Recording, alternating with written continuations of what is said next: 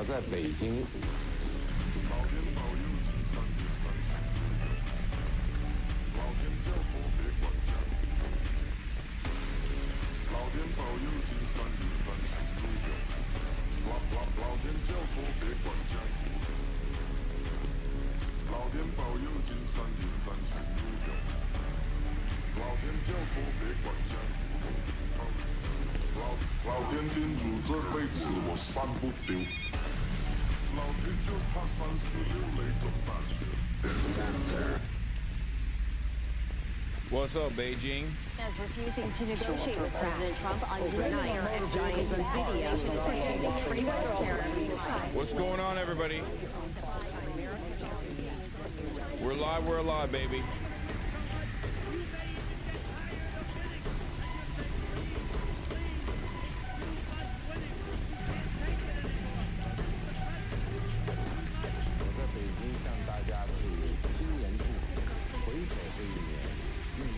We're live. We're live.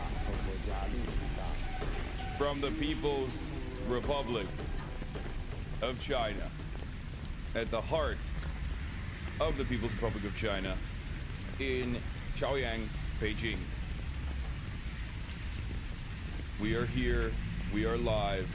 We're alive. And I'm so excited for this day. And so excited to share it with you. Live behind the firewall, the great firewall. I'm so excited to share it with you that I'm live at 3 a.m. That's right, it's 3:30 here in Beijing, China, baby. Which is, of course, 11:30 a.m. LA time. Okay, and let me tell you, this is part of the broadcast where I tell you about my personal news, about what's going on in the world of Hasanabi Piker. In between the time period where I press the stop streaming button and press the start streaming button, but I don't know what to explain. I don't know how to explain this to you guys. First of all, ni hao fine sheets. Ni hao to all the fine shits in the chat, okay? Is ni hao. This is my life now. I'm Chinese. I've already become Chinese. In my heart, in my soul, in my mind, in my conscience. I have already become Chinese, okay? We were already white Chinese in this chat. I've already become full Chinese. Okay? Let me just start by saying that. It's fucking sick. Okay? Like, you have abundant style consumption paired up with a centrally controlled economy and economic system that has yielded tremendous development. You have 1950s Soviet era building blocks next to the Gucci store. If there was ever a country that represented the synthesis, the things that I enjoy so much personally, if ever such a country existed, I do not know. You have to try the premium grilled chicken sandwich at McDonald's China, or I'm gonna report you to the CCP officials. You have met me at a very Chinese time in my life, chat.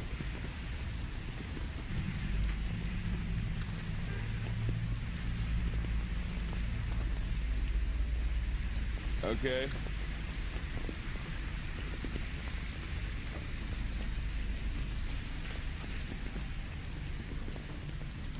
You have.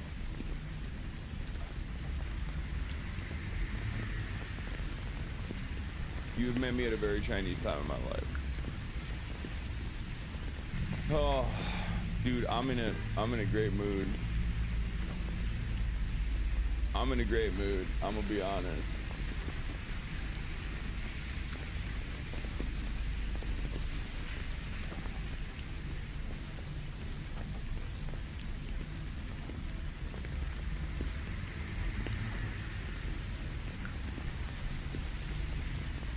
Hold on. I have to fix something. Okay, there we go. Alright, anyway. The hair, bro, holy shit. Yeah, my hair is crazy. I just woke up, dude. Give me a break.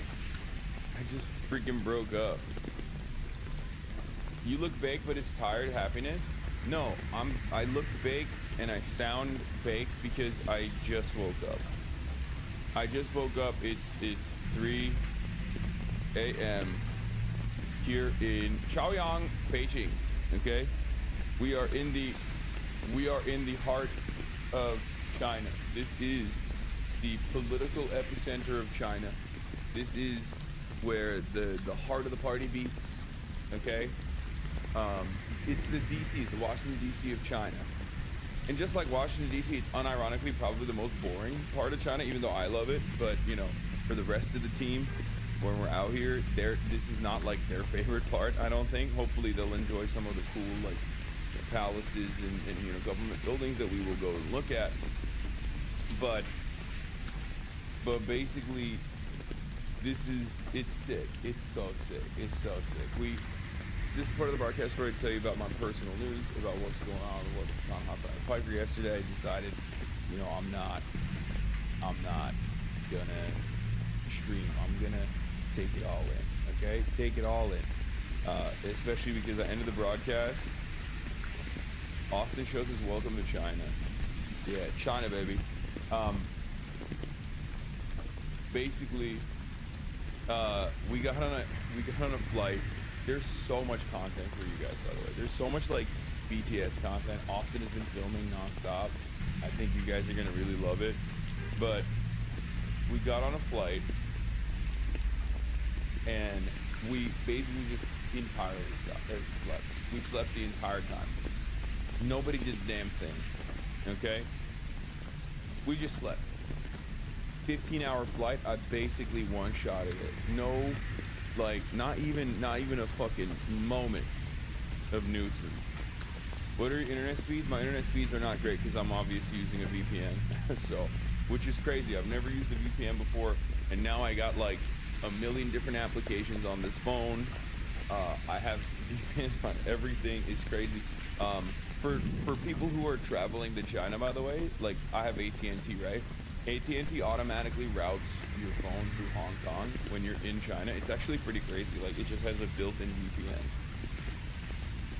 Isn't that wild? What do you mean chill, bro? You think the fucking Chinese government doesn't know that AT&T, as soon as, like, what do you think is going on? You think like you land and then AT&T uses Chinese ISPs in China and then instantly takes those ISPs and has its own built-in VPN within the ISP structure, so you can still go on fucking YouTube and shit. You think the Chinese government's like, wow, we had no idea. You will end up in jail. Okay. Bro, I cannot begin to explain to you how much I am, like, I live the lifestyle of, I will give everything, I will give all my private information to the Chinese government. I do not care. I want to get a Huawei phone, okay? I want to drive a BYD car. I don't care. I do. What are they going to do with it? What do you want to do with it? Do whatever you want with it, gang. Like, that's basically my attitude, okay? How's the jet lag coming for you? I'll be honest, I probably could have slept at a normal time. Last night I went to bed at like 9. We really white knuckled through this entire process because I had to like set the stuff up. And we have a whole team out here. We have a whole Chinese team out here as well because your boy is doing moves. Like I'm on Bilibili. Well, not right now. We're not live streaming the desktop stuff on Bilibili because, you know, I do talk a little bit about politics here, as you guys know. But like, we will be putting my live streams, my IRL streams on Chinese social media, and you know, we'll be chopping stuff up from these streams and posting it on like all these different Chinese social media platforms as well. So yeah, I am officially now a Bilibili streamer, and of course some of you guys know this, but it turns out I was already popping on Bilibili. some of you know this already, but the Chinese team that we have out here, the China team we have out here, told me that I'm already known on Chinese social media as Lemon Bro.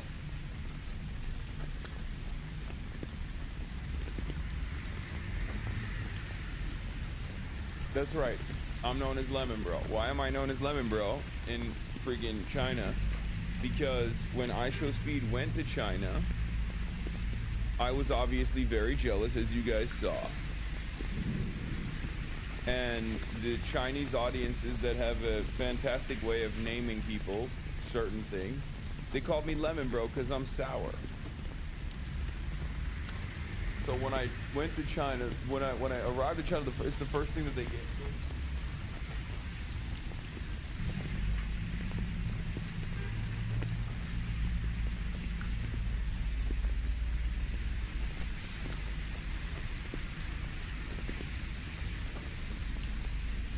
What are we doing? What are we doing? What are we doing?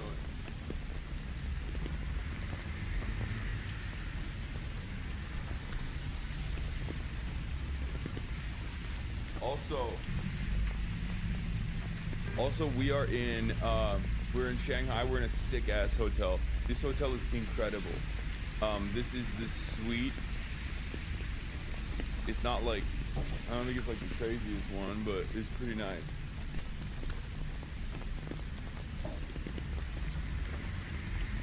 Dude, everything is so nice in fucking China. It's crazy. It's pretty crazy because like a lot of people think that, a lot of people still, like, I guess now that like Xiaohongshu exists and now that like, you know, Speed went to China and stuff, like, so people kind of know that it's not that way, but like there are so many fucking people that think that like China is this backwards place, that it's like very, the room literally looks fake. It's not. It's sick as hell. There's artifacts everywhere, by the way. There's artifacts everywhere in the hotel as well. Have you tried tasting the tofu walls? Like I was thinking like this is incredible. This is an incredible city.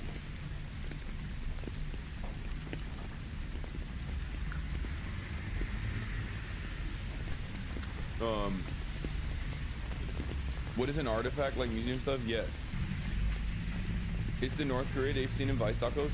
Yeah, no, that's what I mean. That's what I mean. Like, obviously there's cultural differences, right? Obviously there's cultural differences.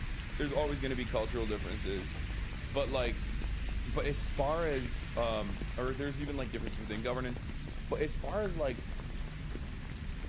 this being like a normal ass fucking country and a normal ass city, and actually being much nicer than most normal ass cities that you might be in, I already knew.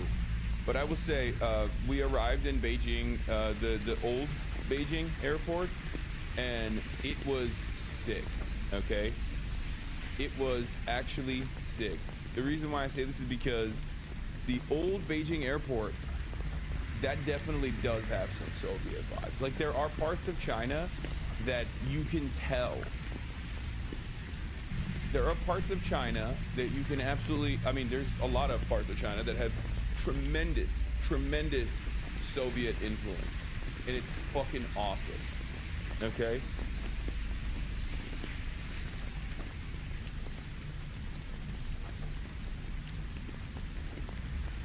Okay,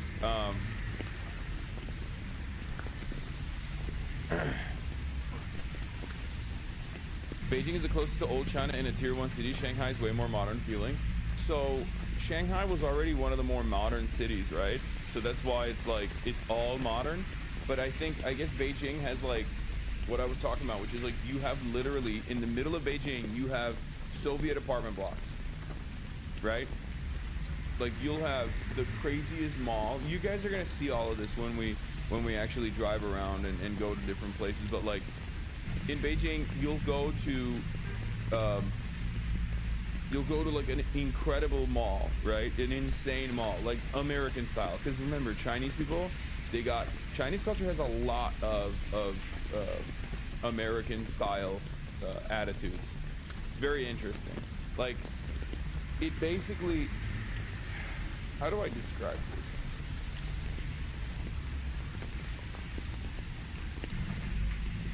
Like, it's basically if, like, you forgot the IG story. Oh, shit. Good call, Demasius. Can you explain what the tier of city means? Yeah, tier 1 is just, like, the top tier of city. It's, like, the most modern, most biggest, craziest city in it. I think it's, like, down at tier 4, right? And then you have, like, rural cities. But all the cities are actually pretty modern and pretty sick. But yeah, Beijing is interesting because, like, there's literally... You best not set foot in a car in China, public transit. First of all, we have like 14 people with us everywhere we fucking go. You'll see today. And no, we have a car everywhere we're going. Dude, I'm not just doing tourism out here. You understand that, right? Like, I have like a whole itinerary where, like, I will be actually doing high-speed rail, of course. I'm very excited, but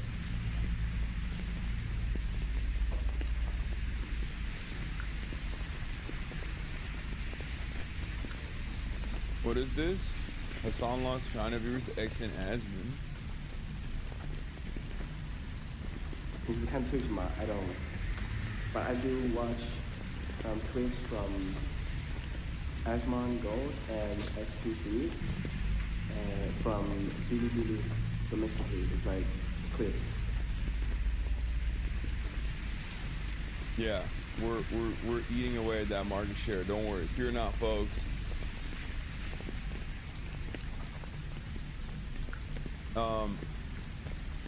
Where was I? Oh yeah, we gotta blast off. Hold on.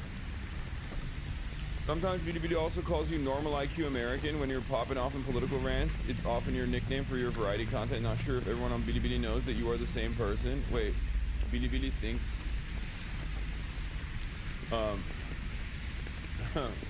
That's awesome. Are you meeting any Chinese officials, etc.? No. Are you gonna meet Xi? No. Even though it would be an honor. It would be the honor of a lifetime. But no. That's a compliment. Yeah, normal IQ American is a compliment. It's the same reason why Mélenchon, Jean-Luc Mélenchon, was also incredibly shocked, because he was like, I've never met an American that has your perspective. Like, they're just always confused when they meet someone and the American person isn't automatically like, I hate everything that you stand for without knowing anything that you stand for, and I think I'm the #1 country on the planet, and I think you're not even the #2 country on the planet. That's like the usual average American perspective. Bro said, you look tired. Are you okay? Dog, it's literally fucking 3:30. It's 3:49. I went to bed at 9 p.m. or 10 p.m. only to wake up at 3:49 so I could live stream for your bitch asses. So I could do news for you guys, by the way. Like, that's the reason. Like, obviously tomorrow and the days after, like, I'm gonna be waking up a lot later. Or at least at like a more reasonable time. I'll probably be live at like, I would assume, you know, in the upcoming days, I will probably be live at like 2 p.m. Pacific time, because that'll be a little bit more manageable. Which would still be like 5 a.m., 4 a.m. here, right? I mean, 4 a.m. is like 12. So like maybe 1 p.m. Pacific time. Groom your face and dress appropriately before visiting TIENMEN. Oh my god, Top G's in here. Hey Top G. Hey Top G, what happened? What happened, bitch? I thought I would never fucking get to China. What happened? Groom your face and dress appropriately before visiting TIENMEN. Shut the fuck up, dude. I'm here. I'm in China, baby. Let's go. You said it wouldn't happen. What happened?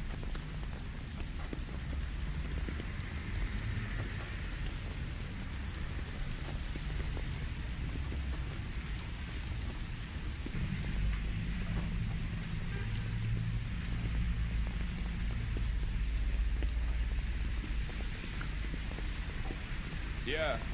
Top Sheep, put some respect on it. Put some respect on it. What cities are you going to visit then? Perhaps I may have a chance to show you Chinese hospitality for people who practice swords under the portrait. Oh, okay, chill, bro, chill. We're in China. You can't be cracking jokes like that. Okay, calm down, buddy.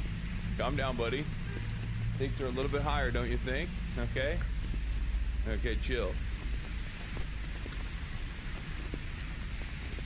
I don't know what this tea is. They put it by my bedside. It's the greatest tea I've ever tasted in my whole life. I'm not even kidding. Anyway, what was I gonna say? Oh, I am going to be visiting. So first 3 days we're in Beijing, then we move by high-speed rail to Shanghai, and then I think from Shanghai we'll go to Chengdu, and then we do some gay shit. Obviously, you already know what it is. Chengdu, the gay city. Had to put that in there for Austin, like straight up. We are going to Chengdu because it's gay as fuck. Okay. And then after we have Chongqing, and we have Shenzhen, and I think after that we might have Hong Kong.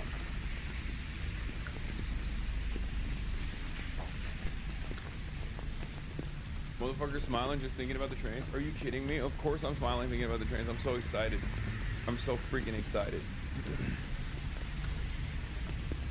Hi Hasan, I met you at the airport on Saturday night with the skating team. I just wanted to thank you for all the work you do. You helped me broaden my understanding of global politics. Oh my god.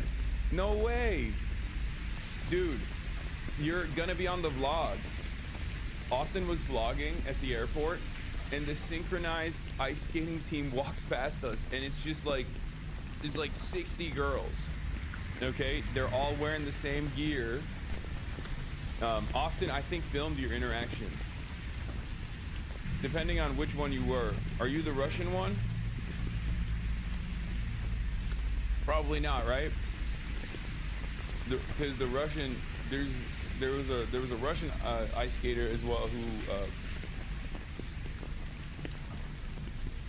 who also filmed something. I forget. Hey, they probably won't let you stream on the train.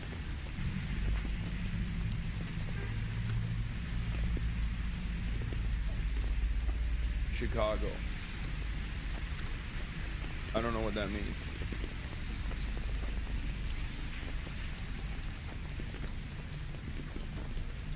Do you plan to meet up with our dearest Uncle Red? What do you mean?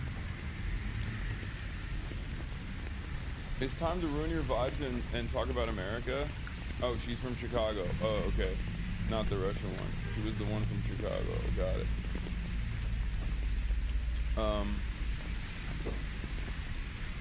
I will not be meeting any like higher level party officials, obviously, because there's a lot of party officials. Like, I mean, it's big. It's a big party, right? It's a big country. It's a big party. You meet a lot of bureaucrats all the time, and I don't think I'll be like meeting anyone that's in the government side of things, I guess. Aside from like the regular bureaucrats that you meet.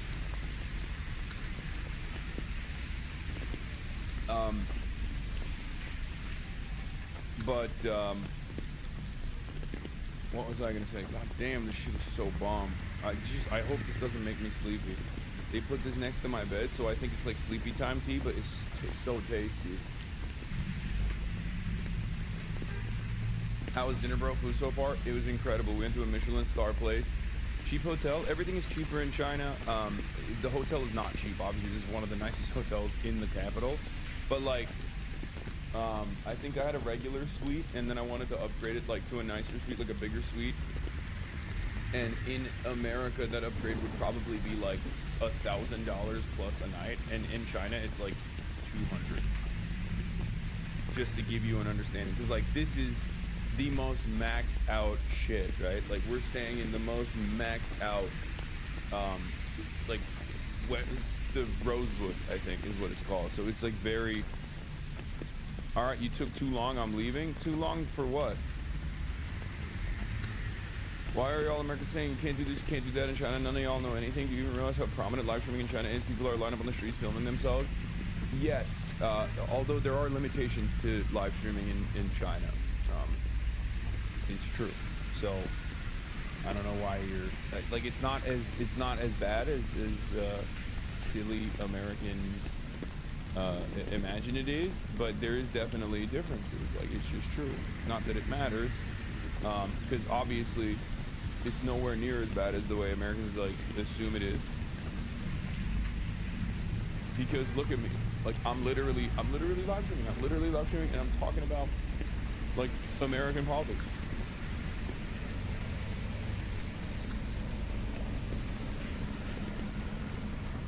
Are you going to Xinjiang? My dream visit? No, we're not going to Xinjiang. That would be really funny if we just went so far. Like, I would love to go to Xinjiang, but it would be very funny to bring like Austin and Will. Like,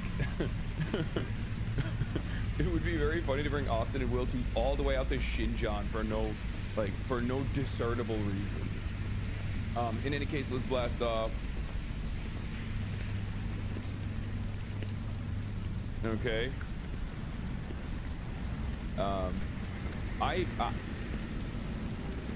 Do they stare at you when you walk outside?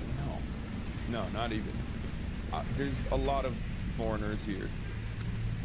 Why not? Is it a bad place? No, Xinjiang's awesome. It's just so far. It's just like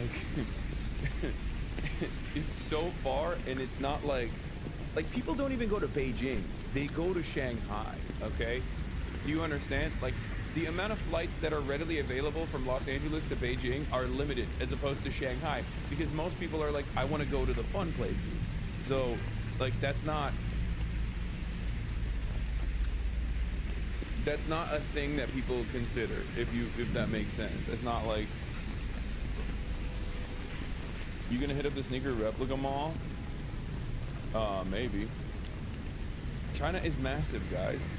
Again, 1.4 billion people. Hello, Hassan. What time do you want to meet in the lobby? Austin Show, stop trying to get the attention of people in the chat. I have to do news, okay? It's fucking 4, and wait, I have 50 minutes. I have 55 minutes to do the news, and then I have to run downstairs. Oh my god. All right, live from China. DEMS cave on shutdown. Snatching defeat from the jaws of victory. Tianmen Square flag raising ceremony. Because that's what we're doing today. We're going to the Tianmenmen Square for the flag raising ceremony in like a little bit. But then afterwards, I'll have opportunities to talk about politics again. Okay? Fear not.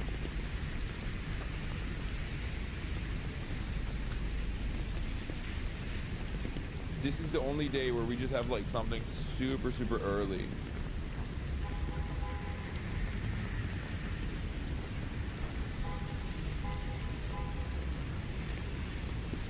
Hassan, I live in rural northeast of China teaching English to little kids, where I'm the only foreigner in the whole town. You've inspired me so much and learned so much about the whole world through you. The perspective you've given me is part of the reason I chose to move, to learn more about China, Chinese, and socialism. I'm so happy you come here. I'd love the chance to meet you and take a picture. I mean, I'm probably not going to be in your rural northeast of Chinese town where you teach English to little kids chatter, but I'm glad that you live here, and I'm glad that I was able to have an impact in your life that caused you to actually go to China. You know what I mean? Like, that's pretty boss mode that you live out here. That's crazy that this is your life, you know?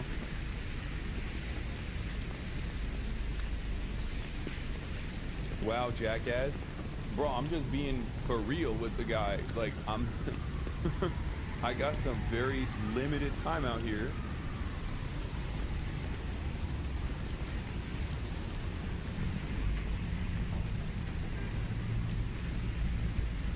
Those Adidas jackets you guys got on are OP. Oh yeah, I have it. I bought one. Can you try the premium grilled chicken sandwich at McDonald's? Trust me, it's good. Oh my god.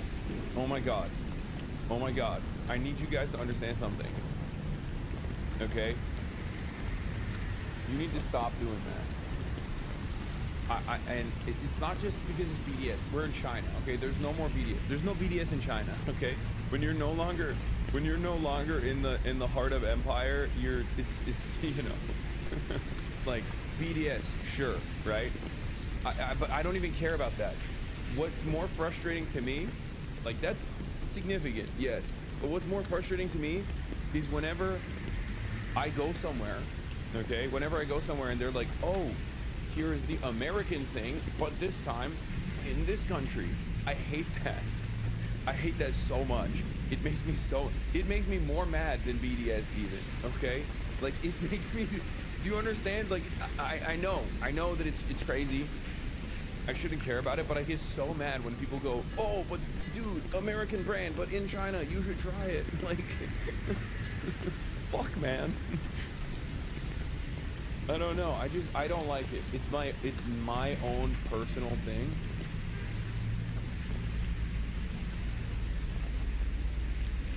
Bu ne? Bayrak ne? Sabah 4 değil mi la Pekin'de? Sabahın köründe ne bayrak seremonisi lan? Amına koyayım oğlum, saat 6'da kaldırıyorlar bayrağı bizimle beraber. Bizim bayrak da kalkıyor 6'da. What the fuck are you saying? BDS matters outside of America? Oh my god, oh my god, oh my god, oh my god. I forgot I am not allowed to make any jokes. I forgot I have the most autistic fucking community of all time. How did I forget? Oh, that's right, because I wasn't live for 24 hours, and I forgot I went to China, and I forgot that, like, you know, bro thought jokes would fly. Do you see that? Do you notice that? Bro thought jokes would fly immediately.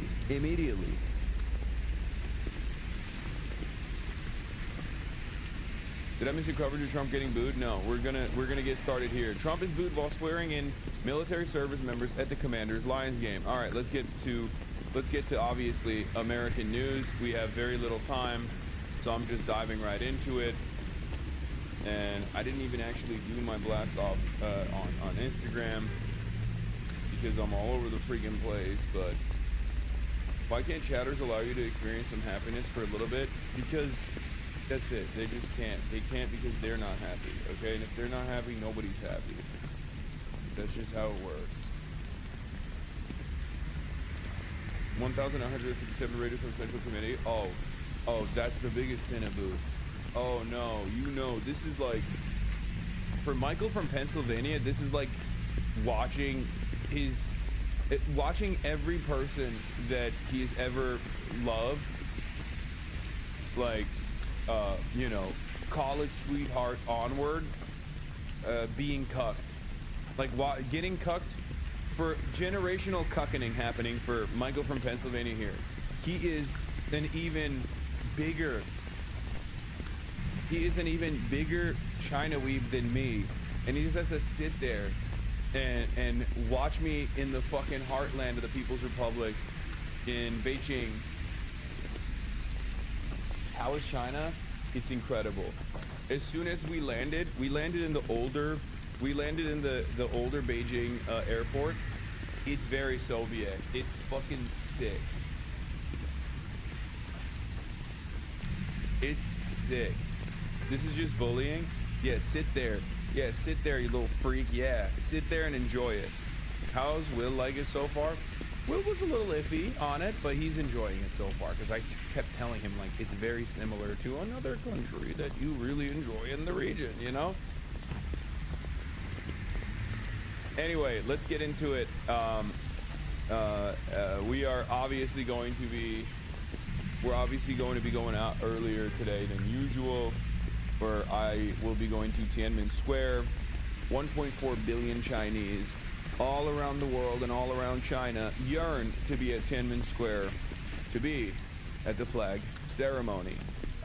It's very important, you know, it's very important for the Chinese population. It's very important for Chinese history, or at least this is what our tourism board,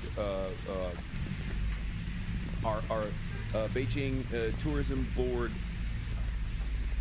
tour guide was explaining to us yesterday. You'll meet her later. She's a very wonderful lady. She's been to America many times. She's been all around the world, as a matter of fact. Anyway, let's continue. Let's get back to Donald Trump. What's the tea called? I don't know, but I'm gonna ask them. I'm gonna ask the lobby later. because this dude's fucking bomb, dude. Bomb.com. Straight up, he's so good. All right, Donald Trump gets booed at Commanders game, which is really interesting because, or no, I thought this was the Commanders game. Yeah, it's the Commanders Lions game, which is interesting because he wanted to buy the Commanders. He literally wanted to go and purchase the Commanders frickin' the stadium and change it, and he's getting booed so hard.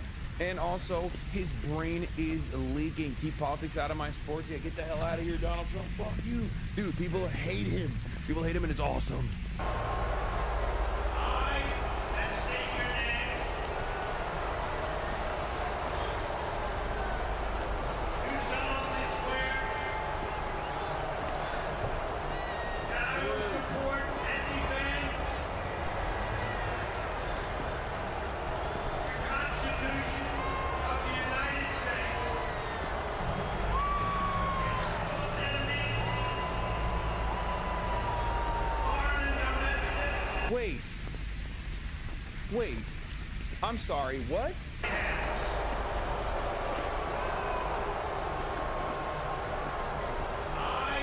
and state your name,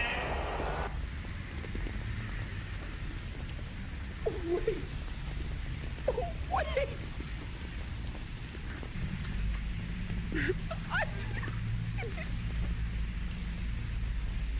Is that normal? Is that like, did he? Is that, he's not, like this is a swearing in, right? Booing a swearing in? Oh, he's leading them in the swearing in. Okay, that makes sense. Oh my God, for a second I lost my mind. I thought he just literally read. I thought he was just like, he was pulling up Brandon by reading state your name. Okay, to be fair, he's having them state their names because it's a swearing in. It's a swearing in. It's normal. The TDS is kicking your ass. Listen. First of all, it's 3 a.m. It's 3 a.m. It's 4 a.m.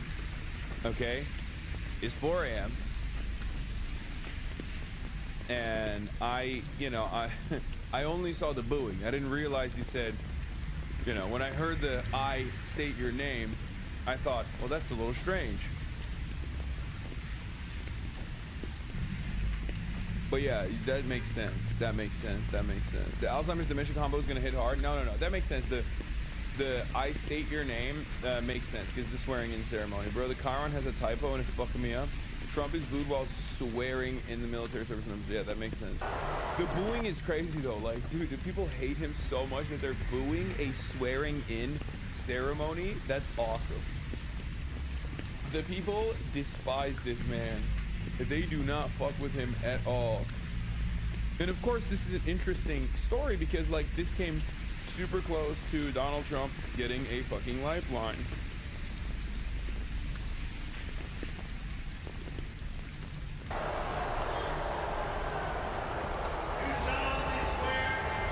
Yeah, he was getting booed. Obviously, part of the reason why he was getting booed is because people are very frustrated with Donald Trump. Why are they very frustrated with Donald Trump? Because he's been doing Gilded Age shit for no reason throughout this entire government shutdown. But of course, lo and behold, as I told you guys last week, when I was in DC, I saw some early warning signs. I saw some early fears. Okay, I saw some early warning signs and you guys were asking me like, what do you mean? This doesn't make any sense. Why would the Democrats actually turn around and cave on the shutdown? Do you remember when we had that conversation when I was like, I'm in DC for a little bit and I've been around, and the things I've heard on, the things I've heard from what's going on over here would shock you, remember? And then also remember when I said they're kind of fearful about the filibuster, and that's part of the reason why they will most likely cave on the shutdown. Yeah. I mean, even when I was giving you guys this info at the time, I was like, there's no way, right? Like, there's no way. I just, I think it's suspicious. It's too bad.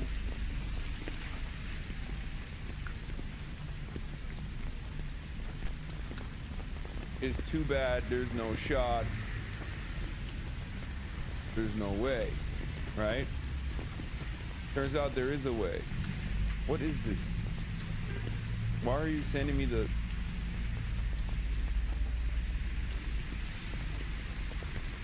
What is this? They came because they want to keep the filibuster. Yes. Dude, it is fucking insane. All right, it is insane. Imagine being Trump. You've beaten the Dems twice, been impeached, nearly gone to jail, never let go of your sense of victimhood. Meanwhile, the Democrats quit the moment things get hard. Their retirees lead negotiations. You really wonder why God gave you such weak opposition. Now, the reality of the matter is, I guess he has the heavens mandate.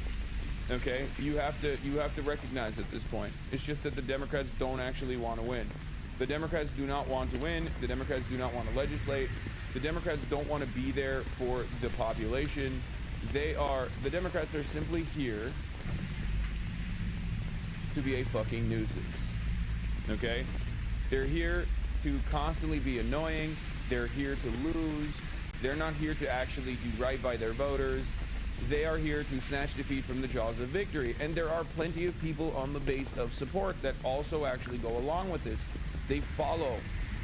They constantly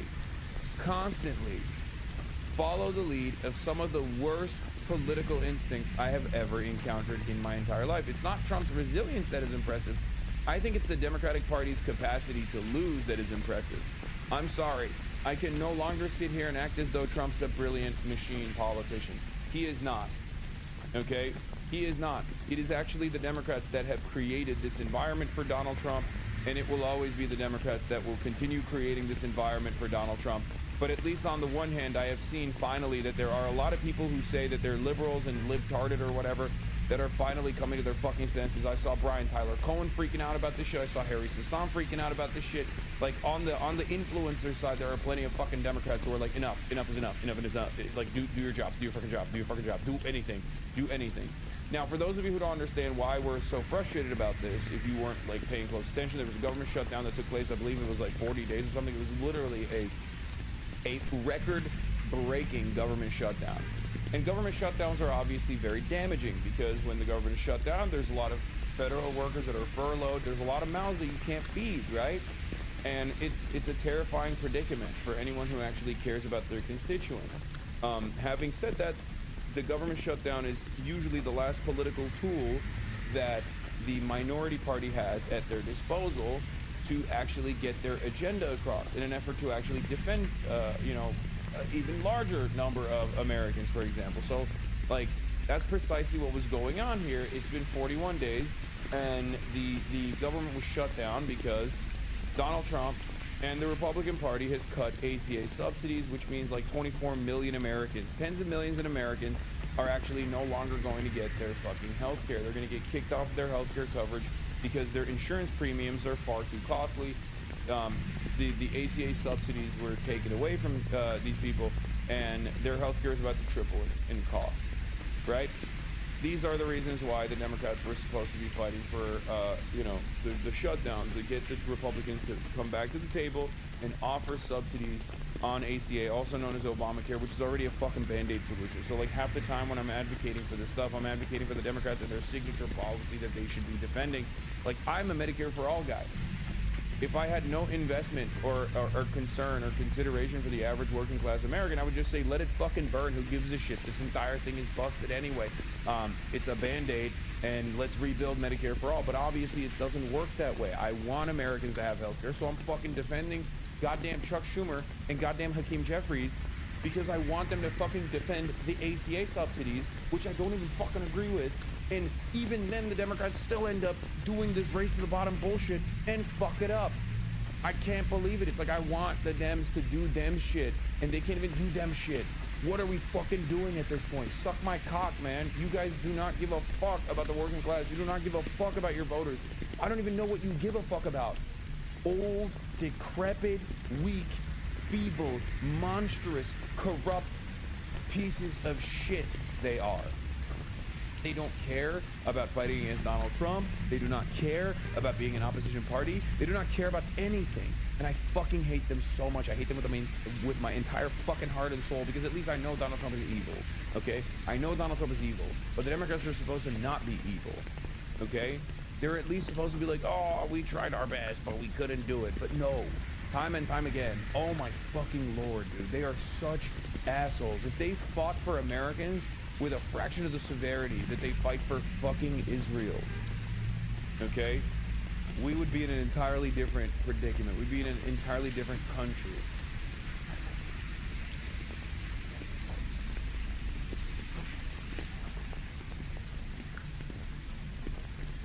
But yes, yesterday, before the shutdown happened, I said, no one wants to see the government shutdown continue. Why is this weirdo blaming the DEMS? You just won the election on being in opposition to Republicans and instantly shift the blame back to the DEMS. Can't stand centrist DEMS. This was before. This was before. Okay? I need you to understand. This was before the shutdown actually officially became reality. Except Hutch, he's calling it a masterful gamble.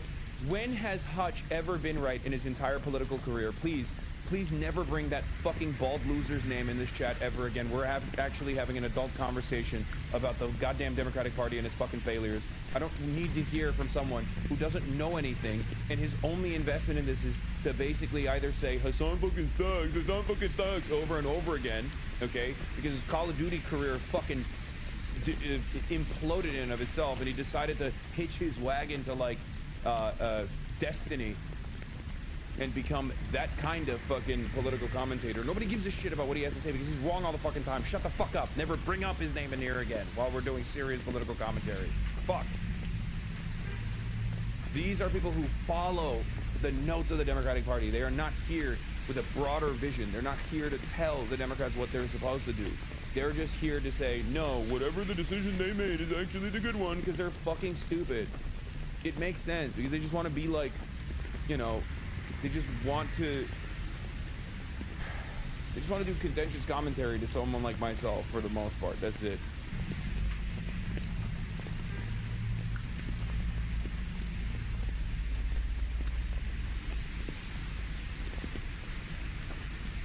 But the point is, there are still a lot of centrist Democrats who unironically are just like Kamala heads and they're Biden heads. And they're very weird, and they love, you know, they love the establishment Dems, and they think that everyone is wrong for shitting on the establishment Dems, and that it's fine with their, like, centrist. I don't know. Gavin Newsom with an oddly similar tone to you. I know. He said pathetic. Yeah, he wants to be president so bad. He wants to be the leader of the Democratic Party so fucking bad. I am so sick of weak Democrats. We need fighters who will stand up to Trump and MAGA. We need a big tent of fighters, not folders. As I made clear, I'm a liberal. Someone like Zohran Mamdani is farther left than I am.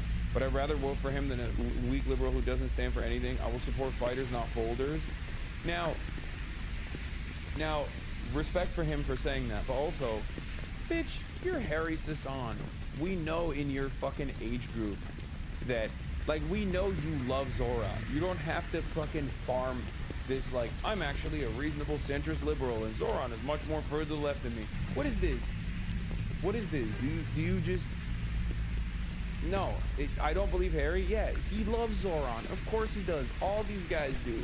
It's so funny that he's like, I'm a liberal and I'm a reasonable liberal and I think Zohran's to the left of me. No, he's not. Shut the fuck up. You're just saying that because you think that's what like the older consultants want to hear. You think that's what the older consultants want to hear. Trust me, as someone the older consultants hear from all the fucking time, it doesn't matter. Just be yourself. Be honest.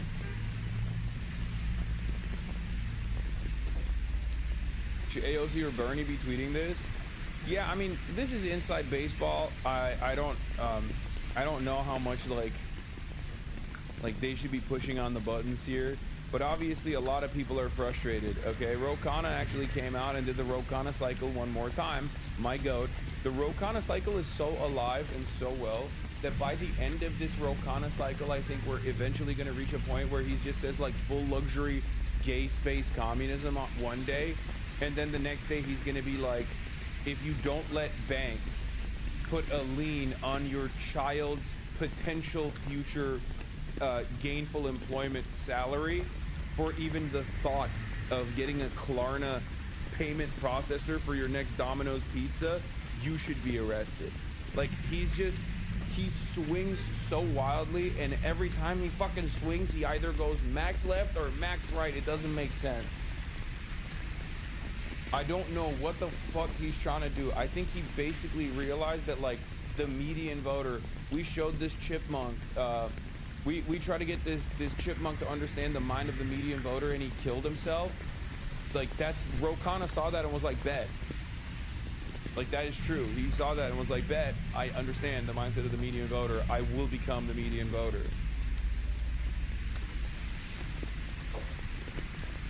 Remember, when I met him, I actually showed him the Rokana meme, and I was like, do you know this? And he's like, of course I know this. Did I say chipmunk? I'm sorry, I meant chimpanzee. Fuck, man. Anyway, I'm just slamming copies over here. Does the Republicans have a plan to replace the Obamacare with? do the Republicans have a plan?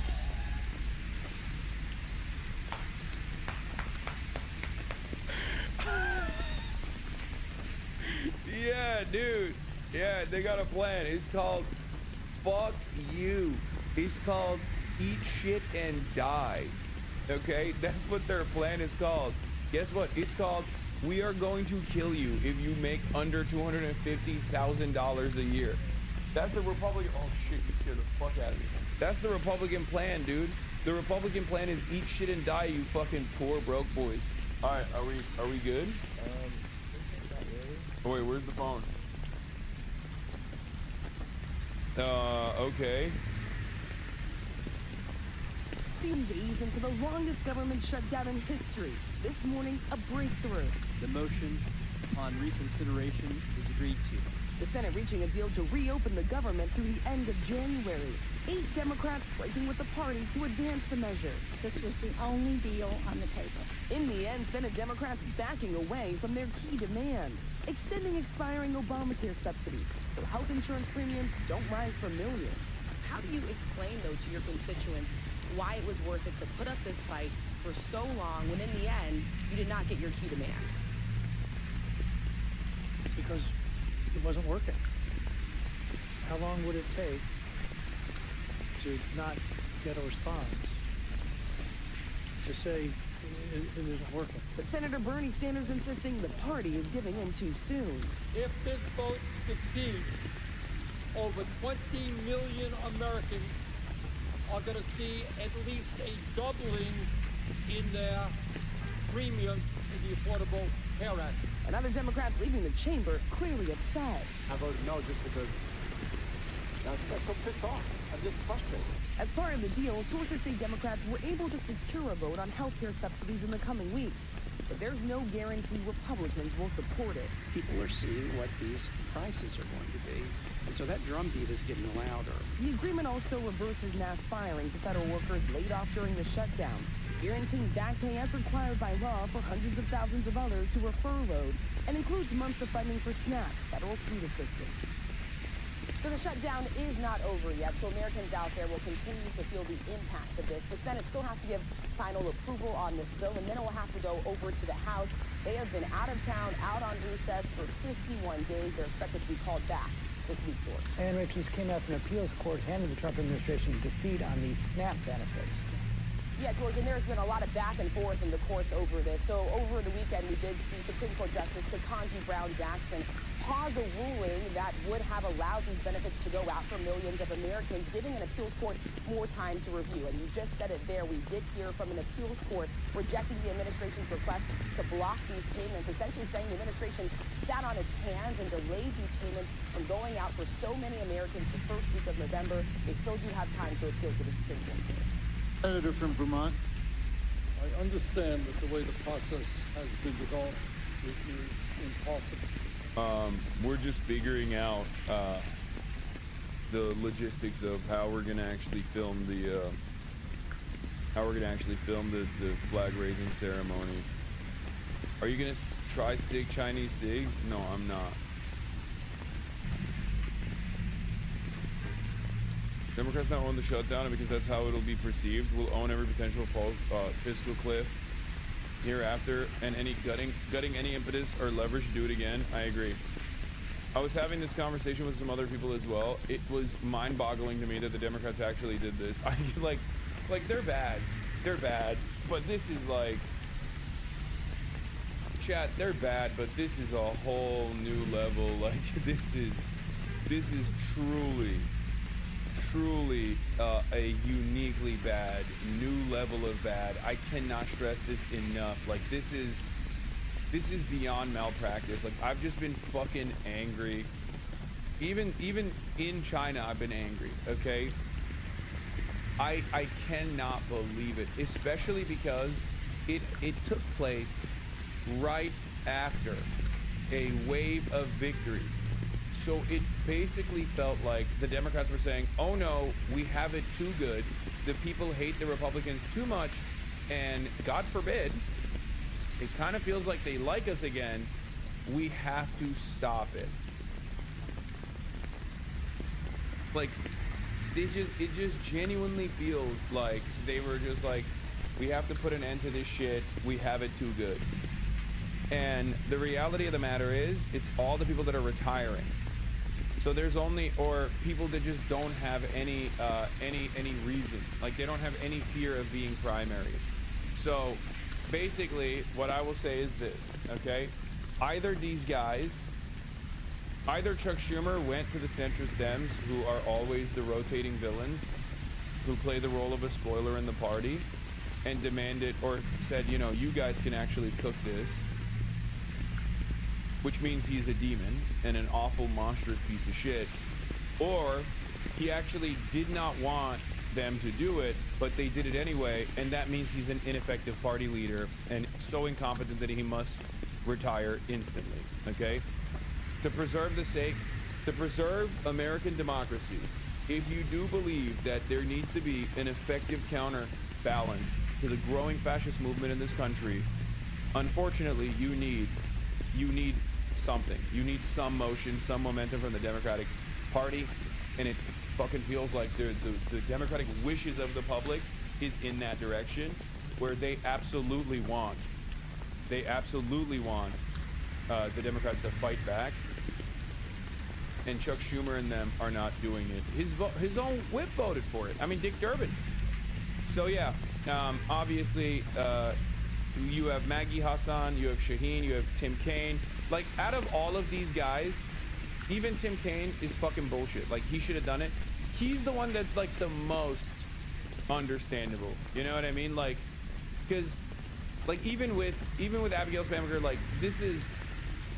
The reason why I say it's, like, understandable is because, like, if you're in Virginia, like, your entire base is the federal workers, right? Like, they're federal workers. They're all furloughed. Like, it makes sense that you would be a little bit more reluctant, right? But even then... It's always about blaming the Republicans, okay? You were supposed to blame the Republicans. So there is no, I actually don't have any fucking, you know, I have no confidence in any of these fucking dipshits. Okay, Tim Kaine in the membrane, Tim Kaine in the brain. Dick Durbin also obviously is retiring, so he has no ambitions. You can't primary these people. Understand that you cannot primary these fucking people, okay? Now, Schumer obviously knew the entire time that it was going on, so the notion that he was not aware of what was going on here is also idiotic. It's a lie. But I wanted to show you this. Okay? This is Abigail Spanberger on Face the Nation before. Abigail Spanberger on Face the Nation before the shutdown takes place. And I was very fearful that this is what was going to take place. This was going to happen. Yeah, here. Well, you have it. I texted it to you before. No, but you have the login too. I've sent you the login many. Wait, okay. What channel? Okay, hold on. I'll do it right now. Hold on. Anyway, here's Abigail Spanberger. Well, Virginia boasts one of the highest numbers of federal workers in the country, and as you know, many of them are not getting paid. You know, some in your party look at your election on Tuesday and the win in New Jersey and say that is permission to hold the line in Congress and refuse to fund the government to hold on the shutdown. Should congressional Democrats view your victory that way? Absolutely not. Our victory was a victory that was based on a campaign that was addressing concerns related to costs and chaos. My campaign across the past 2 years have been focused on hearing the challenges that people are facing all across Virginia. It's rising. She's from Virginia. It makes sense. She wants to shut down the end because of his constituency, her constituency. Yes, except, do you understand why I'm mad at her? Everybody wants the government shutdown to end. Nobody wants the government shutdown to continue, chat. There's no one out, there is not a single person that's like, I love the government shutdown. It's fucking awesome. It's not. The point is, you should never blame your own party. Okay? Are you fucking dumb? Are you stupid? Why the fuck would you blame your own party for it? You absolute dumbass. Why would you? There are two parties to a fucking negotiation. Why would you hit the Democrats as opposed to the Republican side that is not negotiating with the Democrats? Are we for real? Are we being for real here? Aren't you a Democrat? Why the fuck are you blaming? Why the fuck are you blaming the Democrats for this shutdown? It's the Republicans that are not conceding to the very reasonable demands that are being made. Because this question is going to be the only question that remains. 40 days of pain. 40 days of pain. What was it for? Nothing. It was for nothing. And now, Americans, by and large, are going to turn around and be like, okay, maybe the Republicans were right. Maybe the Democrats are fucking assholes, and they just decided to shut the government because they're bored.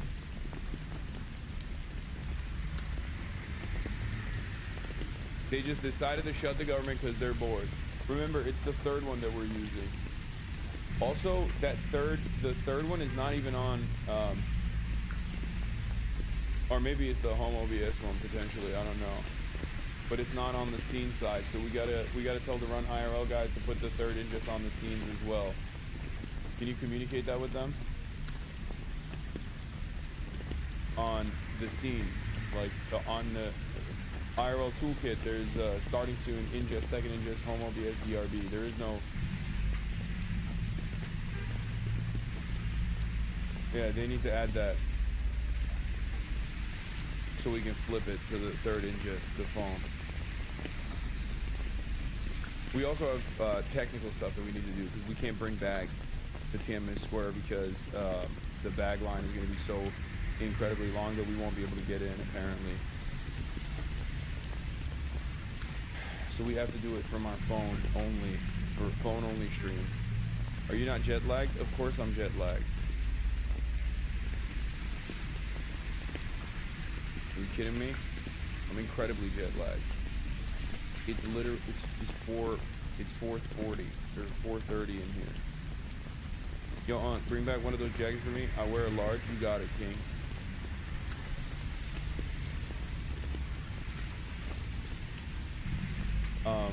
I can't believe you're streaming at 4 a.m. Of course I am.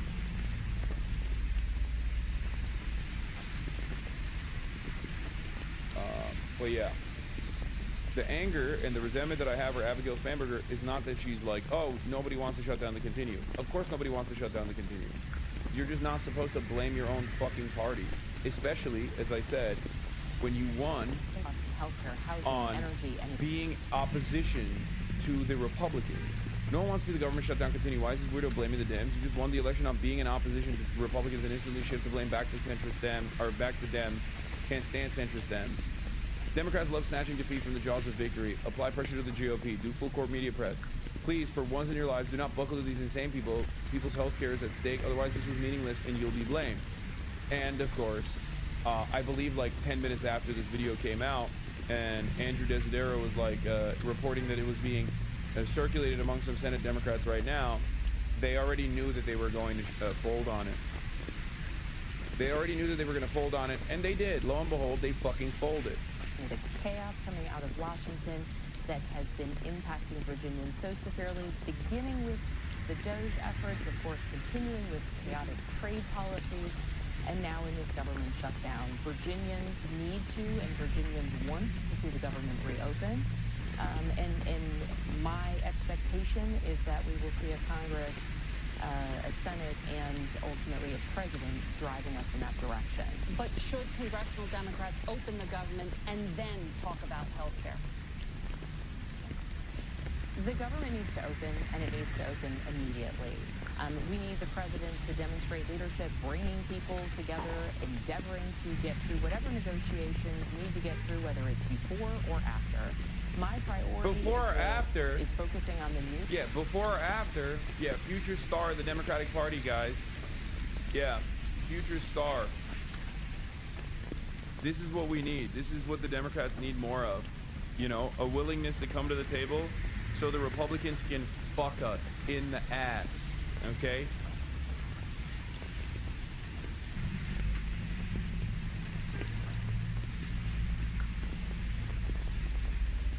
This is real girl boss shit, sweetie. Your weak and feeble mind cannot comprehend how this kind of girl bossing works.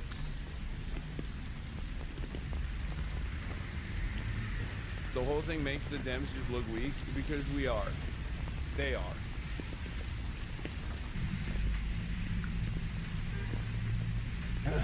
Why do all the Dems be pliant to Trump when the Republicans are never that to Trump? What a future star. Yeah, no, this is a future star. The devastation, frankly, that more than 300,000 Virginians are facing. Okay, I can't watch the rest of this. This is me on. Democrats initially demanded 1, an extension to enhance the Obamacare subsidies, and 2, protections against rescissions. They aren't getting either in this deal. Deal to reopen the government is done, per source familiar. Led by Shaheen King, there are at least 8 Dem voters voting yes. The deal would include a vote on ACA by the end of the second week in December on a bill of the Dems' choosing. It also includes reversals of all shutdown RIFs and protections against further RIFs in the future. The deal funds SNAP through September and at higher levels per source.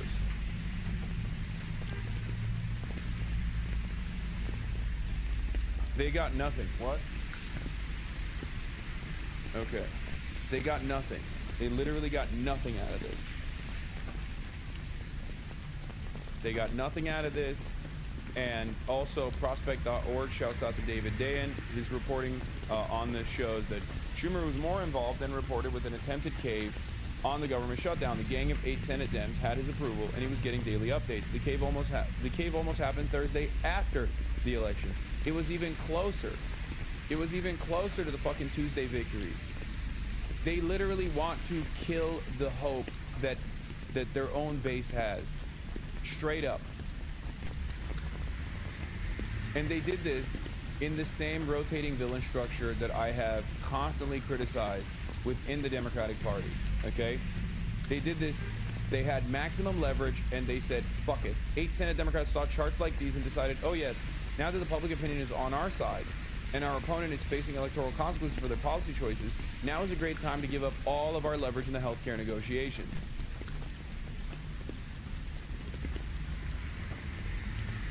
Trump now just as unpopular as Biden during the inflation surge.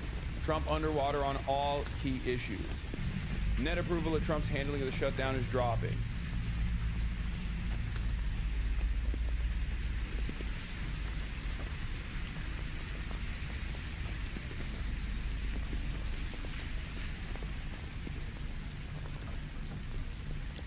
Okay.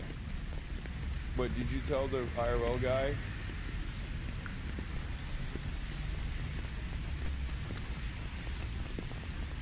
Oh, but it's not showing up on the main page on the toolkit side. On the dashboard, there's only ingest, second ingest, home OBS, and BRB, and starting soon on the scenes. They need to add the third ingest scene as well. As a scene, they need to add it. Why am I not seeing it then? Look. Starting soon, ingest, second ingest, homo, BS, BRB. It's on my ingest, but it's not on my scene. So I can't flick to it. Yeah, on my IRL dashboard scene. No, it is. Look, see? It says scene right here. We don't have a button for it. Guys, don't fucking worry about that. That's just like background shit, okay? We're doing a million things at the same time. It's like, unfortunately, very, very dynamic.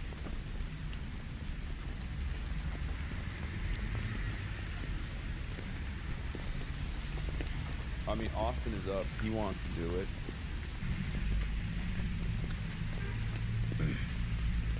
Oh, I think we need to leave here by 5 a.m. no matter what. Maybe it's better to meet there for her. I don't know. Ask in the group chat with our handlers.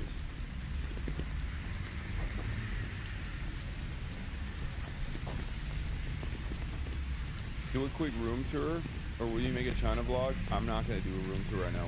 We'll have time for that. I can't deal with it, man. I cannot fucking deal with it. I can't deal with it. I'm so mad. I'm so fucking mad all the time. And I think this will, you know, this will be a radicalizing moment for a lot of your family members as well.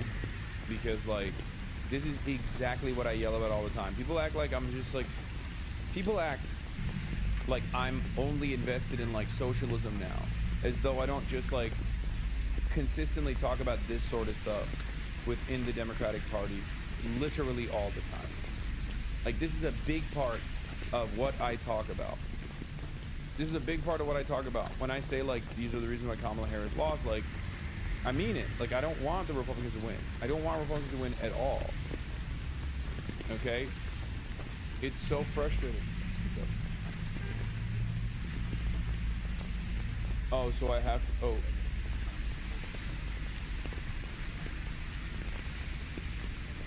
Hold on. Okay.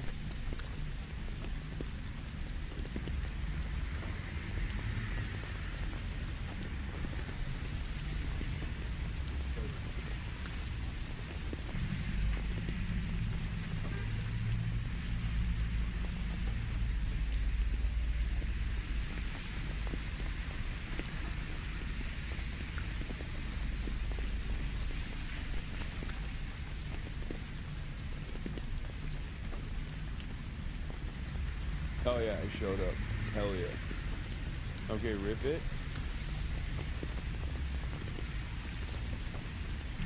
Oh my god, I almost accidentally shut down the server. That's crazy. Wait, what? It's effing?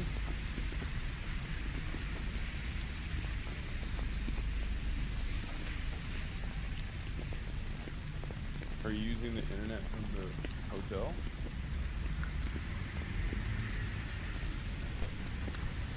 No, chat, it's not effing on your end. It's effing on our end. Obviously, you had the ogre who was already anti-shutdown from the start, and he's a giant piece of shit and sucks, and we hate him. You also have you know, Chuck Schumer that came out with this video. For months and months, Democrats have been fighting to get the Senate to address the health care crisis. This bill does nothing to ensure that that crisis is addressed. I am voting no. I will keep fighting. Who is this for? Like, everybody knows you did this, man. Because either you did this and you're evil and you're a piece of shit, or you are so feckless and so bad at your fucking job that you should immediately resign. You should resign nonetheless. You know, there is no alternative here. I say, you're the leader of the party. Everyone knows you let the rotating villains concede with basically nothing because you're old and feeble and don't care about anything. You couldn't even make the left pro-Israel your lives mission. Even the Baileys hate you. Resign now. Okay. Oh, shit. Hold on. Okay. Oh, shit. Hold on. Let's flick it. Let's flick it. I'm on it. Can they? Did that work? Can they see Did it work? I don't. Oh, I guess you can go to your channel and check. Yeah. It's way too dank. Oh wow. Oh wow. Oh. Yep. Yeah, we're good. I mean, it probably sounds like shit right now, but Does it sound like shit? I don't have mics or anything. Oh. Oh, it just sounds like Fine. a phone. That's crazy. Okay, we got the third inches locked in. Okay, so we're gonna be swapping it. That's sick. Okay.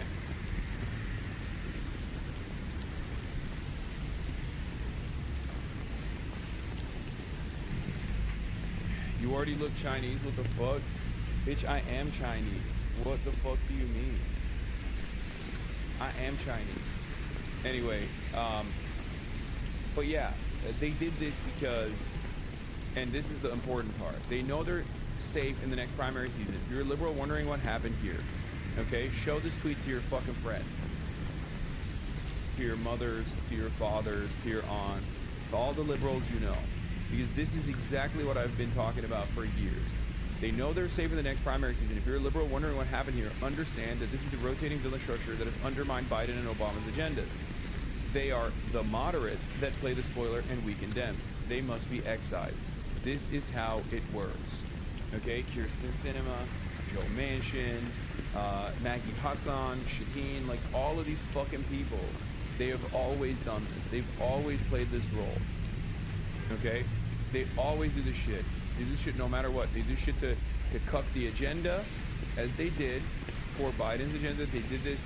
There was the Lieberman factor when Obama was president. They were trying to get health care done. There's always people within the ranks of the party that does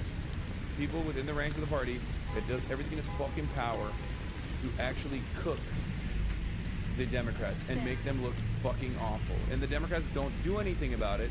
So at that point, at some point, you have to realize, like, we have enemies. We have enemies within the ranks. And this is the... A lot of centrist Democrats think I'm their enemy.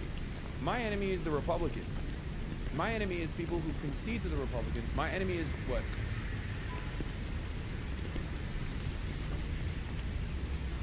Okay, yeah.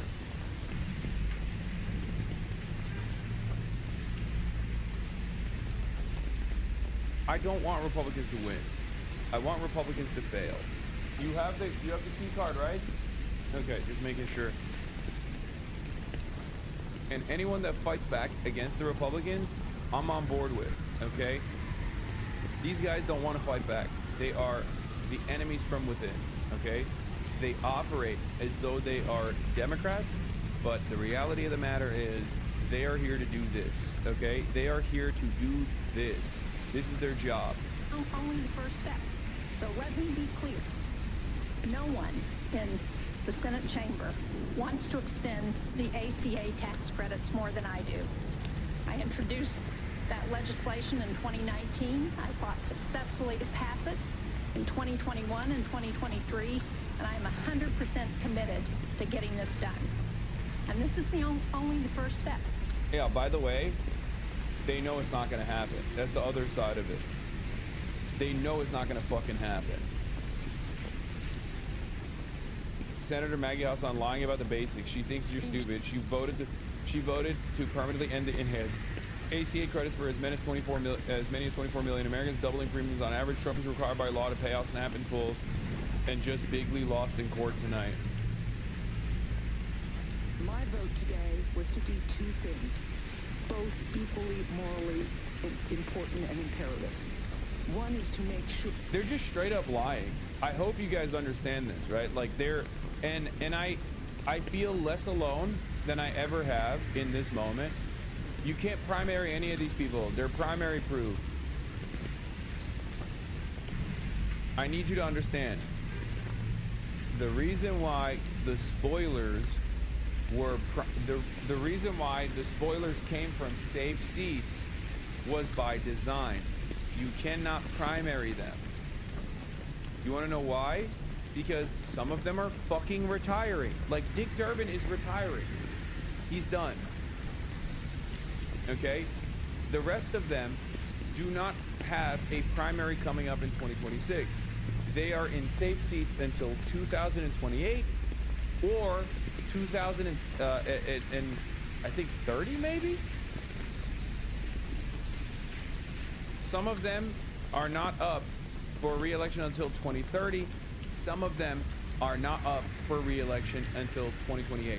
There's not a single Democrat that made a decision here that actually has a competition coming up. Every single one, including those who were actually initially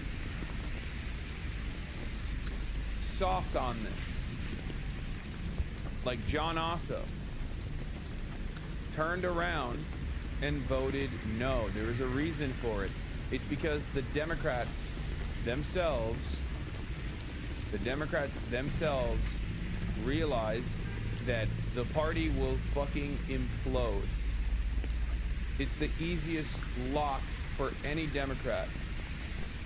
John Ossoff is up in 2026. He was also voting to end the shutdown. Why did he not vote to end the shutdown? Because they got votes elsewhere in safer seats. The Democratic Party is operating like this deliberately. This was Chuck Schumer's design. I am of the mindset that Chuck Schumer did this on purpose. I'm not of the mindset that Chuck Schumer is so weak that he couldn't actually whip his own caucus, okay? I am of the mindset that Chuck Schumer deliberately designed this process so that it was Democrats that were not up for re-election anytime soon that would take the fucking blame.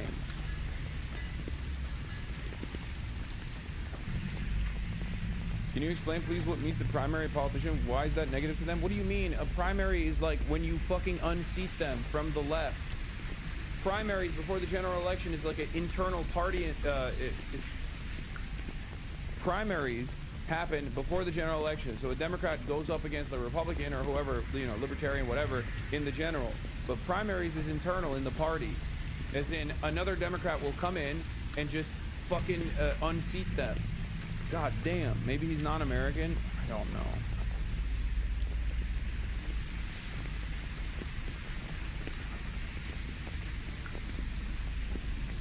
Like Zohran Mamdani won the Democratic primary in New York, and then he had to go all the way into the general election. And in some places where you're like super safe, like in New York, it's normally not even supposed to be a contest. Once you win the Democratic primary, you win the election, because it's like 75% of the voting population votes Democrat in the general usually.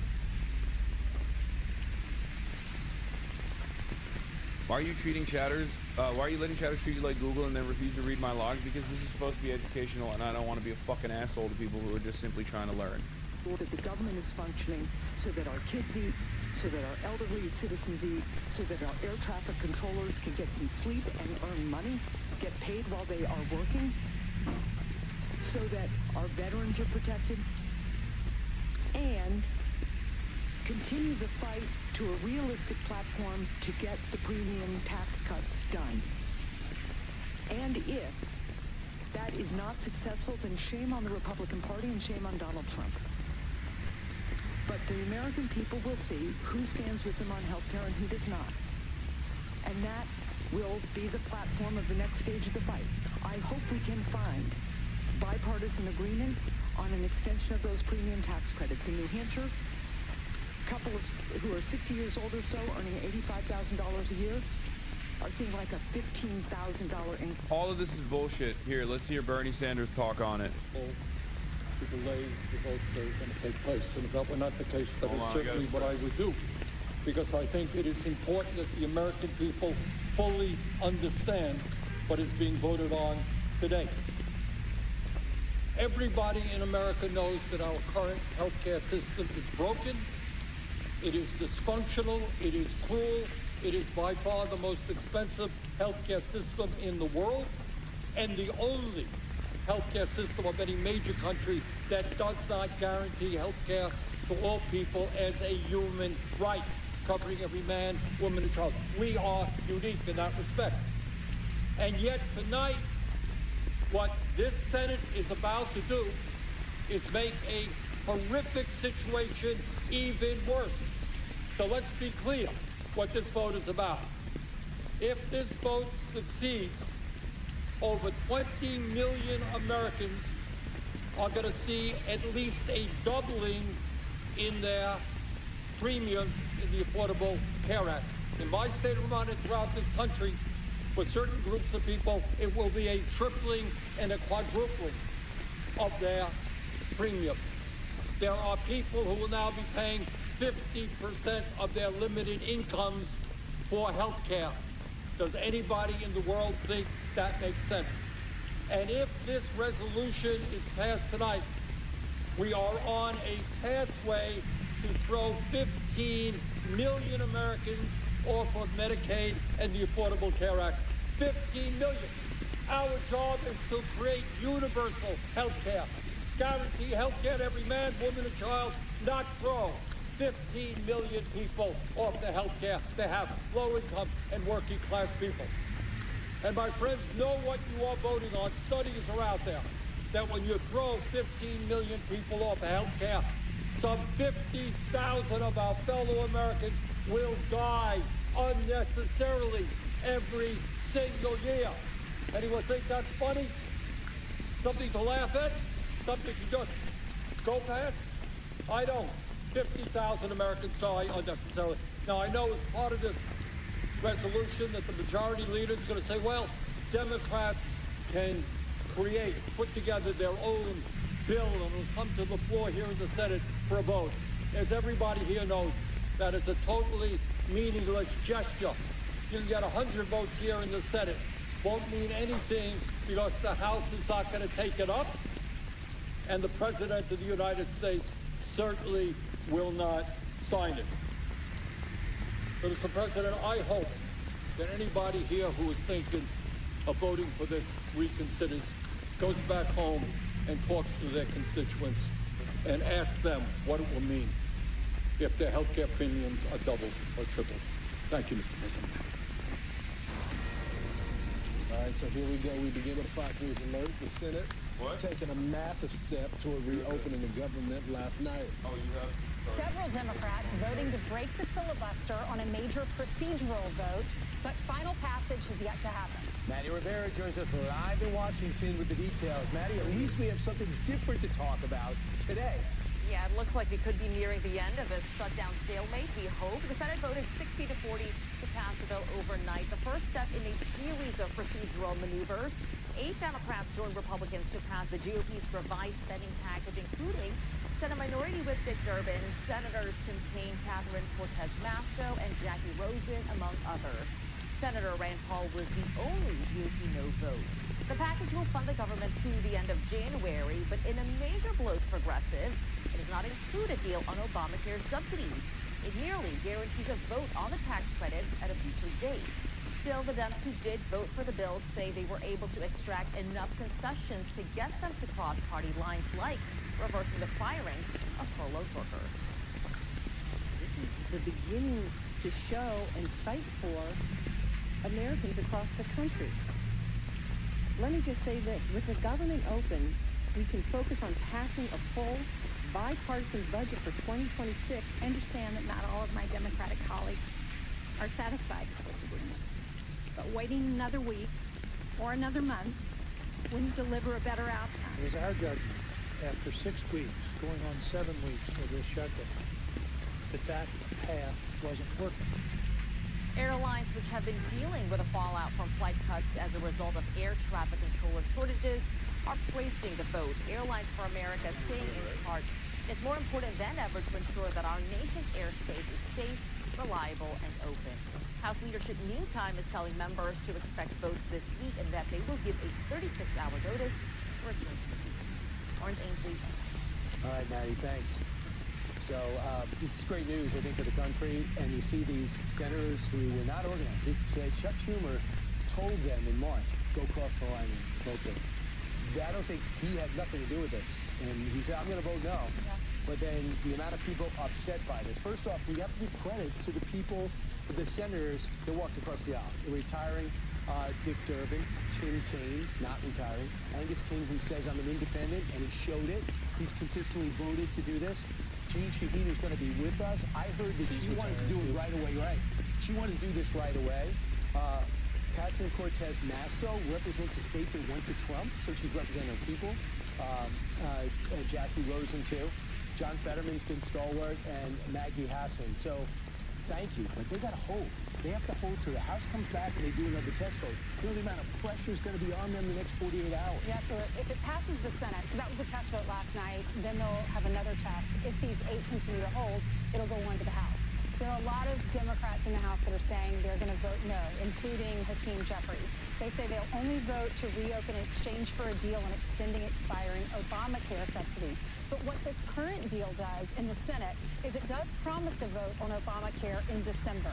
It reverses, as Maddie was saying, reverses some of the firings for furloughed workers, guarantees back pay for furloughed workers. Yep. It'll include full spending for the next year for Department of Ag, veterans, and military construction programs, and will reopen the current government through January 30th. Those senators did what was left of the country.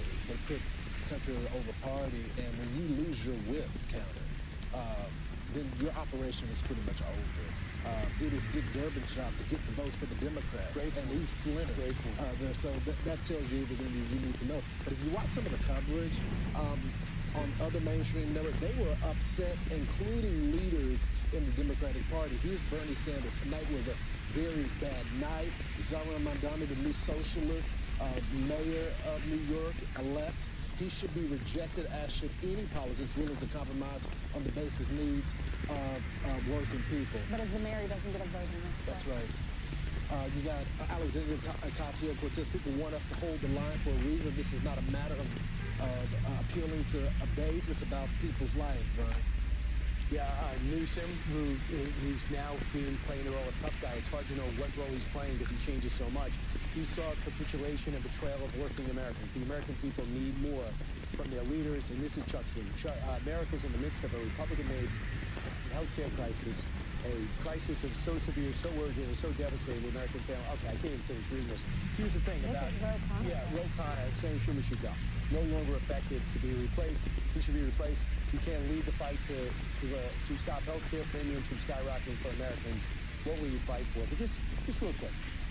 What are you talking about? Obamacare is a thing that needed emergency funding that was supposed to expire because Joe Biden's program says, we know this is unsustainable, get us through the pandemic, throw money at it, but we're going to expire it. It's a rescue package that we didn't need.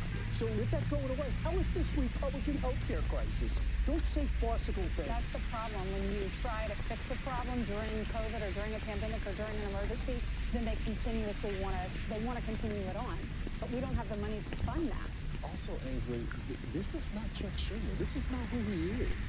This is legislation that he's voted for in the past.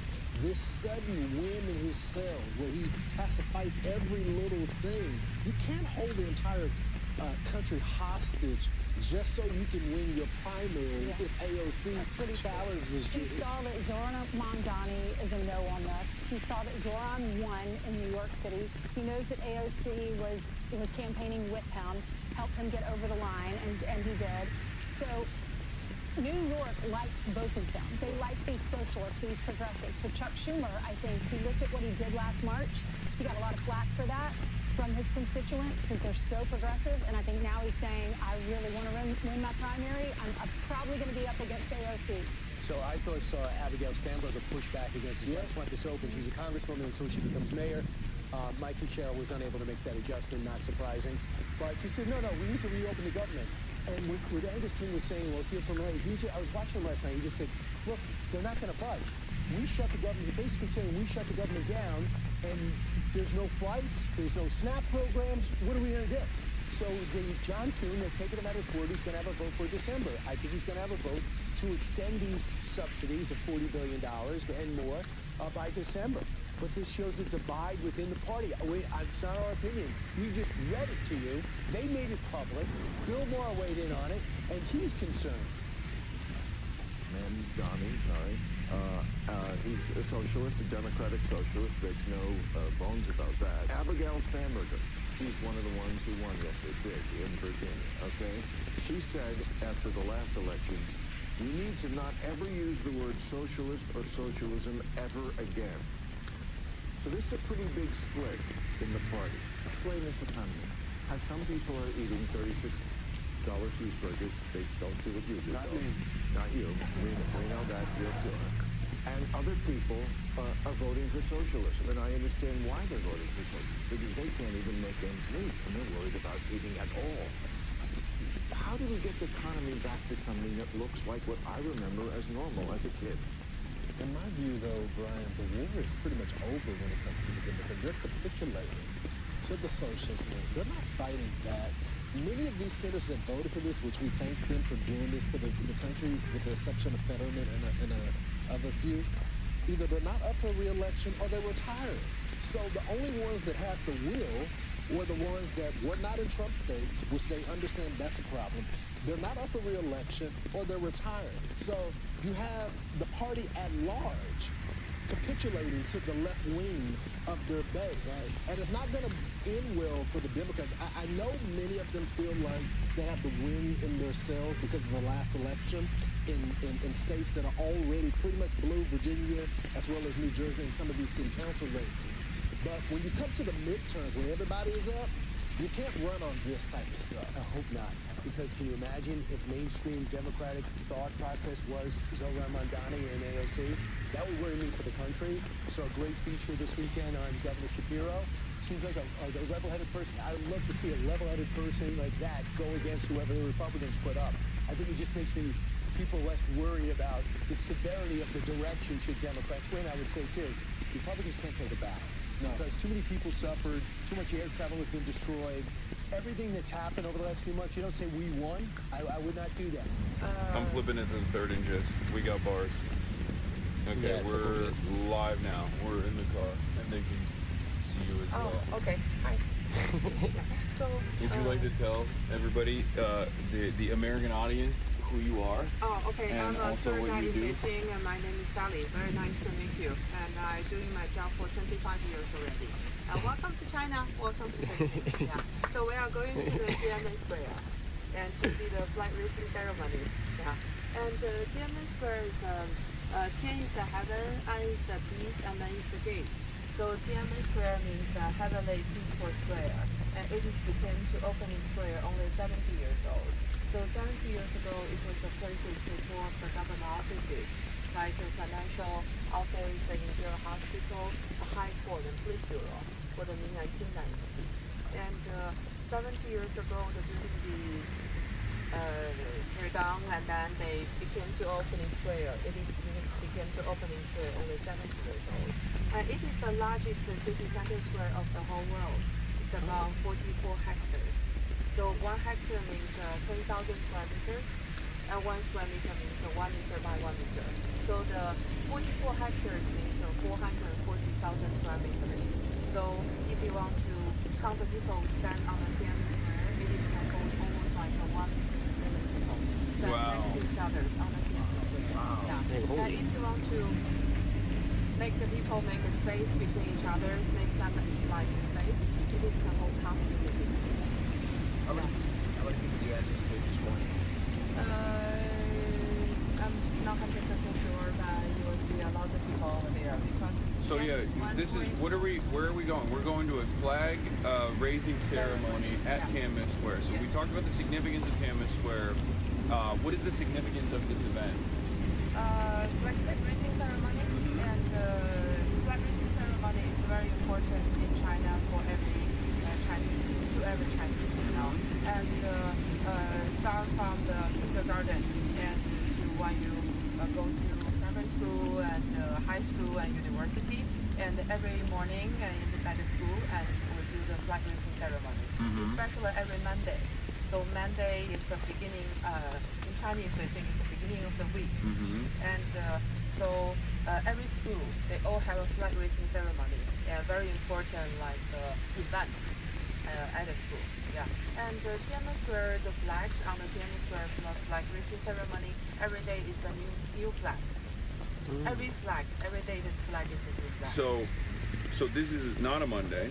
It's not the beginning of the month. Yeah. But you're saying there will still be people there just to see the flag raising. Yeah, because every Chinese have a dream to come to Beijing to see the TIENMEN Square. So TIENMEN Square represents the heart of the People's Republic of China, and represent like a liberty, represent freedom and also the people's became the owner of the country. Yeah. Yeah. And Chairman Mao Zedong stand on the Tiananmen rostrum in 1949 to announce the People's Republic of China founded. So it is very important area to Chinese, in Chinese heart. Yeah. So it's a place with a 1.4 billion Chinese good wishes over there. Yeah. Wow. And it represents the wishes of 1.4 billion Chinese people. Yeah. Wow. Okay. Yeah. That's I pretty think cool.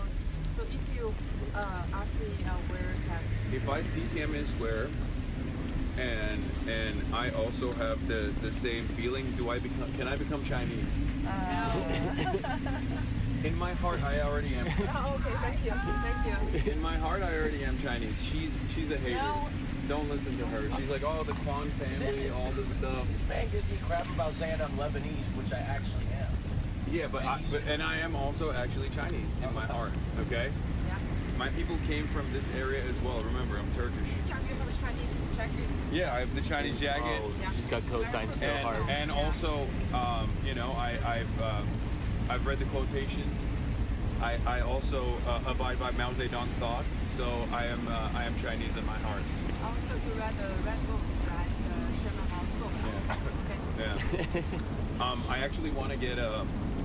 You know, if it's even possible, I want to get like, if we can find it here, one of the early English versions. For the Mao's book. Yeah. I think you can find some on the market. Yeah. Because like it's very. I want the small one. Wait, I want the small one. Yeah. Because they've had millions of copies, right? Yeah, sure.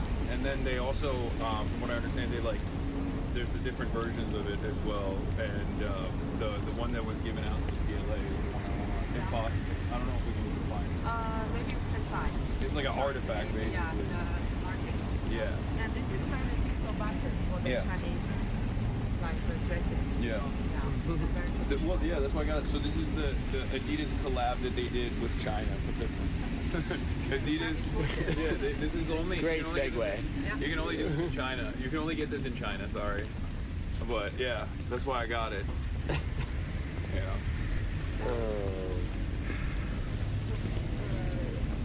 Just take the passport with you have you other belongings? Is my wallet? Oh, even leave my wallet here? Wallet I think is fine. Okay. Just no bags. Okay. Yeah, no bags. We can move a little bit faster. Okay. Yeah. Sure. And so beside of the Tiananmen Square, two sides they have two big architectures, and the one side is called the Great Hall of the People on the right hand side. So Great Hall of the People is the Congress building, Parliament building. So while we were there, and you will see, if you have a 100 yuan Chinese bill, you will see the Great Hall of the People on the Chinese currency. Mm-hmm. Yeah, let me see if I have. Yeah, everything is on AliChat and WePay, or WeChat out here, so nobody got bills out here. It's crazy. This is the 100 yuan in China. The great chairman. And this side, this is the Great Hall of the People on the Tiananmen Square. It's a Parliament building and it's our Congress building. So every year in March, we have very important Congress meeting over there, around 10 days to 15 days a year. Oh. Yeah, and also while your countries, the president, prime minister visit China, the Chinese government invite them to have a national banquet, welcome ceremony also over there. Yeah, beside is Chairman Mao. So I can keep 100 with you and you can film over there. Okay. Yeah. Okay. And with the building. Yes. Oh yeah. It's where the photo is, right? Where is the? Yeah, the mouse painting is on the Tiananmen rostrum. Yes. Yeah. Oh, we gotta get flicked up there. Oh my God. And like my boy Wembanyama, he went out there. No, go ahead. Yeah, no, I say you won't imagine how many people they want to see the flag ceremony. So the first day of the month, and there will be have a live music. Live music. People play the instruments over there. Is it like the army band or just like regular people? Army band. Yeah. And the other days are just record, like the music from the video. Okay. And then there is a national song. Yeah, Chinese national song with the national flags, you know. And so you will see the soldiers. They are naked.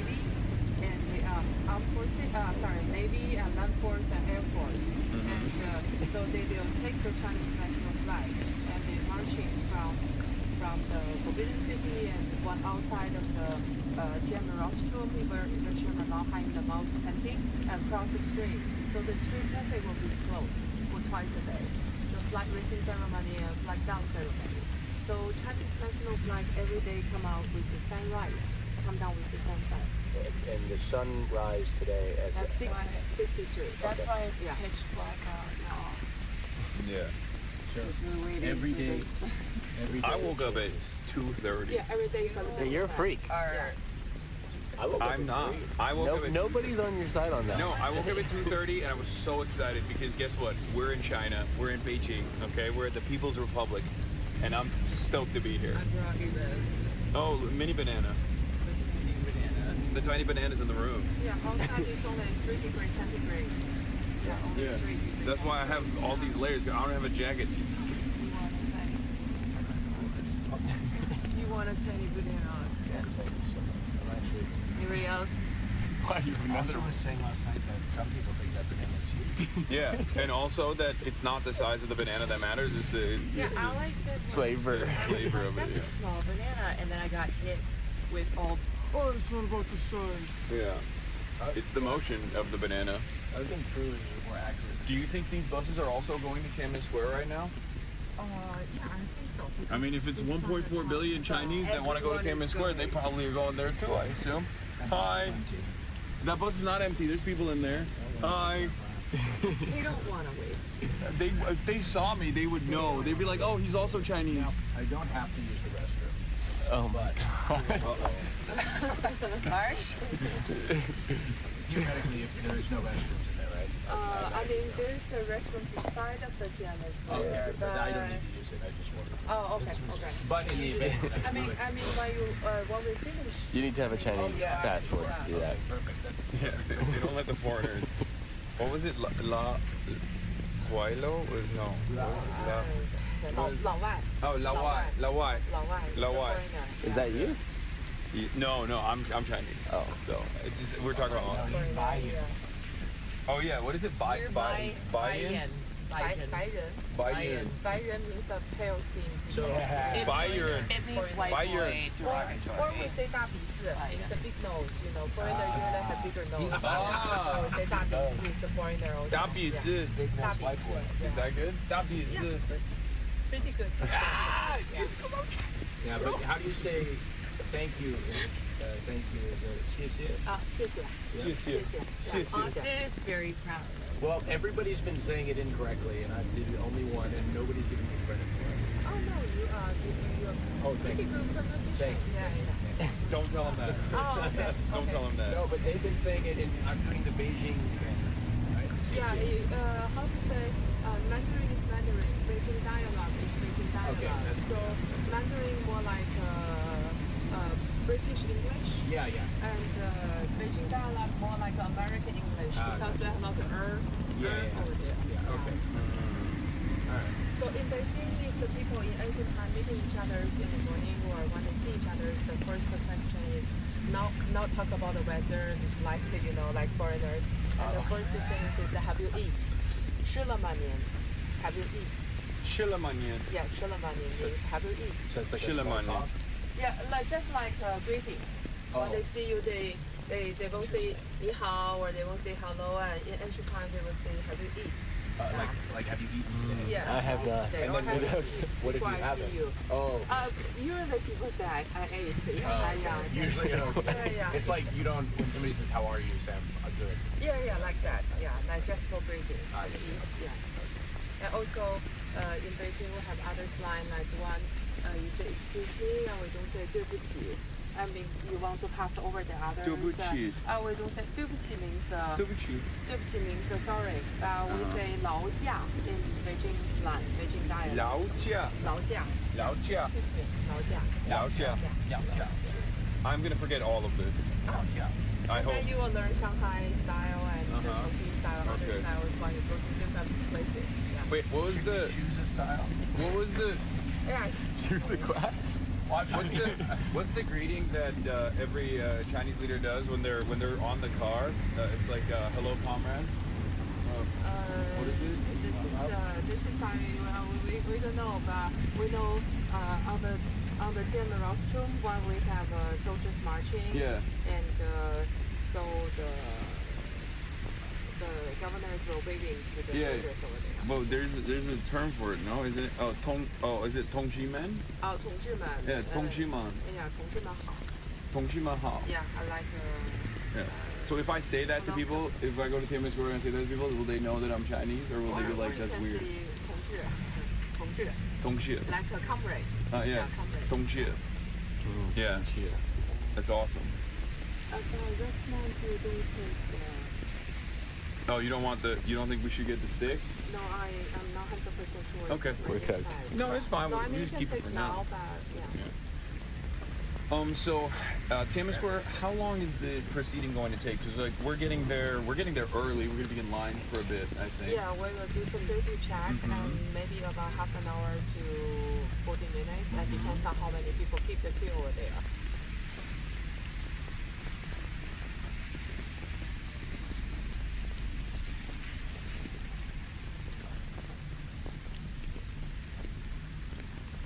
Or 30 or 450, and winter time could be like 7 o'clock, 7:30. So it depends on summer and winter, the time is different. Wait, is it? It's back. Time is different. You said people start lining up at 2 right now. Yeah, sometimes like in summertime they could be lining up from the 10 o'clock, 10 p.m. That's and then insane. when they yes, last night, 10 p.m. So previous So night. cold. Yeah, and then when they open the door and they running like 100-meter streets, Yeah, So people are gonna be running? They want to take up the nicer. Should we run? spots. Yeah. Should we run? Are we supposed to run too?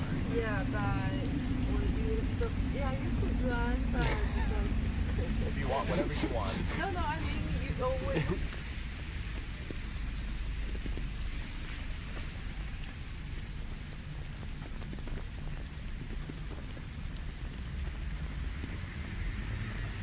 What? We've effed again. I gotta go back. Wait, why is it effing? Over and over.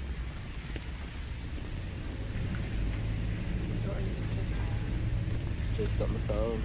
Ripping it off the phone. No, it's just an eSIM, yeah.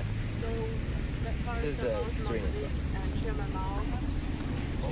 What, does it have a phone number? Yeah, so both sides, this is the one gates on the inner city wall. So in Shanghai Beijing, we have four layers of the city walls around the city, and this layer they call the inner city wall. Oh my gosh, look over here.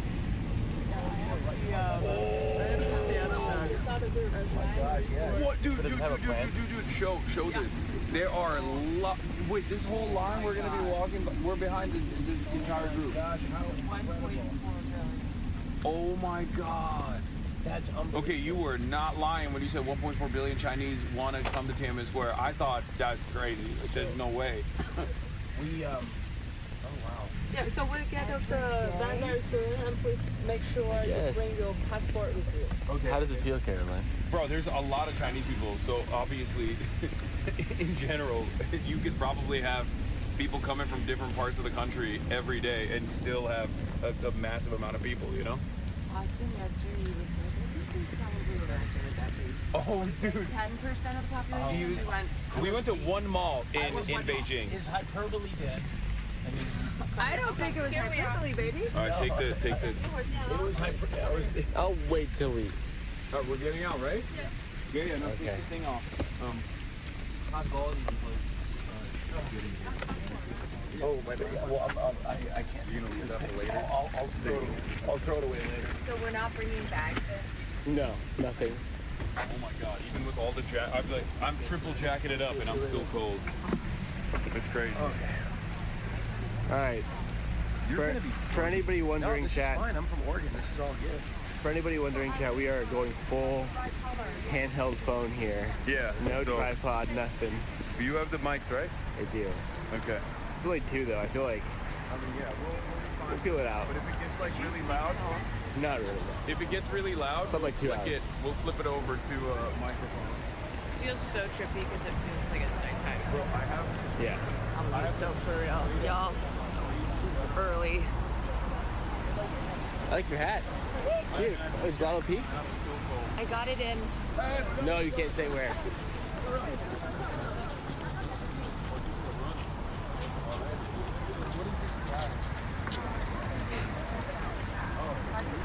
Tour group.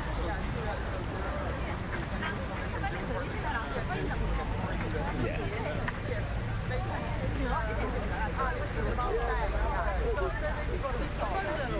You want to see something? I want to show you something. I have that, but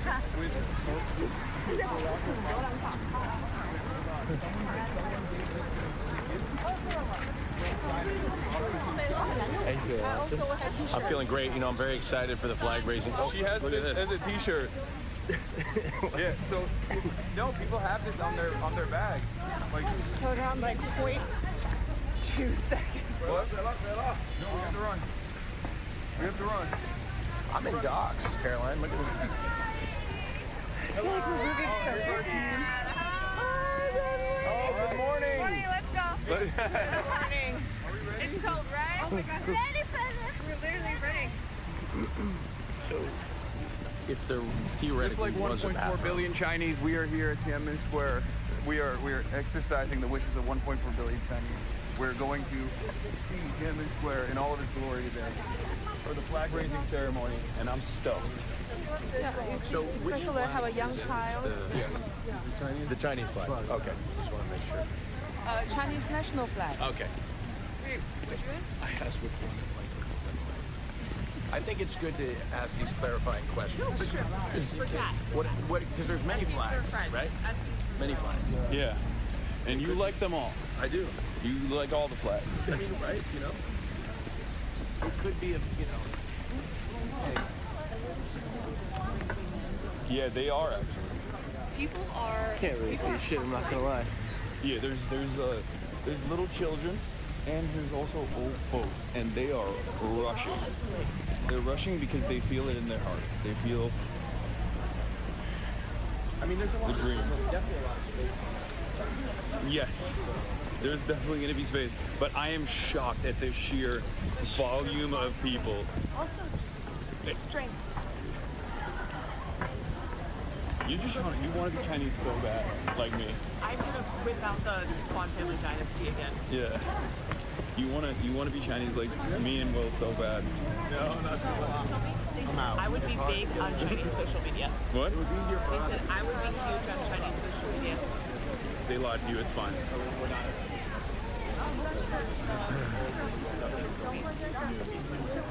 I am so cold right now. That's not too bad. I am freezing. Do you want my coat? No, I'm good. I'll be fine. I got that Scottish DNA. I got this spirit. I got the heart. Oh, we need that Ushanka. That's sick. That's drip. I have a USSR one as well, but I want a Chinese one. Check the chat. Monitor the chat. I can't do it with one hand.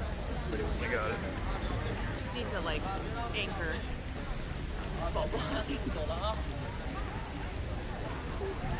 I guess I'm leading the charge. Yeah. I guess I'm the most Chinese. Are you really all that cold? No, it's that we're Bro ran moving nowhere. fast.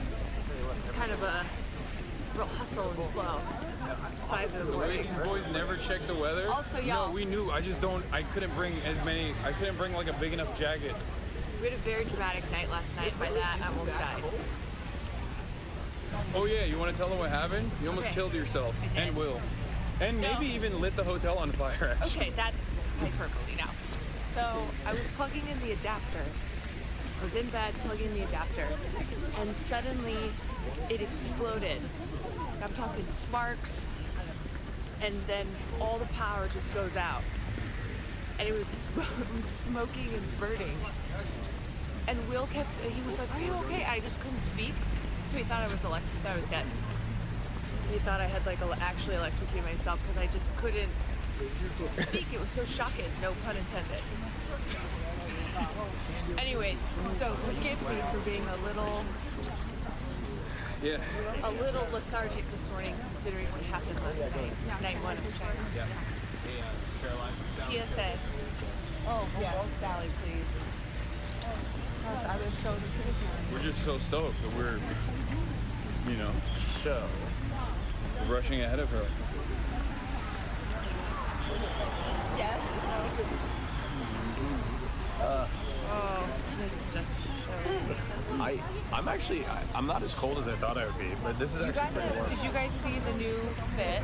Yep. Yeah, I was gonna buy those pants yesterday. Well, Hasan put them on, and I was like, you know what? I'd look better in those. Yeah, so I bought them. And he literally was like, I should wear them.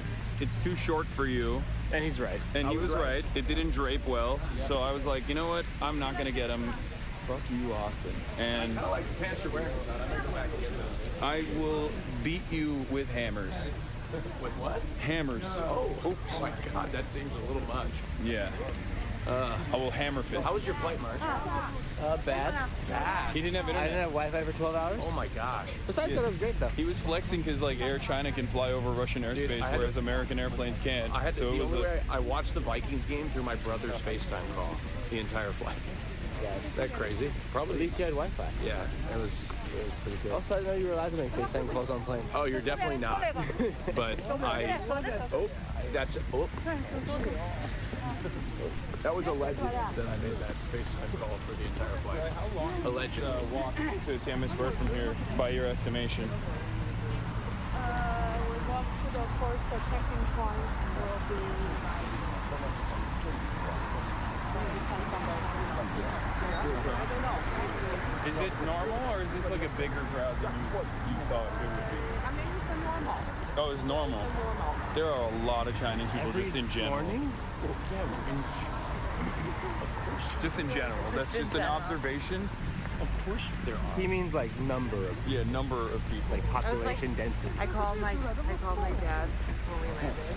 He goes, "Is it crazy that everyone's Chinese?" I said, "Yeah." He goes like the custodians at the airport, the taxi drivers, everyone's Chinese. I said, who said that? My dad said Your dad is literally Chinese.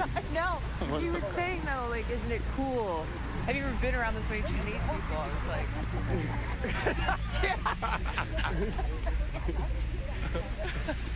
no, that is cool. No, it is cool.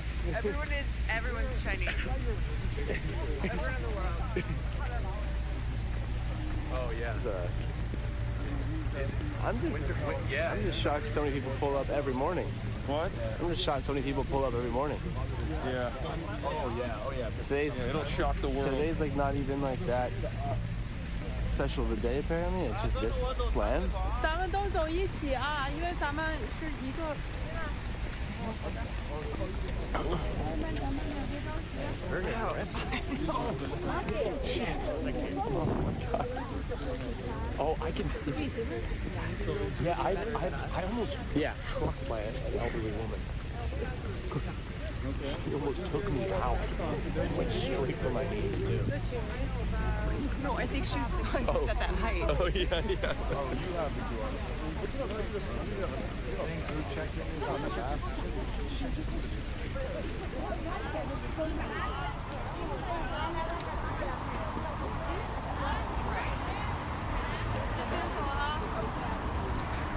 We're good, right, guys?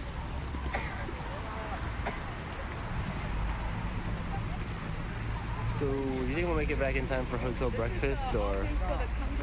Oh, right here. Look.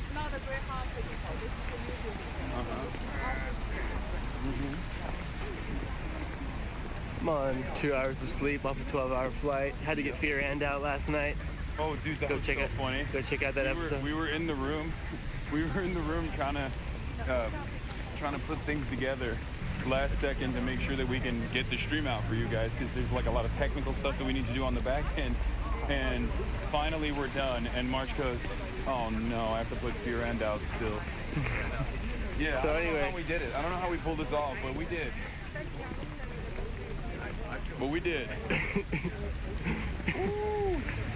Anyway, so yeah, hotel breakfast. Think we'll make it back in time for that? Oh, hotel brekkie is gonna be bomb. Sally, is there a point where we're going back to the hotel after this? Like, Are you gonna rip some more? Oh, okay. So then I'll probably. I was gonna say, what's your plan? Are you gonna do more news after that? Yeah, you guys will hit the brekkie while I go back and do normal political commentary coverage. And then what's the next? Do they know what's happening after that? Have you told them? We're going to an antique store. Something or the other. Oddities. Um, Oh, did we lose Sally? Where is she? I don't know. I'm scared and lost. Hold on. She's behind us. It's fine. There she is behind us.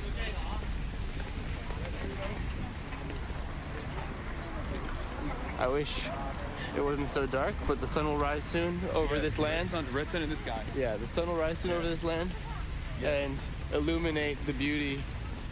Yes. Am I doing it right? Chat, look at this beautiful structure here. Look, oh, there's a shitload of people here, chat. Like a shitload.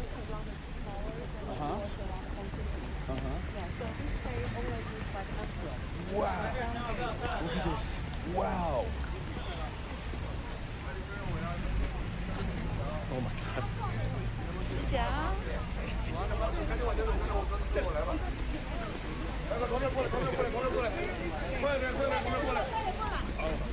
Okay, people are getting more active as we get closer. Stella is trying to find us as well.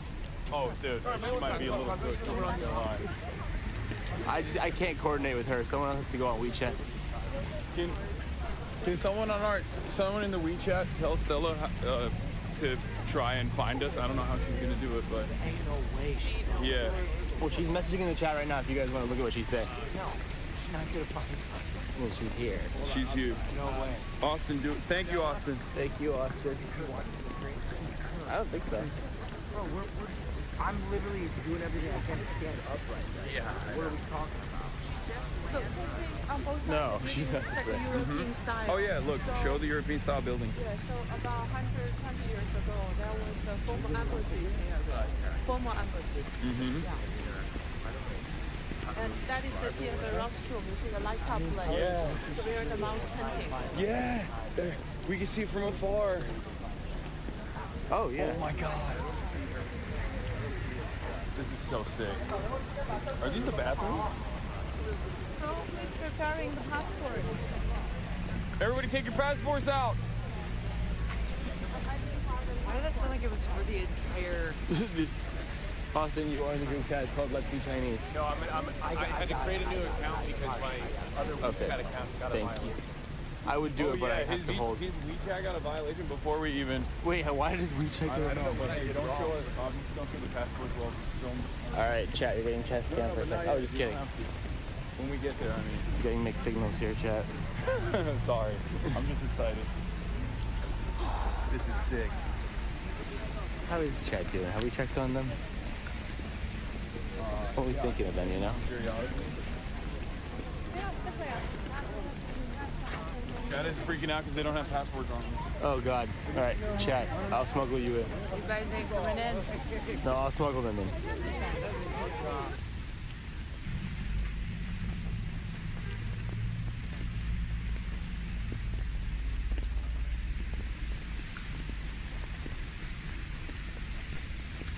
Like they probably want to see like an American. Oh, they want to see. They want to see a white woman's perspective. Yeah, I want to see a white American woman's perspective on it, so that's why they want to hear from you, because they're like bored of. Like I've been here already. You know what I'm saying? Like spiritually, I've been here. Like I've levitated. You astral projected to Tiananmen Square before? There's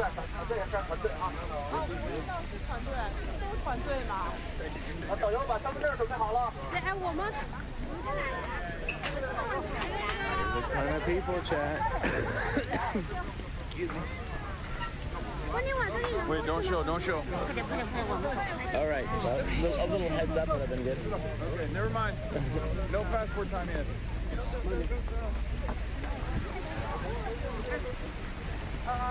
Shout out Sally, our goat. Anything like this? No, actually, I have not. It's fucking insane. Look at the people running.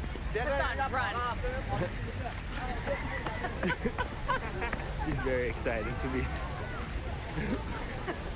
Run, All We need our race flag. Like a totem, you mean? Yeah. Race totem. Where's Noah J? Just look for him. Oh wait, we're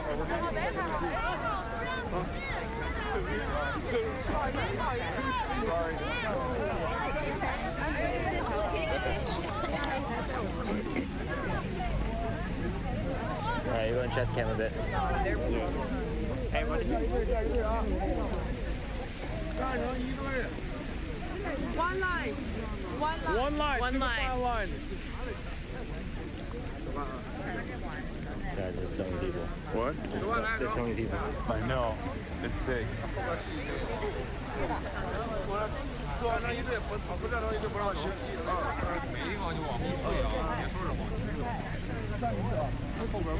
We might be pretty good. We might literally be the only white boys out here. Yeah, legit. This is like. Speak for yourself.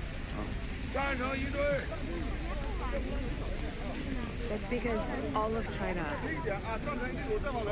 Yes. All of China will know it's from Mulan. Oh, okay. Look at me. He did not fuck with you, little bro. A single grain of rice can tip the scale. You know what that means? Is that also from Mulan? Yeah. A single grain of rice can tip the scale. Follow.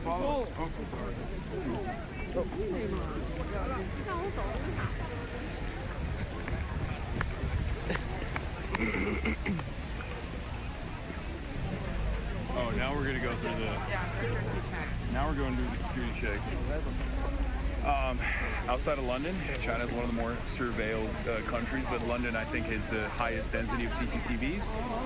And you really see it. There's a lot of cameras everywhere you go, like big camera blocks like that. They've basically automated every process of egress and entry. Otherwise, we can't. Okay. Yeah, go inside. Yeah. Single file line, otherwise we can't go inside. This is the most single file I've ever been in my life. I've been ready for this moment. I was gonna say something, but I forgot. What? I was gonna say something, I totally forgot. Uh-huh. This is fire, though. Dude, this is so sick. This is, like, it's definitely very different vibes, but in a good way. It's cool because it's like, when will you ever do this? What? When will you ever do this again, you know? No, I know. Well, I will when I come back. You will when you live here and be Chinese. You know, when I... But, like, I'll probably do it every morning. Every morning? Every morning I'll probably Before stream, not even for stream, just for yourself. Still work out every morning. I'll come here just to feel it. Respect. Single file line. Damn, maintaining discipline is important. 6 ADHD streamers try to stand in a straight line for more than 10 seconds. Yeah. I asked, difficulty level impossible. Is this for like that group? It just signifies that they're from that same group. But I asked, like, we don't have it. That shit. White. We are poor. That's what we are. Pretty obvious. They're looking at it. People are like looking at it. Oh, the blue marker is nice.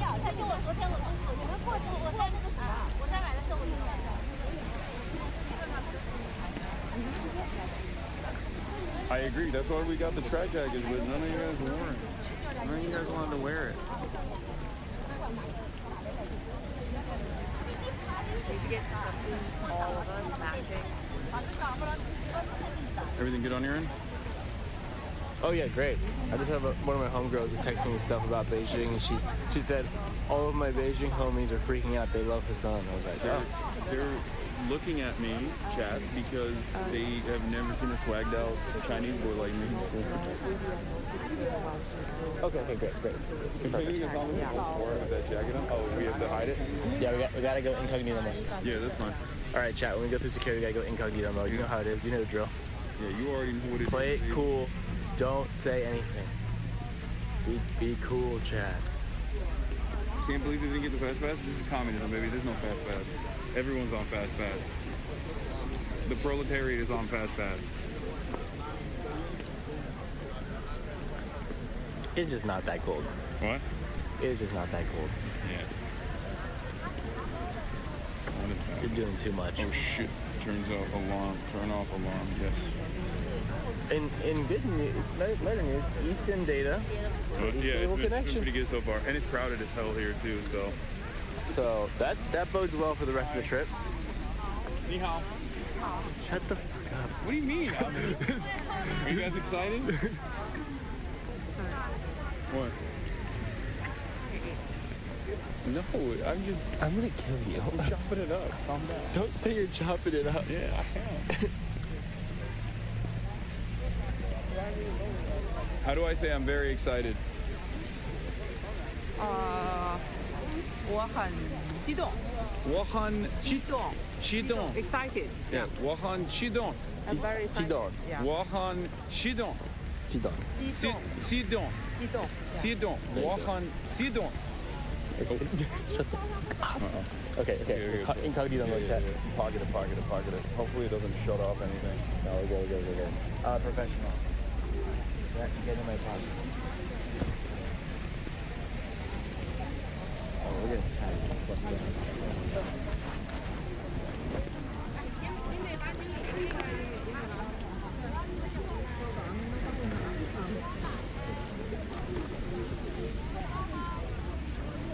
Lisa，导游他没有打火机吗？没有，后面没有注意，我都直接查进去。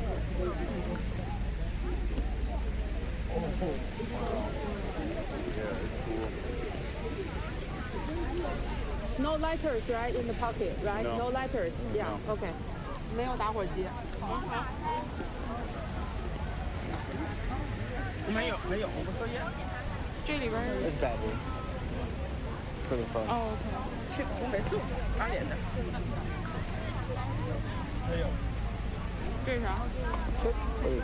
Oh, it's for microphone.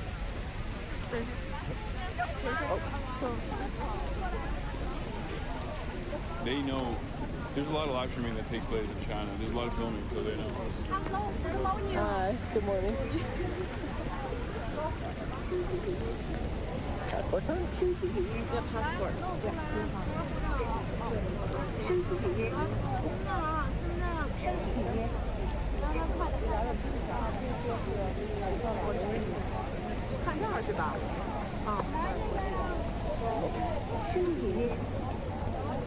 What are we doing? Yeah, passport. We made it, chat. We fucking made it. Easy. Can I get an easy in the chat? That passport's almost secure and safe. Easy clap. Let's fucking go. We made it. Wow. Oh, wow. Are we in Tiananmen Square yet? Not yet, right? Yeah. I'm not asking you to be more Chinese. I already am, chat, and you are too. This is like, chat, remember when I made you guys all say the Shahada and you all became Muslim? Okay, this is kind of like that. We're all at Tiananmen Square, so we are all becoming Chinese. Okay? When the time is right, you will look in the mirror and already be Chinese. Yeah, the time is right for us. Like, we are already there. Oh, yeah. Yeah. Roger, you seen this? Oh, yeah.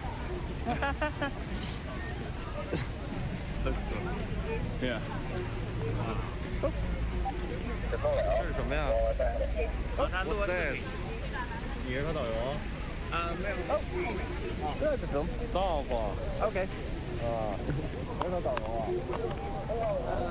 他就过来招待一下，就不用看。这个有导游啊。问我们他那个什么东西啊？好嘞，让他拿过来。OK， 要看直播的东西是吗？对。我看一眼刚你那 photo。手机上就这个 photo。Oh, I didn't take a photo.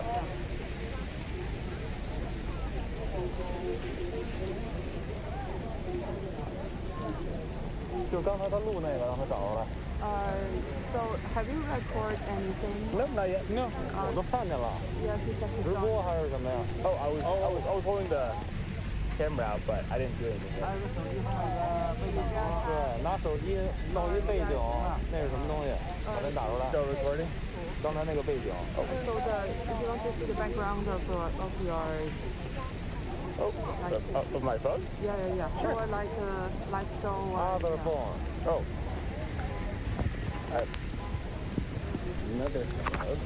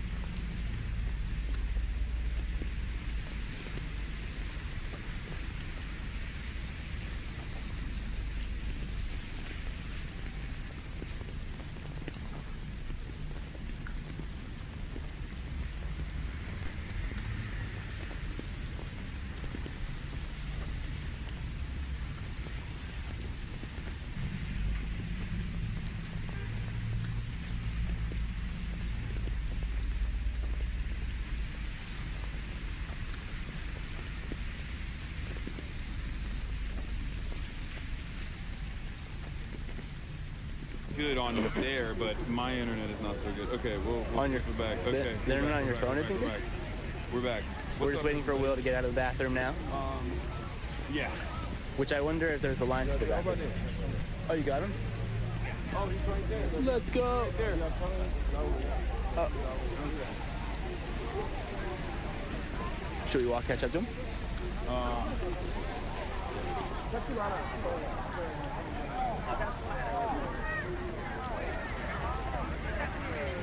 They didn't Please even. stop being much of a foreigner. They didn't even give us trouble because they were like, you guys are Chinese. No. Yeah, they're like, oh, you're actually good. They said my bad.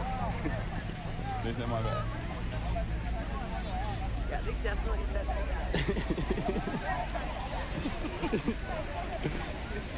I'm gonna dial back my excitement. Maybe I'm a little too excited, and they had never seen a swagged out white boy like me before. Well, they have, and they know what you're like. That's why they're like no. paying attention. No, they think that you're.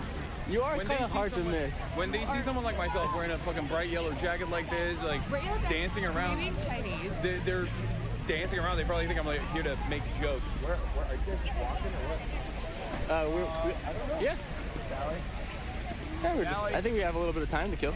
Okay. Or maybe a little concession stand or Concession stand. There's no. try some local eats. What cappuccino? How you doing, David?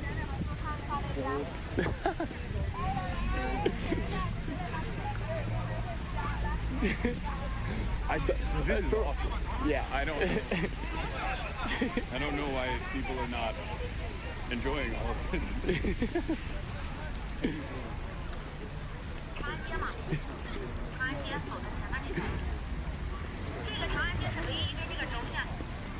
Make sure you're not zooming in at all or anything. Remember, that's what you said. This square can hold 1 million people standing shoulder. That's what Sally said. Oh, Yeah. just in case there's some new viewers that I can impress with my knowledge. Yeah. Also, there is a concession stand. It's just not Holy open. Oh, shit. there actually is. Oh my God, you can get Chinese cigarettes. Oh man, cool. There's ice cream too. Are you gonna relapse and start smoking cigarettes in China? No. I Actually, it's illegal to smoke in public. I learned yesterday. Oh. Yeah. Really? At least in Beijing. Roger, it's illegal to smoke in public, right? In Beijing? Smoke cigarettes in public? Yeah. It's legal. It's illegal. Oh, you can smoke in public. Somebody told me. So you're just spreading this information. I thought you couldn't smoke in public. No. You can. Okay. Special area. Oh, okay. Oh, okay. Oh, okay. That's okay. Yeah, we don't. Oh, okay. It was misunderstood. Oh, okay. No, that's fine. All right.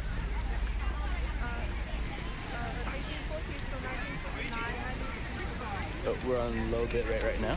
Okay. Okay.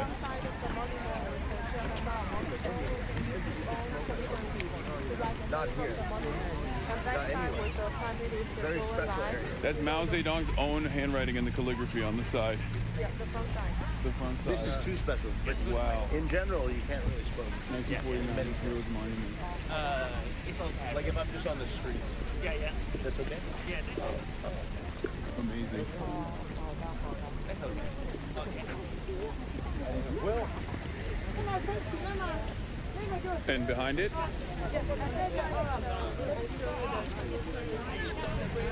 Yeah. The Great Hall of the People is on the left side. That's the one on the 100 yuan. One side is Mao Zedong, the other side is the People's Hall. Nope. What's going on? Make sure to not stream the people that are with us. Yeah. Yeah, he was walking right by us. Oh, is he like being emo? He was very mad. I don't know. It's fine.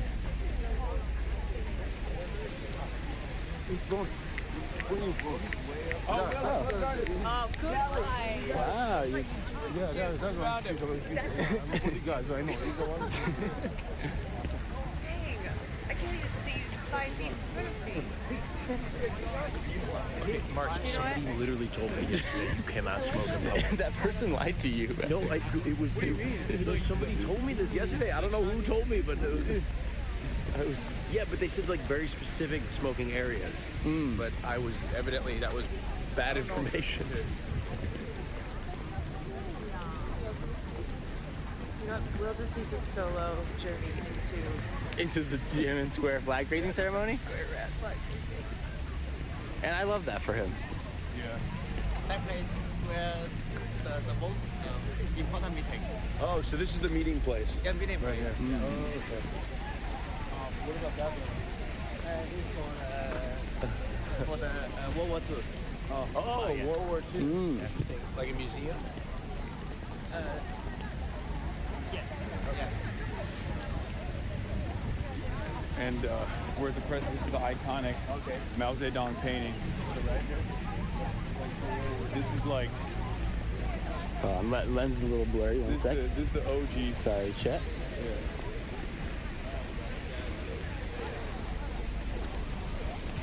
Wow, I can't believe we're here. It's incredible. Where's the flag raising ceremony take place? There. There. Wait. In front of the Yeah. Or no?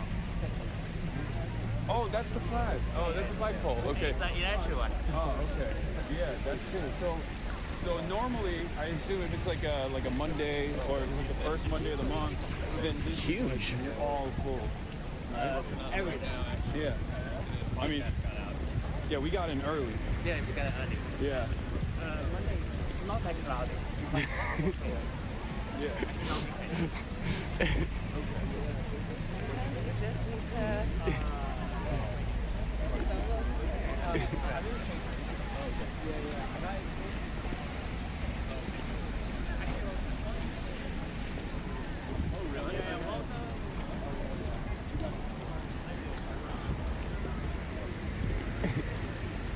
Let's see.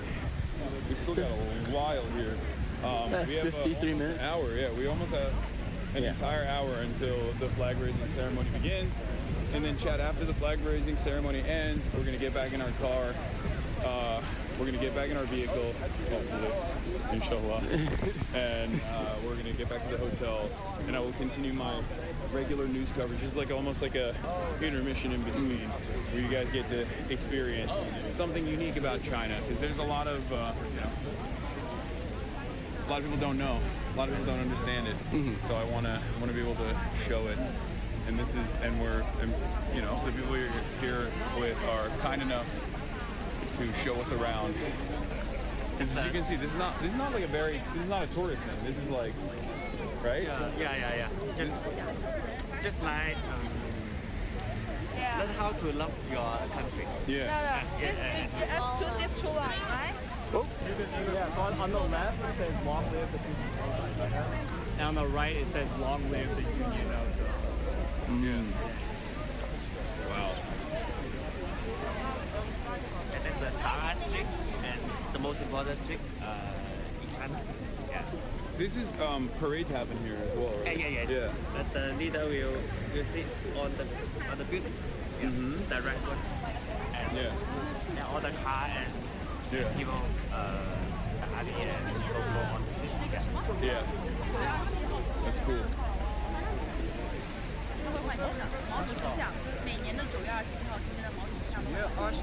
Every year on September 27th, they'll change the picture of everybody wearing the red hats. Oh, really? Yeah. But it's the same photo? It's the same picture? I don't know. That's what they're doing. Okay. Just to keep it nice. Okay. So I was asking about the red hats, and it's just a particular tour group. Yeah. Red hat means something different. Yeah. It has no significance whatsoever. Red hat typically means mad. Yeah. So they never change the photo? They don't do like a younger version or anything like that? It's just it's the iconic. Same picture. Yeah. That's cool. Okay. I don't want to ask too many questions because I feel like I don't want to come across as rude. No, you can ask, but just we are answering the question. Okay. Yeah. No. I understand. Yeah. Where they go? Oh, they're taking a cute picture. I love taking that. a photo together. I want to take a pic actually of this. This is sick. Yeah, get your photos in. It's like you're here. Yeah, it's like you're here.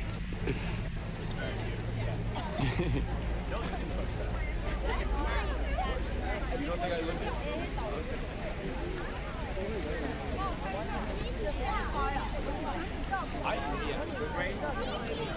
Can't believe I'm here.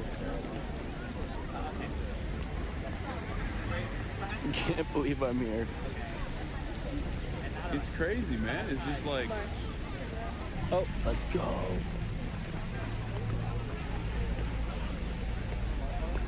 That's a good one. I love that. Post that. Austin looks great in it. Yeah, no, post that, please. It looks like it is.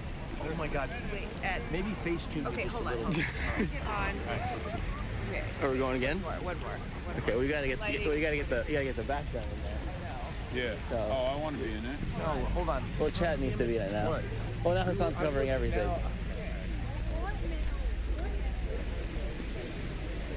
Well, now the perspective, now I look really short. Everything all right? Everybody's like, how you were taller than I expected when they meet me, because I'm always standing next to. Well, you're also I'm leading. sorry. No. You look so tall. Oh, thank you. Thank you. I'm wearing boots, too. I'm wearing boots. I can never freaking look tall.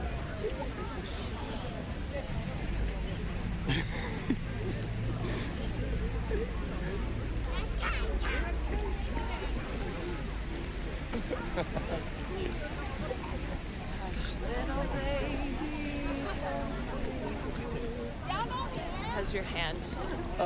Frozen. You want me to take it for a little bit? My hand's a little frozen. Let me give you a break. You want to hold them? Yeah. Come here. You can hold them. There's a Come bad. here. Actually, there's enough charge. You So don't to need be honest, like waking up this morning at 3 a.m. wasn't too bad because in LA it's like what 2, 3 o'clock. I didn't really sleep. You didn't sleep? I got in. He got in and then he had to do his I slept. Set up the phone screen. I slept for the first And then I had to time. get your hand out. That's true. That's true. I saw that. It did get released on time. I vlogged the entire trip. You did. Now the question is, are you going to turn it into a vlog? I'm going to turn it into a vlog. So I hired editors from Austin like had a lot of thoughts. some people from like some like popular flight review channels. Wait, really? Yeah. Oh yeah. I'm serious about it. You know. Just warm up a little bit. Just warm up a little bit. Fine. Hello, It is everyone. currently, Hi. We're here at Tienmen Square. 38 degrees. Excuse me? This Cali boy, that's cold as shit. Yeah, no, I'm also crazy. I'm sorry, did you want to be on camera on your stream? No, you can be on Excuse me. Sorry. But you know, don't just be careful. Oh, me be careful? Yeah. Really? Yes. I also want to be careful. We should all be careful. This is a pretty cool thing. Yeah. Yeah, see, here's the difference. I'm not a chat, BEIJING. there's the flagpole right there. And that's where it's There's going to be the raised. flagpole. At about 6:53 in the morning, the Chinese flag will be raised The Chinese high in the flag. sky, and then it will be brought down at nighttime. Now, the question is, do people gather for the nighttime ceremony Yes. as well? Oh, so Yes. there's 2 ceremonies. He can go twice a day if he wants to. Wow. Hassan, you gonna go twice a day? Challenge. Oh, sorry. No, don't. Oh. Go hang out over there. I'm so sorry. I was just gonna ask a question. You really were. Was no, I was actually if the night ceremony is significant as the morning ceremony. That's a good question. It is, I think it's a That valid is actually a very valid question. I was Because actually she thinking the did exact same say- thing when she said that. We have to get She out did say it's at sunrise and sunset, and I'm assuming it's probably, Yeah. it's got to be the same. Yeah, I'm sure. Also, just FYI, a lot of people are recording, so this is Yeah. definitely something. Yeah, people record this. See, look, Yeah. they have it ready to go. Well, they're also recording. You know what I mean? So it's like recording me, recording you. You know what I mean? Recording me, recording you. Yeah, that's weird. I like that that's not a song that you and I both just Yeah, singing it. In unison. Oh wait, you guys just made that up? Yeah, I mean, it was like, I think we were doing it off of Mamma Mia or something. But it's not a real song. No.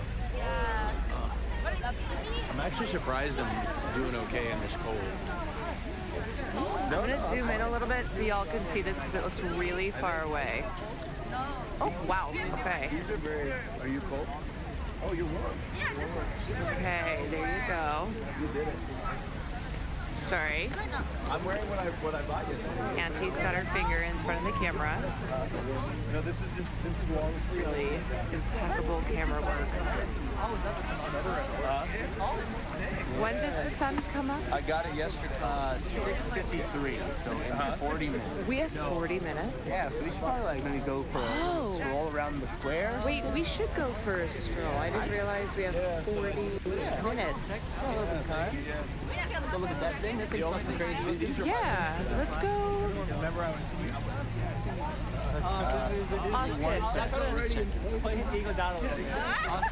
Austin. Okay, what are you doing? I was just we were just talking about the outfit. This is only in China. Yeah, tell us. This is an Adidas collaboration. I think only that you can, right? That's what Hasan said. But I don't know. He's he saying that one? That one you Oh, that one. Oh, this one evidently. Korean brand. Oh, okay. Well, never mind. I misspoke again. This one for sure though. Turns out I'm not a very good source of accurate information. Yeah, but I will say it. But I stand. I can be correct. You said enough time. I was incorrect. But anyway, you can get it everywhere. Wait, did you think this was a special I heard only him in talking China? about it. I was like, well, that must be mine too. You know what? Only you could get this. That's right. Only in I can China, get this. though. Yeah, exactly. It's special because you'll wear this and you'll always think of our trip. Yes, right. I'll think of this moment. Yeah. And see, this is long sleeve, and it's pretty cool. You can wear it without. Wait, show. Let me take the jacket off. Yeah, take the jacket hood off. is very interesting too. Check it out. So the hood is a zippable hood. Oh wow! So let's say you want the hood.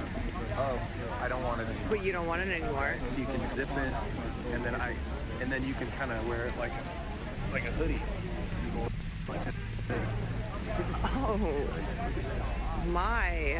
I'm gathering quite a crowd here. You are. So you go like this. Austin wants to leave China and everyone knows who he is. He wants to become the most famous man. I thought about when I got here. I thought about becoming famous here. Yeah. That's what I said, yeah. When I got here, I was like, you know what? Name your price. Yeah. Name your price, baby. If we did name your price station, I think it would go. It would actually. I think it would go. It would go crazy. Will and I were thinking when we got here, we were like, wouldn't it be funny if we just didn't realize we were just mega famous? Name Your Price was a huge hit. You guys are global. You're like superstars in China. We're mega famous everywhere but in the United States and Europe and Western countries. Hey, we go. Everywhere you go, everyone stops and we're like, oh my god, name your price. Wow. I'll show y'all again if you're just tuning in. It's not frozen. Are my fingers not frozen? I'm okay. I have this hat on, which is really warm. Did you get that in Japan, the Gelato Peak? That place doesn't exist. It exists. Wait, what? Oh. Well, yeah. Oh. They're always trying to scare me. I'm always saying the wrong thing. I did when we went there. So, Chad, if you notice here, the sun is about to rise. No, it's not. We have 40 minutes. Look at the horizon. It's starting to come up just a little bit. We still have 40 minutes. I guess it's really beautiful. When's the last time you guys watched a sunrise? Literally like, I don't know. Wait, we just did this 2 weeks ago. Wait a sec. You didn't see the sunrise when you flew here. It never set. Yeah, that was that was crazy. Yeah, that's how it works. I watched a sunset for like 7 hours. Yeah. Oh, it was just the same. You're flying into it. I was flying into it against the sunset. So like, if you looked out the window of my flight, it was the sunset perpetually for like 7 hours. I've got a plane fact nobody asked. I got mad information about everything. Okay. Oh, is that what you were acquiring? Yes. Okay. Yeah. So that is like the biggest museum I think in the world. It's the Chinese Natural History Museum, and it's the Revolutionary Museum as well. I think one half of it is half and half. We have that is actually the handwriting, the calligraphy of Mao Zedong. What you see on the monument right there is his calligraphy, and behind it if you see, behind it, there's this massive building, right? I mean, we have time. Do you want to go look at it? Yeah. So we can't go inside. No, do you want to go look at the... We could go look at it, yeah. So that is the mausoleum where Mao Zedong's body is in. And for people that don't know, there's a history of embalmment within socialist, revolutionary, communist countries. Ho Chi Minh's body was preserved, Mao Zedong's body was preserved, Lenin and Stalin's bodies were also preserved. And what's really interesting is that depending on the time of when they passed, like Lenin being the first one, the embalmment techniques were actually not as up to date. And they got a lot better. Like the preservation techniques got a lot better. So Mao Zedong's body, I think, is one of the best preserved because he died in 1976. What's really unique about this mausoleum is that when they were building the mausoleum, from what I understand, they brought materials from all around the entirety of China, from all around the People's Republic of China. I believe they got water from different parts of China. They got stones from, I think it was the Himalayas, that they got stones from, in an effort to harmonize the entirety of China as they were building the mausoleum. And actually, if you get a reservation, you can go there from, I think, 8 to 12. Unfortunately, we don't have time today, and we're not going to be able to go. But like, you can literally go in if you get a reservation and see Mao Zedong as well in the mausoleum. That's crazy. Which is dope. Yeah. Yeah. It's very cool. It's one of my favorite socialist traditions. I don't know why. You can see from here. You don't need to. I don't know why other people don't do that. Like the preservation of leaders. Like in terms of the embalmment of bodies. They don't do that anywhere else. Like they only do it like Ho Chi Minh, Mao Zedong, Lenin, Stalin. I don't know who else they've actually done that to. Yeah. Yeah, but I don't know. Yeah, but it's interesting. Yeah. All right, you want to reconnect? And then... What else did you learn? I learned. So every day they put up a new flag. Every single day they raise a new flag the PRC.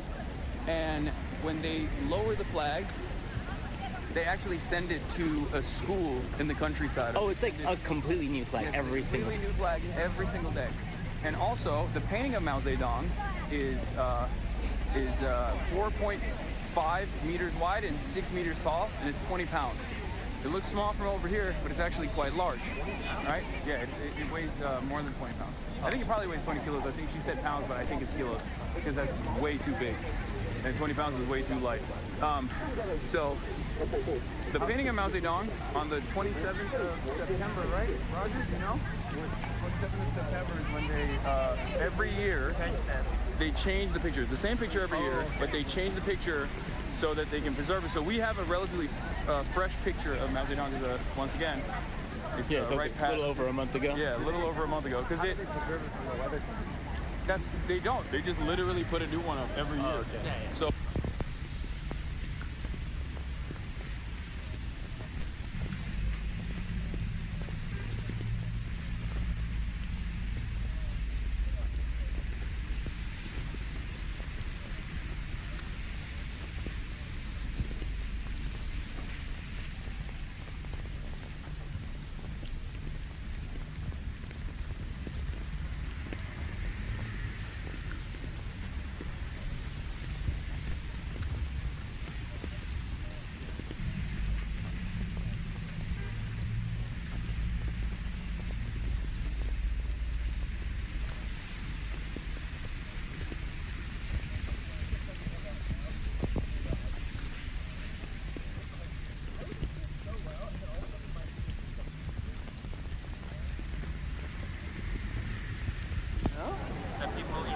Oh, I might have been covering the speaker. Oh, you were covering the speaker. Well, no, I don't know, the whole time. Sorry, chat. My fingers are frozen. Did you guys get all of that or no? Did you get none of that? Because I can do it again. Do it again. There was a lot of information that I put in there. They got most of it. I know they did. Do it again. Caroline. A large part of it. March ate the speaker. We heard most of it. Don't worry, March can't hear. Goddamn. Okay. Wait, I just got so many mixed signals. Did they hear it or not? The last minute was muted. Okay, Oh, just okay. Yeah. Okay, 90 seconds lost. Do the last minute again. So the last minute is the Forbidden City and the picture. Behind this gate is the Forbidden City, the Palace of the Emperor, and I think there's the barracks of the military as well in there.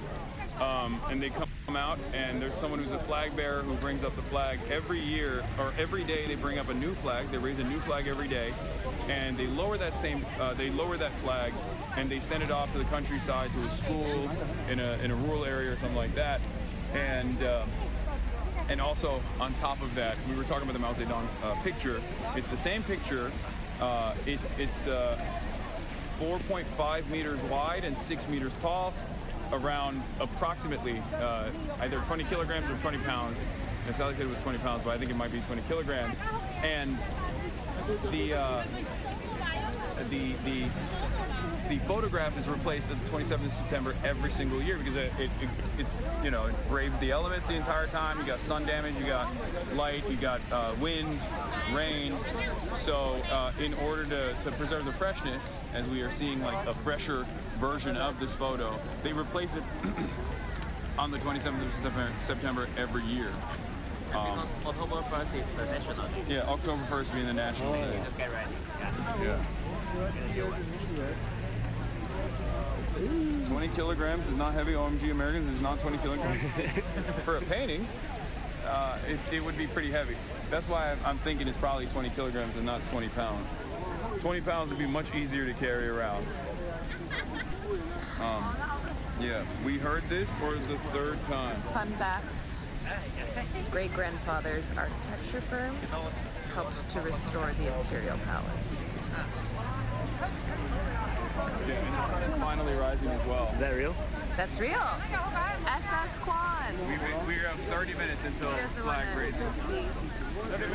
He doesn't want to acknowledge. He doesn't want to acknowledge the Quan family lineage. Oh, I've acknowledged it. From the moment I got off the plane, I knew immediately. Oh my gosh, she just does not stop talking about Quan. I mean, come on, you keep saying that you're Chinese.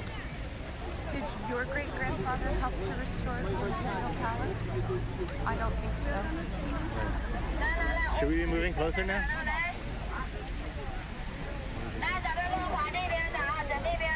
Oh, here we go.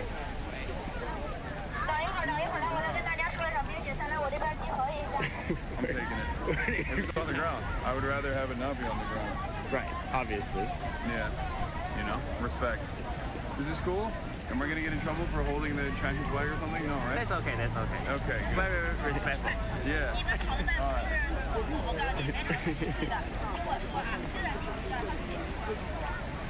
Here we go. I deserved it. Kind of hard, honestly. Yeah. Whew. They didn't let me back as a country dog.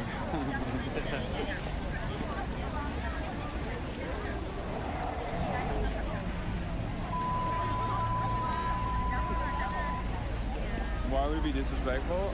A lot of other countries have flag codes that they abide by, unlike us Americans.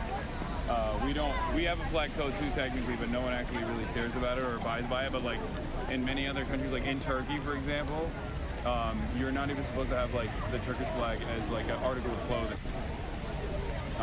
But I think nowadays they're a little bit more loose about it. But yeah, you're never not having the flag on the ground, stuff like that. In America, you can literally burn the flag as an act of freedom of speech, as constitutional protected. Well, yeah, I don't know about it anymore. We're moving away from that, it seems. Without any of the amenities that actually instill any sort of national fervor, as a matter of fact. But, you know, that's neither here nor there. Turkish flag bikini. Bro, what Turks in my country are driving around with Turkish flags all the time? No, you can have a flag. I'm saying you can't have the flag on, like, normally, back in the day, you couldn't have the flag on an article of clothing and stuff. And you can't have it on the ground. I don't know how it is in China, but I assume flag being on the ground is not seen as good. You know? A naughty trial, maybe. What? Maybe some naughty trial. And yeah. How do you get to be the person who raises the flag? Oh, true. How do you? Well, I don't know. I don't know why I was about to answer that question. Roger, you take this one. She wanted to know. She wanted to know how do you get to the point where like you are raising the flag? You mean the time? How do you? Yeah, if I, not me, but Who raises the flag? Yeah. how do you get to be the person who raises the flag? The military. It's part of army, and maybe the best student in army, you know. The best PLA soldiers. Oh. Yeah. I mean, if they're doing it every day, Yeah, you got 300. You have 365 dudes that you can. Wait, that was the question we were going to ask when we came out with you. Oh yes. Austin wanted to know. Yeah. Go ahead. I wanted to know, is the ceremony as significant when they take the flag down at the end of the day? Do people gather they cut wow. So you realistically do this besides today? Okay, but the morning when they raise the flag is more significant and ceremonial? I think once a day and I'm good. I asked that. Okay. If I'm living here and I am Chinese, at that point, like I'll probably do it once a day, maybe not twice. Twice is a bit much. It's like we're trying too hard at that point. Performative?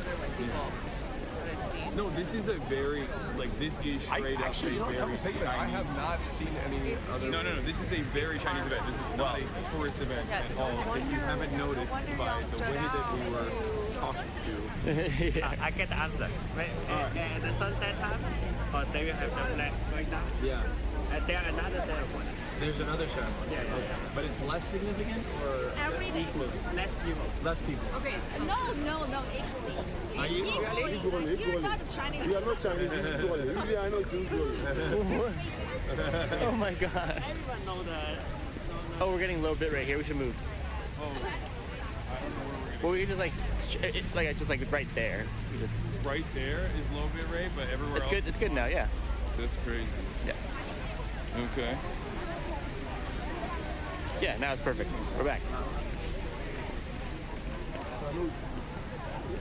Chat, we're coming down. GoPros, arms, and everything. Well, Caroline was telling me in the car under her breath, she was like, "You can bring the mic arm." Extra Emily brought the mic arm. And I could have probably went, but I didn't want to rock the boat, you know. So I was like, I'll just handheld it. And there is literally not a single other non-Chinese person. It's kind of wild. Somebody was telling me that there's people over here that have been camping out since tonight. Yeah. Last night. Yeah. They're sleeping. Yeah, they come in because they want to be in the front.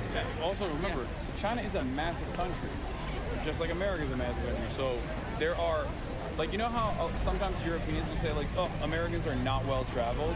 And it's yeah, because America's so huge that even when you travel inside of America, you're basically traveling a larger body of land in the continent of Europe. So it's similar in China as well. So there's a lot of people that come from other parts of China to Beijing specifically for this ceremony so they can attend it. When I told Sally, yesterday I was telling her that a lot of Americans don't have passports, and she told me that a lot of Chinese also don't have passports. Yeah, because China is so big that they're most. That's what I heard. They need to apply for it. Yeah, they don't need to. Oh, they need to apply? Yeah, they need to apply. I mean, what's the process? You need to apply. Oh, I know. I know. Yeah, you're not just born with a passport. Well, yeah, you just go through the process, come take a passport photo, that type of thing. But if you work for the government, you are not allowed to get the passport. Oh, okay. And you're not you have to get special approval. Yeah. Okay. Yeah. That's similar in the States, I think. You need, if you're certain personnel, you have to be very careful with your travel. Okay.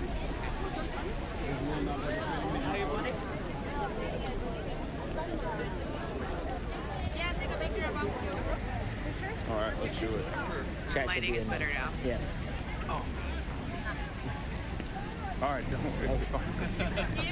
No, this way I can't feel the square, so maybe it's a little bit. Wait, which way should we go? Yeah, a little bit turn. Yes, it's okay. You are cute. Yeah, that is good. Hold on, one moment.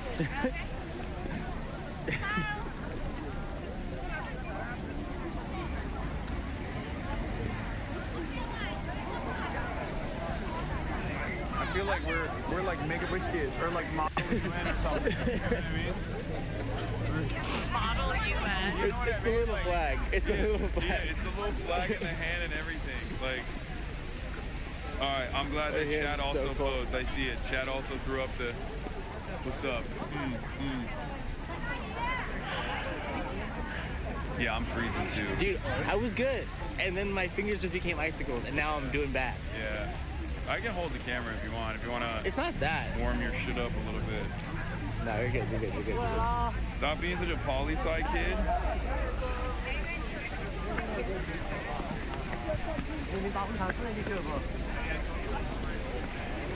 Do the Chinese people know about Zoran's win? I doubt it. Because remember, it's like in the Western world. It's so funny. In the Western world, it's significant. Because exactly what Hassan's saying is what I would say. In the Western world, it's significant because, like, you know, the Western world they're all capitalist nations. China is a communist nation, so it's not a very significant victory if you are, you know, you already are run by a communist party. Whereas it is significant for capitalist countries to have a socialist mayor win, especially in New York City. Especially the way that he won. But yeah. Oh. My ears are freezing too. I don't know why. As the sun is coming up, I thought it would be warmer. It is getting colder, it feels like. Or maybe we're getting colder. Oh, actually, literally standing in this one spot is bad bitrate. Holy shit. It's literally right there. It's not the same spot. It was, yeah, it was. I moved over towards the spot where I was before. No, I'm good, thank you. Hassan definitely wants to. Definitely got to a what? He wants to learn about the national anthem. Well, I don't know it that way, but national anthem is like, so because they're going to, when they raise the flag, they're going to sing that. Okay. I only know how to sing Red Sun in the Sky. No, it's like 起来，不愿做奴隶的人们，把我们的血肉. It's too difficult, is that right? Yeah, it took me a long time to learn Red Sun in the Sky. I don't know if I could ever. He still doesn't know Red Sun in the Sky, by the way. You can learn just one. He has to read the lyrics. 起来. She lies. Yeah. That's pretty good.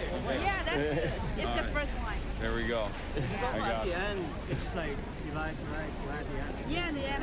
Yeah. So when that happens, sing along. I'm gonna say she lies, she lies, she lies. 3 times. In the end. Come on, I was a good citizen. I already picked up a flag from the ground, you know what I mean? I'm doing my thing. You guys are watching, you know. Come on, think about it for the future. Yeah. It's kind of crazy that there's just cars passing by. I mean, I guess the flag is on this side anyway.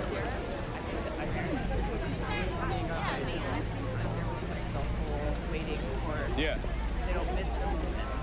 Yeah. No, there's everyone. Look over there. That's why I said, like, they're very, like, you know, everyone's got, like unks, aunties, children. Everyone has got, like a account, like a social media account that they're, like, live streaming to, which is why they're, like, much more understanding, I feel like, in terms of live streaming, right? People live stream like crazy out here, right? They all live stream. Yeah. Oh yeah, they're all live streaming. Or they're No one filming. just like a thing filming or taking pictures or videos. What do you live streaming here? How many times have you done this? Yeah, how many times have you seen? This is your first Yeah. Really? Yeah, I'm very proud. Like, it's very exciting. Yeah, we're okay. Honored to be a part of that for you. I mean, it's my first time too. You I'm might have gonna been. tell my mama. Yeah. This is my first time as well. I know it's shocking. I have not done this before. It's your first day to get citizenship. Yeah. Oh no, Yeah. we're getting close. The sun's gonna come up. Nice and toasty. I don't know if that part's true. You can interact with some of the grandpas. That's gonna be fun. Yeah. I'm little. I don't want to be rude. That's why I don't know how it will be received. And plus, there's like. You know, Maybe not in December, maybe later. Yeah. We'll do that. We'll definitely interact with the later. Oh yeah, there'll be plenty of that. What? There'll be plenty of that for sure. I'm trying to be as courteous as possible. Because it's rush hour. It's rush hour. It is literally our first day, or second day technically, but second day or just nope. It's okay, learning curve. The sun in the east is red. That's what Chatter said. The sun is coming up. So sun rises 6:40, like 10 minutes. Where does the sun rise? That way? Do we know the direction? What? Or do we know the direction the sun rises? I'm assuming that way. I mean, yeah. Don't talk to me like that. I mean, you can see it. You can see where the sun is, don't you think? I mean, in his defense, son, there's light coming up in the sky all around us. Brother, where do you think? Look at the colors. Yeah, look. First, look at the colors. He doesn't. Look. Wait, hold on. I thought you were on my side. Look at the colors here. Look at the colors there. Hassan does have a point. Okay, he does have a point. But now, in that. But it's better to be safe than sorry. He's also trying to operate a camera at the same time. Yeah. No, I understand. Yeah. What's chat saying? Let's see. Oh, my hands are so cold. Give him a break. Lock in camera, bro. Americans unsure where the sun rises. Okay. Oh no. It's the second sun. We are never getting free healthcare. That part is true. The sun is taller. That's why he can tell where the sun is coming from. Mr. Color Theory over here. The sun in my heart is Mao Zedong. Yeah. Said somebody from Iowa. Iowa is the sister state. Is it really? Yeah. Well, not from Mao Zedong, but Xi Jinping. Iowa is the Beijing of America. Xi visited Iowa twice. Once when he was, I think, like a lower level Hebei province party member in 1985, and then once again as the vice president, he visited Iowa. I heard about this. Yeah, I talk about it all the time. Yeah. Oh shit. That's what I've heard about it. Yeah. Him and I share a lot of opinions. And my dad, he watches the stream and then repeats it back to me sometimes. But Yes. I appreciate it. Sometimes I'll hear something, I'll forget I heard it from him, and then and you'll say it to him. And he's like, yeah, I told you that. It's like a novel opinion. That's a Fear and classic right there. It's a Fear and classic. I think I've gotten better though. One day if you want to take the day off, I'll take care of the coverage for you. No, I believe you. She still has friends in Iowa? Yes, that's true. Oh, Yeah. I think it's even sooner now. Yeah. Yeah, it's 6:38. It's 6:53 is when the flag raising ceremony will take place, and we will see it for all of its glory. And we will walk back to the car, and then go back to the hotel. All right. Yeah. And then you're gonna talk about. You're gonna do more. What we talk? What's going on? What's going on back? I want to forget. I want to feel in the moment. I want to feel happy. I'm excited. It's a new experience for me. I don't want to think about how awful everything is back home. Okay, that's why I'm excited to be here. We can LARP for a brief moment. You know what I mean? Like, in my mind, I came all the way from. Where could I come from? Like Guangzhou. Oh, I traveled all to the go way see the flag raising. to go see the flag raising ceremony. I'm a preschooler. Okay. Why are you always young in these analogies? I don't know. Just because you know when you're young, you have a lot to look forward to. There is a future. Oh, so sorry. Whoa! They turned the lights off. Wait, get in front of me so I can get a better image here. whoa! The excitement is palpable. Is palpable. You can sense the intensity. Tens of thousands of Chinese nationals from all around this wonderful country. Step up. I'm getting a little bit right in that spot. What? There's going to be low bit rate no matter what. No, it's been pretty good. We keep moving around. Yeah, we gotta stay in one good spot. Yeah. But very, very exciting, and you can sense it, you can feel it in the air. Yeah, everyone is here to see the flag get raised.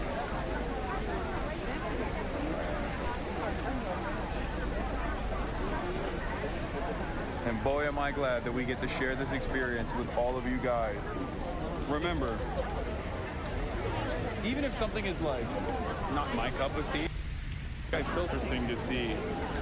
Very interesting to observe. Very interesting to see like how excited people get for it in general. You know what I mean? Yeah.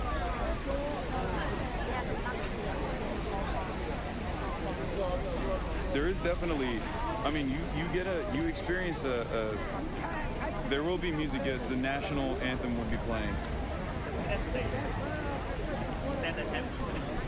And it's from a live band, right? Oh no, that's only on the first of every month. Yeah, on the first of every month there's a live band, but they just.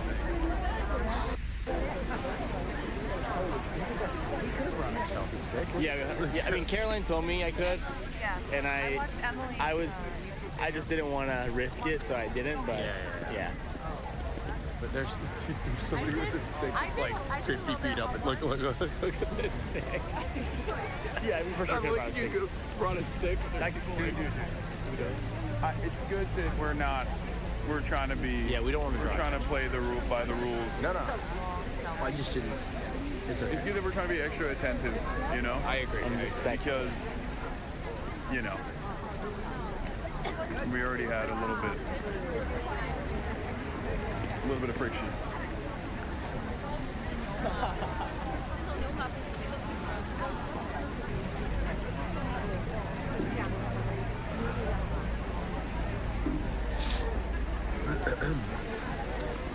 Good morning, everybody. Coming to you live from. Ni hao. 谢谢. Why are you saying thank you? That's your word. That's my word. That's your word. Ni hao. He always finds one word and spams it extra hard. He's like a Pokemon. This trip is shit. No, it's 谢谢. 谢谢.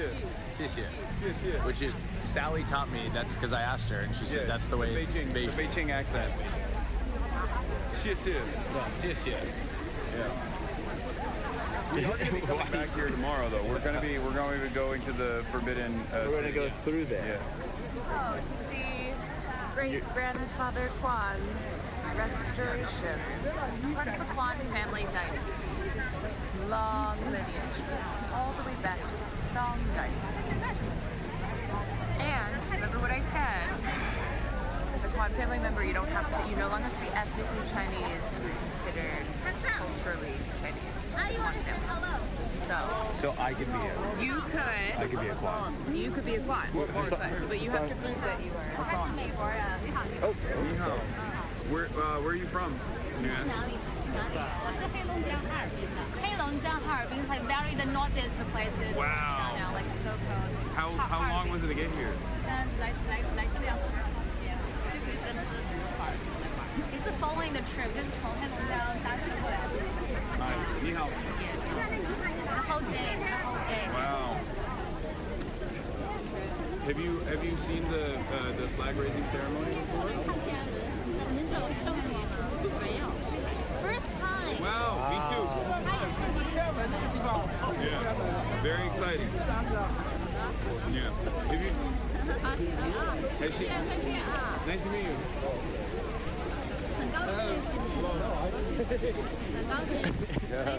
Nice to meet you. Bye. Bye. You say if she's ever met an American person. Oh, you can. Yeah, like she was saying like if you guys where is from? She's like David from Russia. Wait, who? What?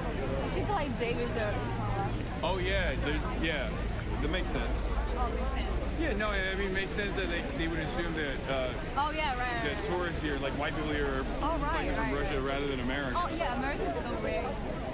Yeah, especially here, I think, because I'm sure there's. I mean, yeah, when you walk around, you see Americans in other parts of Beijing or like in other tier 1 cities, but Jacket's fighting for here its life. at this event, not very. Especially this morning. Yeah. This early. Yeah.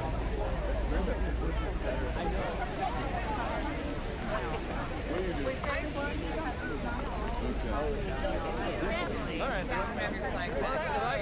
If I can fly down.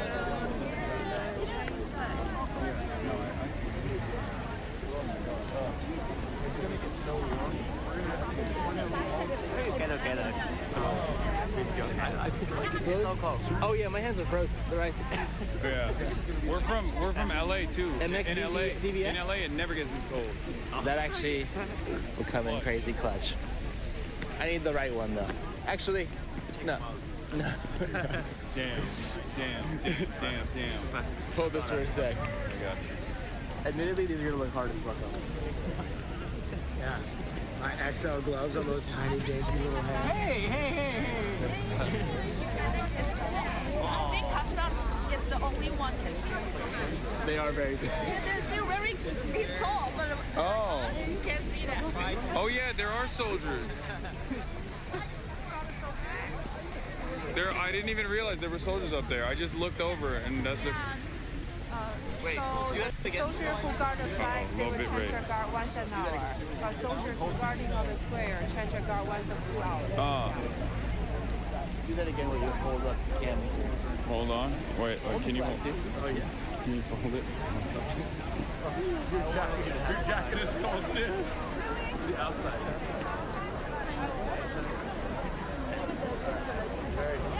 Actually, very healthy. Thank you for the glove. It goes in and out of low bit rate. Yeah, guys, don't take a few steps. Turn a little bit.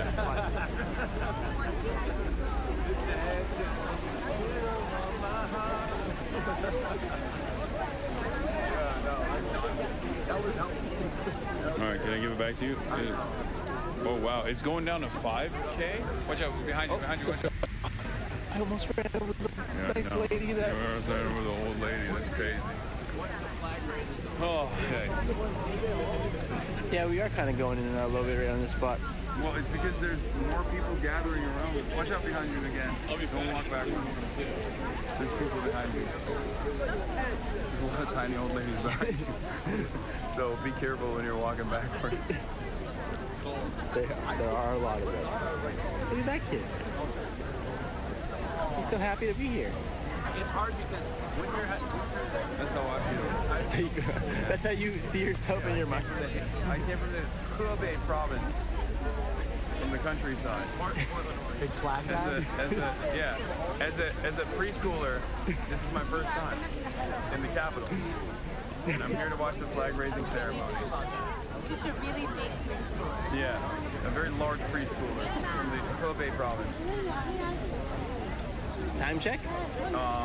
Only 2 more hours. I don't know, but it's fine. We did it, and it's fine. 2 more brief hours. 6 more minutes, and then we will see the flag get raised. Did they start the national anthem as the flag gets raised? The national anthem played, right? Yeah. So make me laugh right now. Why? Cool. Why are you worried about laughing? Got the whole camera steady. Right.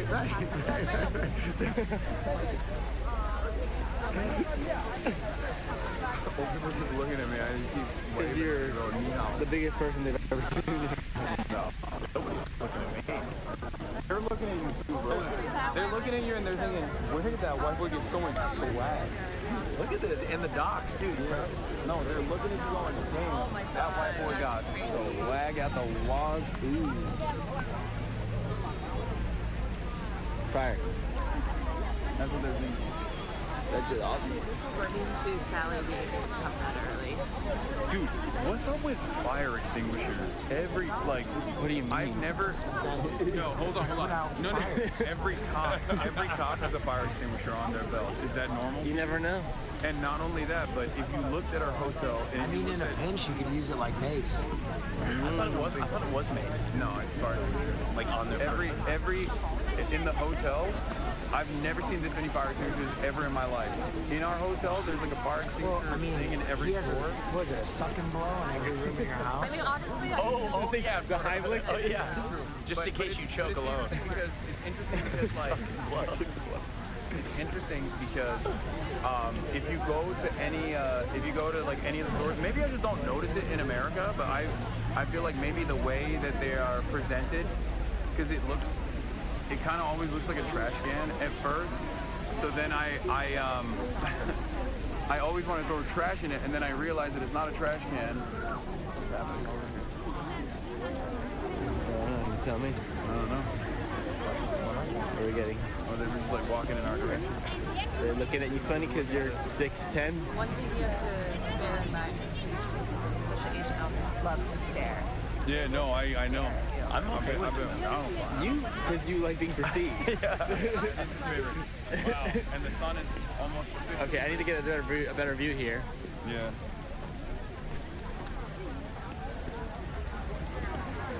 There's now a lot of people here. There's a lot of people in the square, chat, as you can see now, in all directions. Wow. Can only imagine how crazy it is on the 1st of the month. That's wild that there's like interior tourism for this kind of thing. But I guess it makes sense. Like it's like DC. You know, people go. Yeah, people go to DC to go look at shit. People are getting excited. There's motion. They're raising the cameras.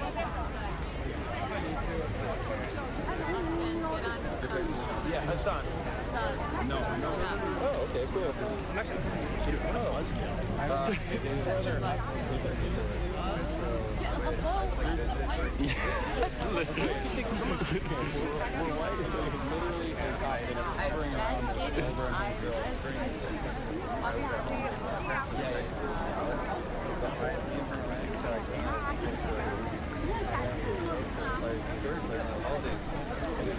Joke anymore. We can crack jokes when we get on the car. Okay.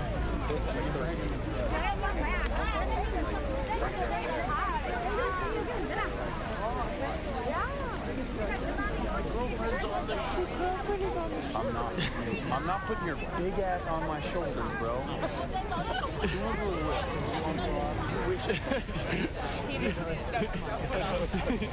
That's crazy. You want uppies on it? Okay.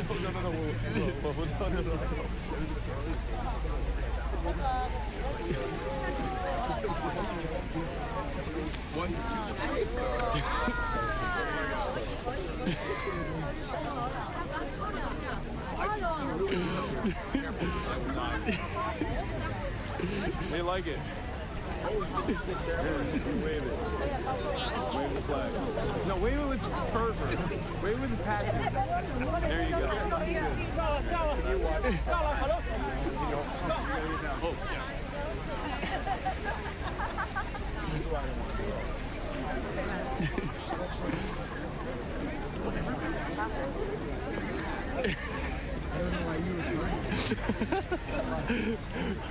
What's so different about Austin? Well, that's the reason why I didn't want to do it.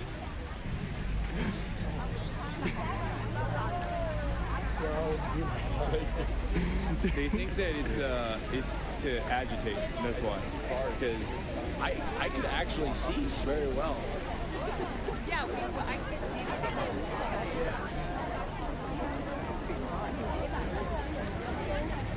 oh, it's happening. It's about to happen right now. Time check. 6:53. It's supposed to happen right now. All right, chat. Everybody is waiting with bated breath here.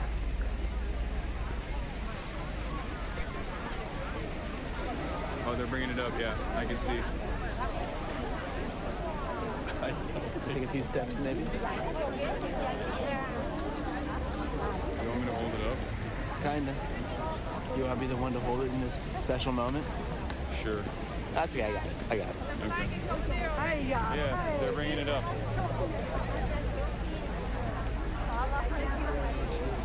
Take this glove off me. Give it to Will.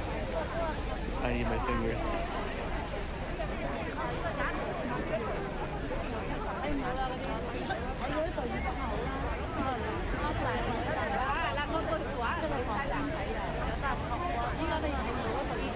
See the flag? Damn, that's a solid zoom.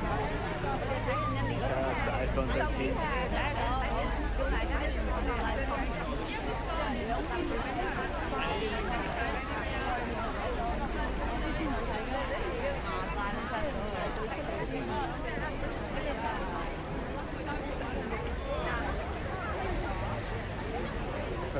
reception. 3x zoom. Shaking from the stadium.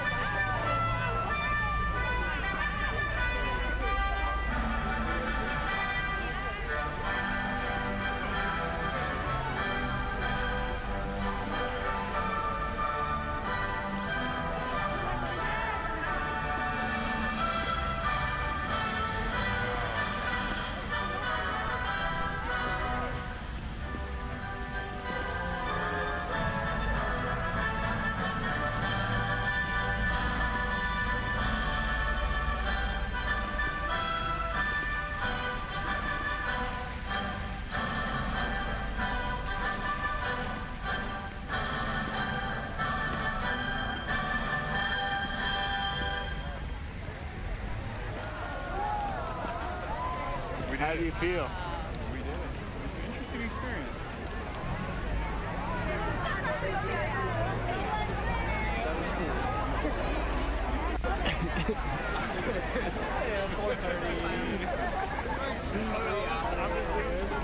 That guy who was like walked in, he's like passed out sleeping, and they were saying he was probably there since morning. Okay. So what happens now? Take the glove. You sure you don't want it? I'm good. It helped. It helped. That 10 seconds right there. And it was all worth it. It was all worth the journey. It was the journey. It's like photographing the moon. It's never gonna look the same. It is pretty big. But in photos it like doesn't. You can't really tell. It's kind of like photographing the moon. Should we try to beat traffic? I tried to get this very artsy Yeah, shot. Look how small it looks. Yeah. Sally just wanted me to tell you what the stars represent on the flag.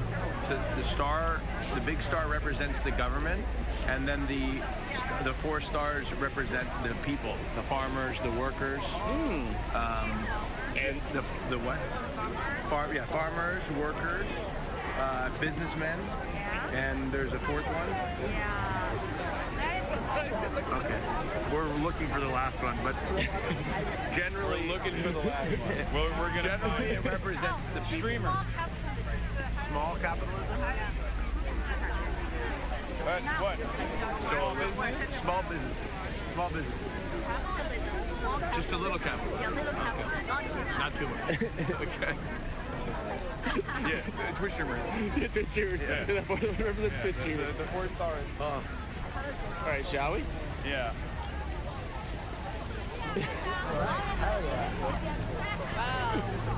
Wow, we did it. What an experience. I think it's been a very interesting one. Now we're gonna head back to the hotel. You guys are probably gonna face some brekkie. I heard there was a second flag raising if we take a train. Can we make it right now? Yeah, we can catch the sun coming up in the next Bravo.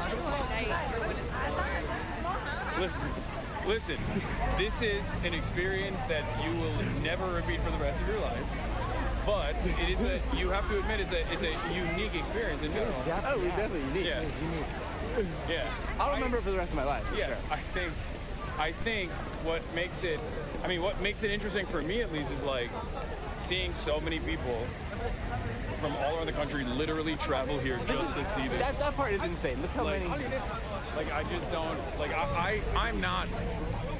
I don't have any sort of patriotism in my heart for any. Yeah, for America, but just in general. I'm not like a very. I care about people. Yeah. So for me, it's like it's hard to comprehend. Yeah. But I do understand it in some ways, and I kind of wanted to talk to some of the people here because, like, all of the old people that you see around, right?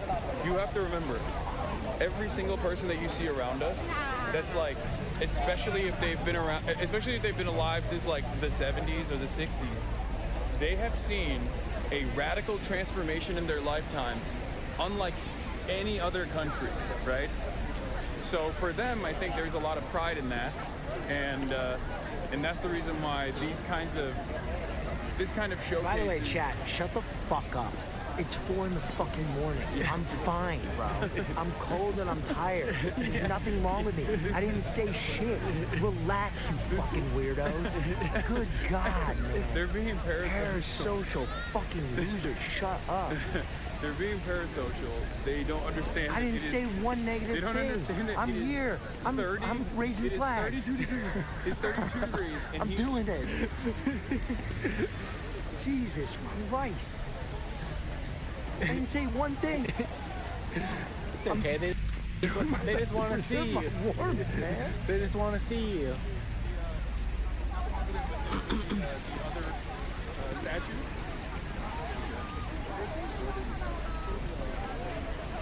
I'm trying to get some hotel breakfast. I'm on 2 hours.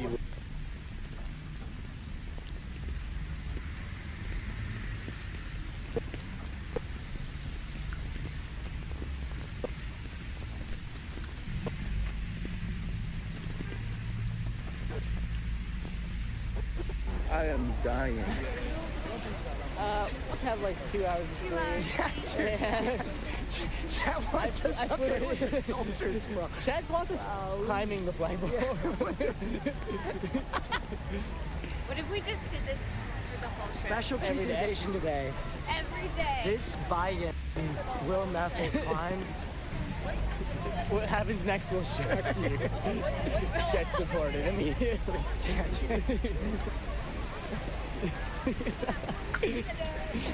Look at this guy. This is his Disneyland, then.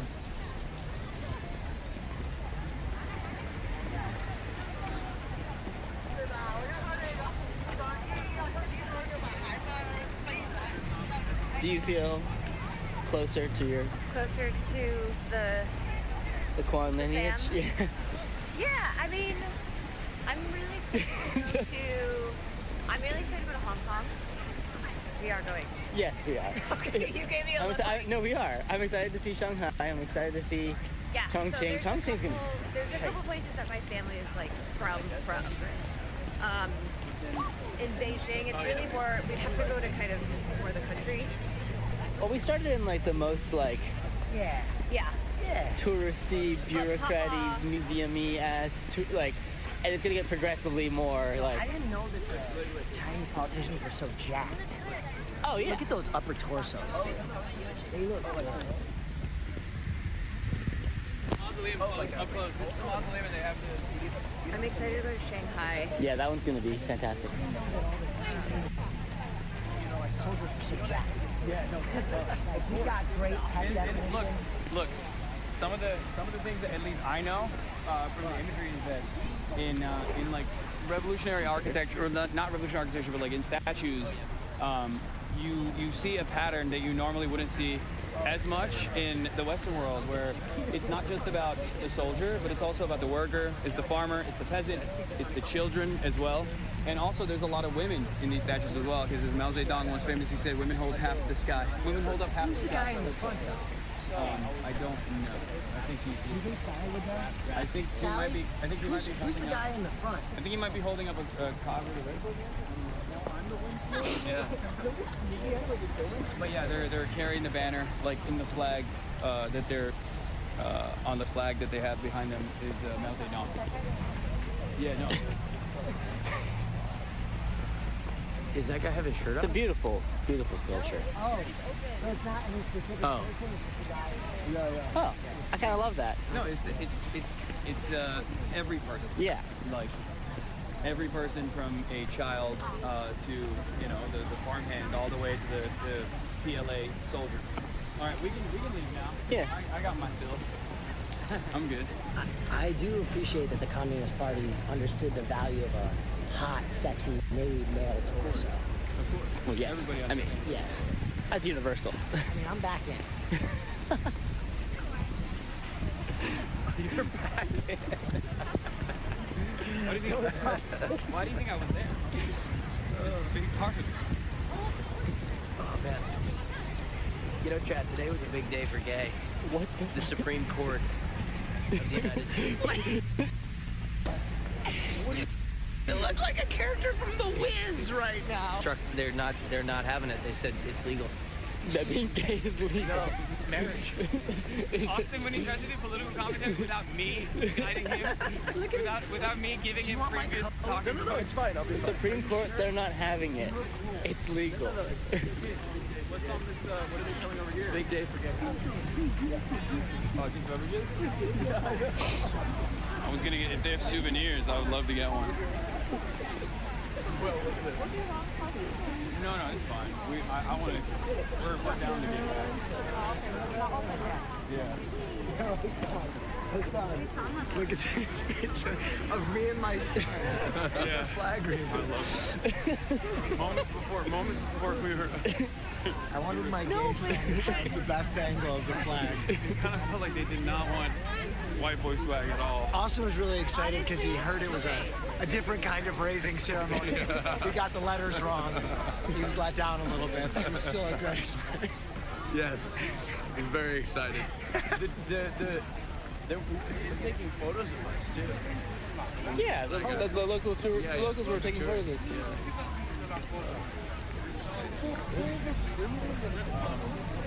Light work compared to this. Okay, I'm in a much better mood now that the sun is up. Yeah, typically that's how it goes. That was tough. That was tough. I think it's time for. We did pull up really early. Yeah, I would love a hotel breakfast. Yeah, hotel breakfast. Yeah,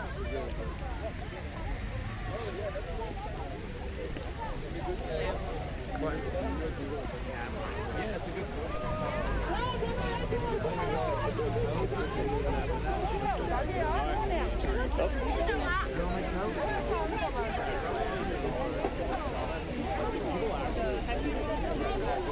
Any bathroom emergency? Anyone that needs to go to the bathroom? No?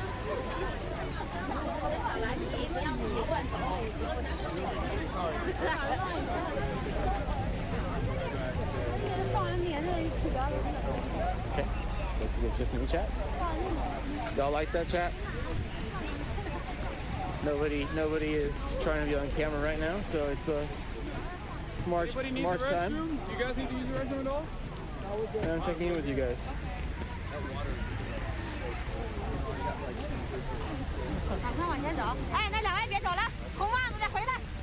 It's like a little class field trip. Oh shit, I almost ate shit.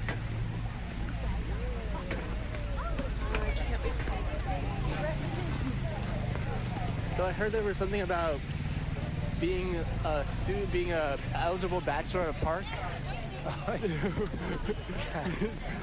doing Chinese speed dating. Does chat know about that? Am I leaking that right now? I don't know how we're going to do this without being offensive to someone. Apparently, parents go with placards of their children's dating resume. So I was thinking that maybe I would wear a placard for Hasan and try and find eligible Chinese girls for him. Yeah, that totally will go well. Oh! You want to get souvenirs? Stay right there. Okay. Okay. Don't look. Stay. Just look. I do want a souvenir too. But don't look. No, he said stay right there. But I want to get a He said you can't go in. He literally said don't go. He said do not go in. Hold this. I'm gonna go in. That's crazy. I hope like it. Okay, here, hold on 1 second. Roger, you can talk to them. Come on. Yeah.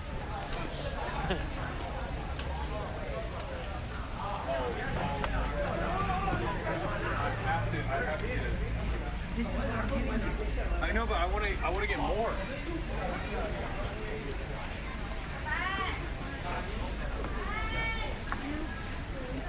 Wait, Mark, for our secondary backpack. 他说不进去吗？这个能进吗？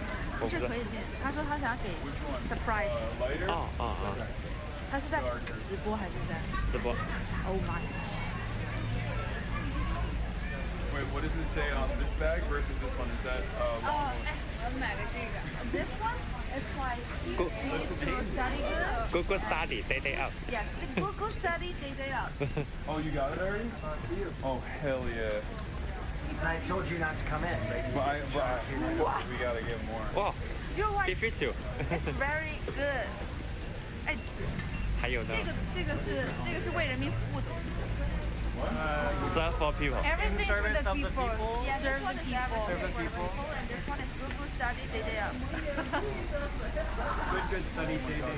Yeah. Oh, I gotta get some stuff here. Straight Can you like carry We'll go this? wait outside so we don't pollute. Can you carry We that? need it for this is for kids. Yeah. Oh, I'm ready. I don't think it's for kids. Mark, this is for kids, right? It's for kids. No, because we need it for a camera bag. We need like a secondary bag when we're traveling. Oh yeah. Mark, was this fit? Like a camera or no? Yeah, this one is. I like it. 哇，这好适合你， Yeah. 超适合你。 But I think even without covering ears, this is more everything can pick up. Like yeah. This one is not. It's the Service for people. 那个什么毛？什么毛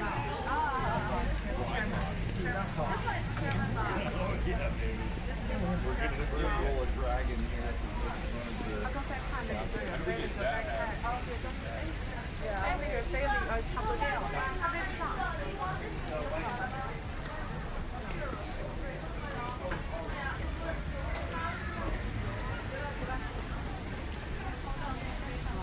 Yes, yes, this way.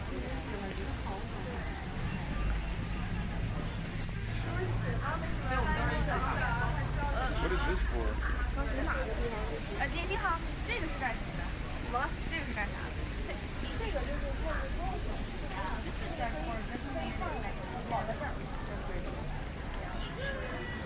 There we go. It's very good for you. Perfect. Yeah, it's good. 好帅，关键是好暖和。Do you know what is house shot? House shot? Yeah. House shot? No, we got it for him. Oh, that's cool. Are you getting back? They want me to try one on. Let's see.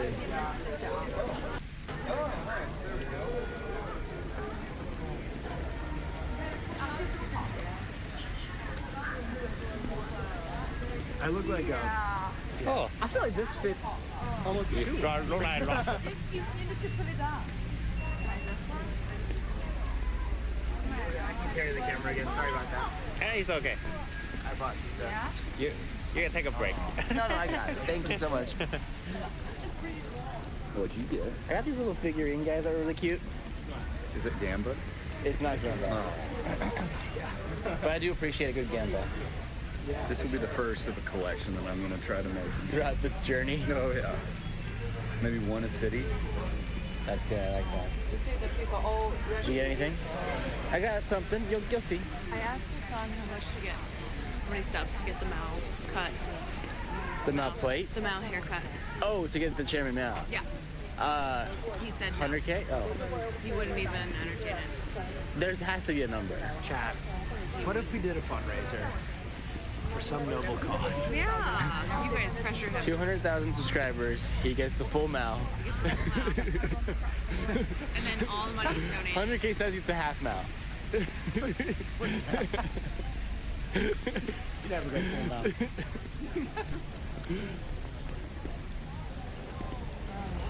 I think you could rock it. I think he'd look good.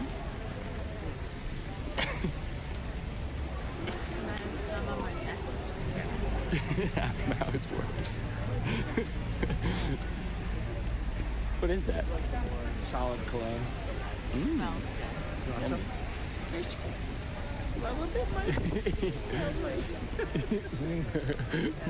Yummy. Wait, hold on. Here, There you go. You get me right? Yeah. You get me right? Get him right there. Oh, wow.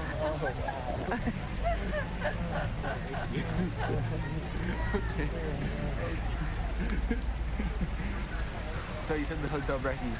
Oh, Bonfire. it's so fire, You should dude. not. It's so I would like to, but Hasan's gonna go up and do he's gonna go Doom pillows on you for 3 more hours. Everything is bad. Nothing is good. Brace for impact.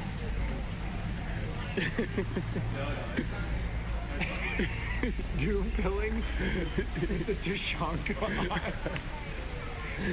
with the full mouth cut.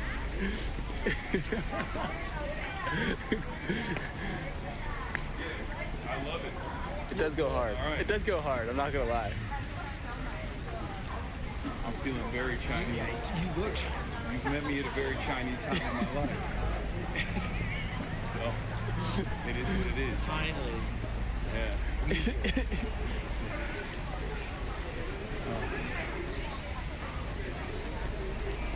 All right, so the lady came up to me. She's like, "Oh, you want this magnet?" And I thought she was trying to give it to me as a gift. She's like, "No, I'm just trying to sell it to you." I was like, "No, I'm good. I already bought what I wanted." Oh no. Yeah, I was like, "Damn, I'm getting free." Beijing. Yeah. How you feeling, Hasan? They had archers up in them towers, man. It's crazy. Okay, so this is now. Yeah. Open all day. Wow, with the sun out, it looks beautiful out here. It's gorgeous. I bet you great grandfather had that one. Did Marsh make sure you get the camera? Marsh, did the camera pick up how hectic that line was? The line situation? Of course. Oh, yes. It's also pitch black. Well, yes and no. I had a very old woman just come and push my butt cheeks at one point. So it was unnerving. I will say this, one thing I've noticed, people a little chubby. Oh. I'm telling you. People are a little chubby.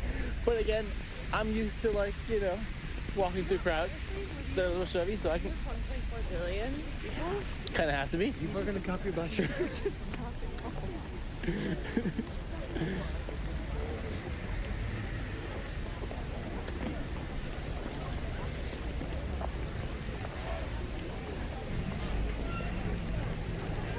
Do you want to swap to the bag when we get in the car? Yeah. I mean, it's like a 10-minute ride. I mean, yeah, it doesn't matter. Just put it on the tripod at least. Oh, this for sure, yeah. Hasan, we want to eat breakfast at the hotel. Yeah, you guys do. I'm gonna go upstairs to Paul. Is he gonna go? You're not going to have breakfast? No. Oh, he'll get room service, no? Well, you should eat with us before you go up, okay? 10 minutes? No, what's going on? We're really trying to do friendship. Yeah. Oh, no. I'm There gonna... won't be a flag, but... No. No, I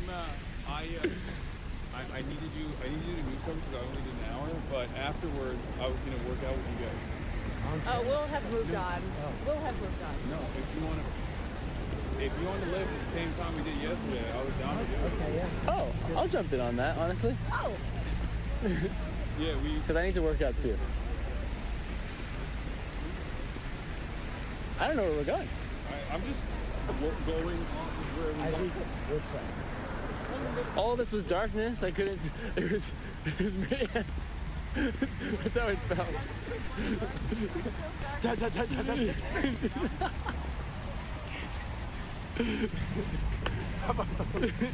Oh, we're gonna lose reception down here. Yeah, we're gonna lose reception down here for sure. Well, I don't know. We'll see. I guess this is a test. Let's see the data. It'll be longer, bro. There's no way.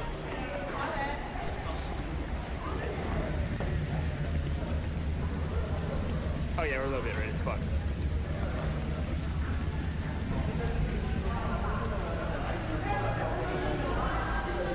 I don't know if it went offline though. I think we just got a little bit ready. Oh yeah, we're off. Right? Okay. Alright, it's closed like this. No, there's a gate. Yeah, it's closed.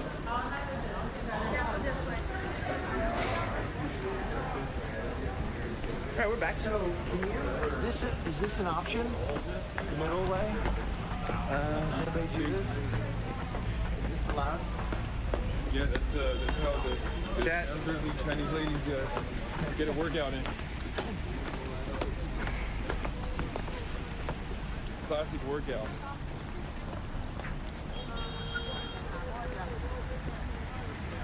It's the metro station. That's the way. Yeah.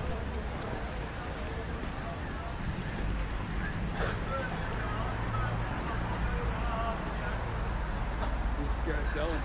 I don't know. Oh, sounds yummy.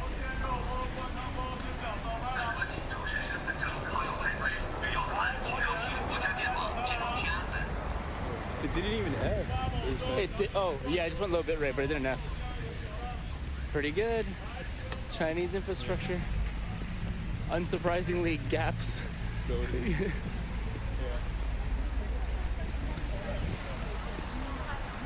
Oh. What is it? Oh, that's the first KFC in China. I've heard. Oh, we gotta go there.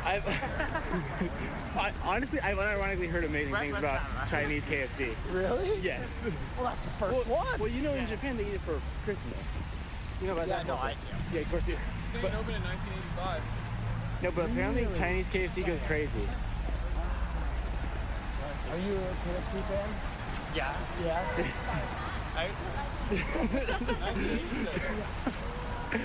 Oh shit! Our goat, our absolute goat. That looks so good to see you. Good morning. Wait, you just landed? No, I landed Last night. How are you? I've been sending like breadcrumbs. All right, chat. We're back in the vehicular device. It's nice and warm. I forgot what it was like to feel warm. Wow. I'll tell you what, the heating system works great. Are you good? Yeah. No, just checking in. I don't. It's walking. There's nothing to do with anything. Tiny banana? Yeah. Can I offer you some Can I offer first you? KFC in your time of need? Wait, can I? I'll take a tiny. Do you want to be able to how was The flag raising? yeah, It was pretty cool. It was sick, yeah. It was fun. It was interesting. Did you guys get pretty close or? No. I thought we were close. I was sitting here talking to the driver and learned so much about him. Nice. He's a really nice guy. He's 32 years old. So you speak Chinese, right? Oh my gosh, he's much farther ahead than I am. Yeah, it's been fun. You speak Chinese, right? Yeah, my Chinese is pretty good. Damn. Bro, that's such a good photo. They got mad at me for being on the shoulder. No, but Well, they literally only did it because you guys are white. Like that's it. Because you're born. There's plenty of space. People there loved it. They were really oh, that's so cute. Yeah. Yeah, I the got old some lady- breakfast for you guys. Wow. It's Chinese local. It's xiaolongbao and xiaomai. Oh wow. You got that so fast. Yeah. So it's like I don't buy so many. It's okay, just his little snack. Yeah, just taste one. Just taste one. Is it? Is there? What's in it? It's some pork. Thank you. You've had xiaolongbao. It's a soup dumpling. Yeah, but we will have xiaolongbao also in Shanghai. Yeah. Can we get some W's in the chat for our... For Irene, thank you. No, it's okay. No. Was that hot as fuck? It was really hot. So, this is like a... Oh, I'm good. I don't want I'm okay right now. But March, This is a very traditional Beijing style. This is like a fermented soy milk. Oh. Like fermented. Is it sweet or is it? Wow. I take it you've been here. Yeah, I don't know. You can accept or not. Oh, I thought that was your Chinese. I will also try that.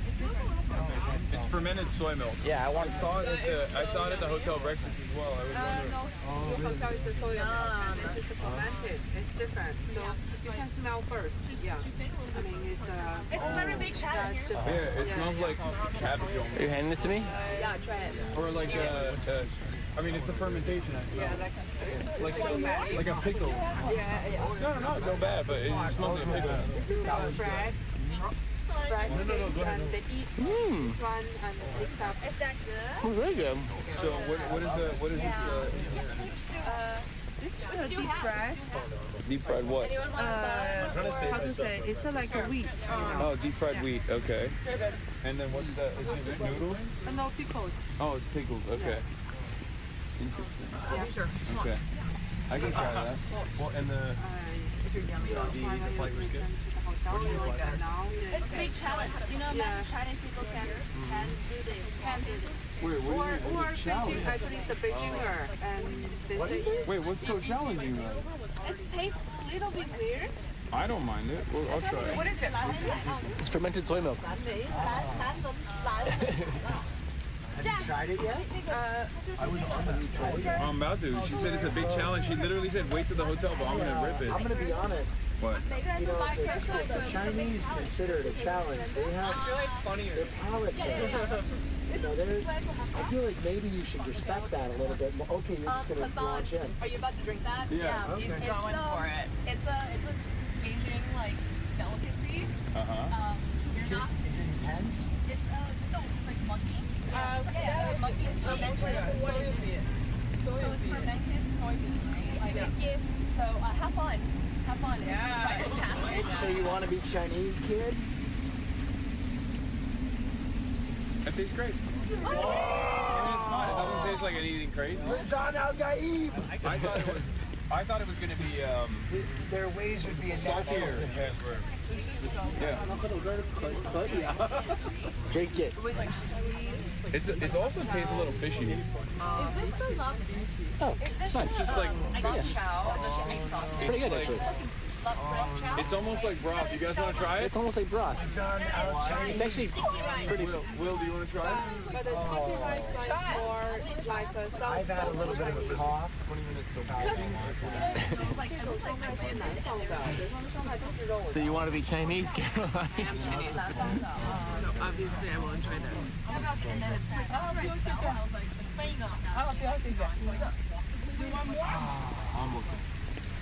Pretty inoffensive. Your eyes are hot. No, because it's cold out. Now I'm hot. Yeah. Yum. That was so good. I mean, it's not like, so it's not, I wouldn't, you know, The Chinese people don't. I wouldn't seek it out, I'll be honest. It's not my cup of tea, but it's not like, you know, it's not bad. No. Sally, you like this? You have this? Oh, you don't like it? You don't like it? Yeah, my family, only my mom. Neither one of them like it. Apparently, I mean, they say you are more culturally Chinese if you drink the whole thing. No, Chinese is Beijinger. It's a Beijinger. Only Beijinger can like it. So this is why the people from all over China come to Beijing and they buy and try. And then they're like, they don't like it. Yeah, most of the people don't like it. They cannot accept. You want to try? Oh, You become more Chinese. I will not be doing that. And no, I will not. I will become more Beijinger, but I haven't decided if I'm a Beijinger or if I'm from Shanghai or Shenzhen. But I think it's worth it. So hold on, Hasan, are you gonna try the drink? He already tried. Okay, but the fact that it's framed as a challenge doesn't necessarily. No, I don't want that. I'm good, thank you. But that's what you eat it with, right? Yeah, you can give it to Is it hot? Is it spicy? Or does it taste terrible? No, it tastes like nothing, really. It's a challenge because you have to throttle all the It's like a neutered broth almost. Is that a good way to describe it? Yeah, it's actually quite inoffensive. Yeah, it's like a neutral broth. Yeah. I'm gonna try. Can I try? So this is a challenge? I think so. What do they call I don't this like challenge? Because I don't like it. I mean, well, Like it? yeah, it's good. 为什么他们都喜欢？谢谢. Oh, he's so happy. Oh, here, I'll take a picture of drinking. I know that. Neutered does not equal neutral. I said neutered because like it doesn't have an umph to it.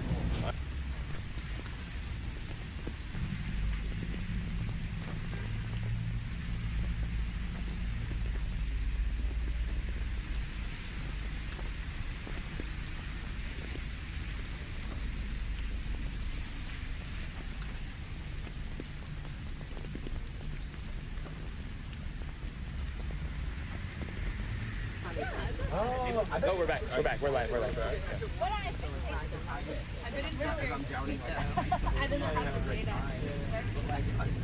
There is an ice cream with that? Oh, that's crazy. I don't know about that. I feel like I would like it with the ice cream. I mean, it needs like savoriness or sweetness to it, I guess. It'll be back. Is it back or not, Chad? Yeah, it's back. Oh, it's back. Okay. Great photo. Yeah, wait, these pictures are actually so cute. This phone camera setup is boss mode. Like, we could literally... Well, the best way to do it would be plug phone to the CPU. Yeah. Yeah. Do we even need, like... I mean, I guess the camera is much... I think high quality. So it would be higher quality. Yeah. But in the situations where we can't... Yeah, or there's like, you know... Man, I can people being like, oh, you can only bring your phone. And do you like it? It's got like a. You know what? Oh my God! You know what it smells like? It smells like sauerkraut. Yeah. Yeah. I know it's cute. It is a great photo.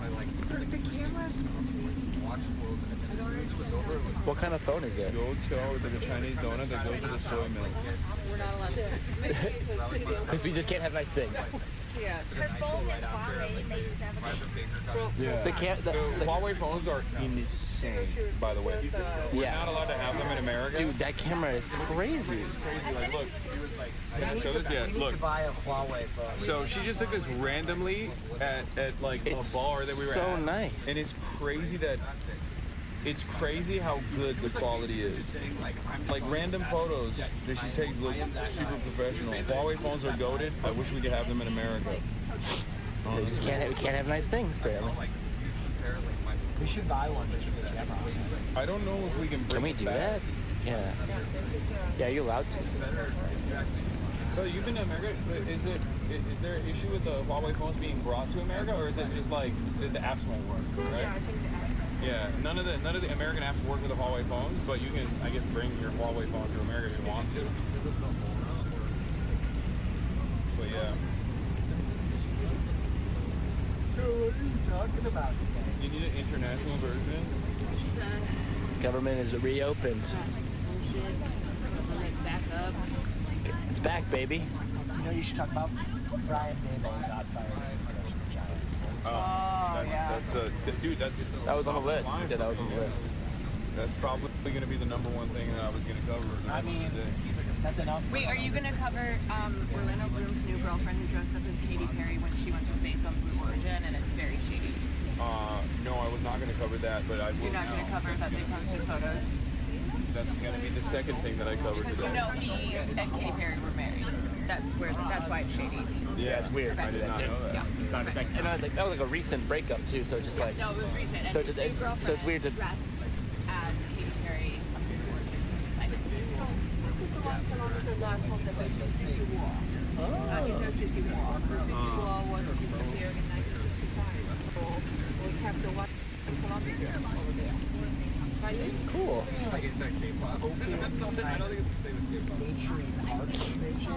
Yeah, but it's pretty far away. Yeah.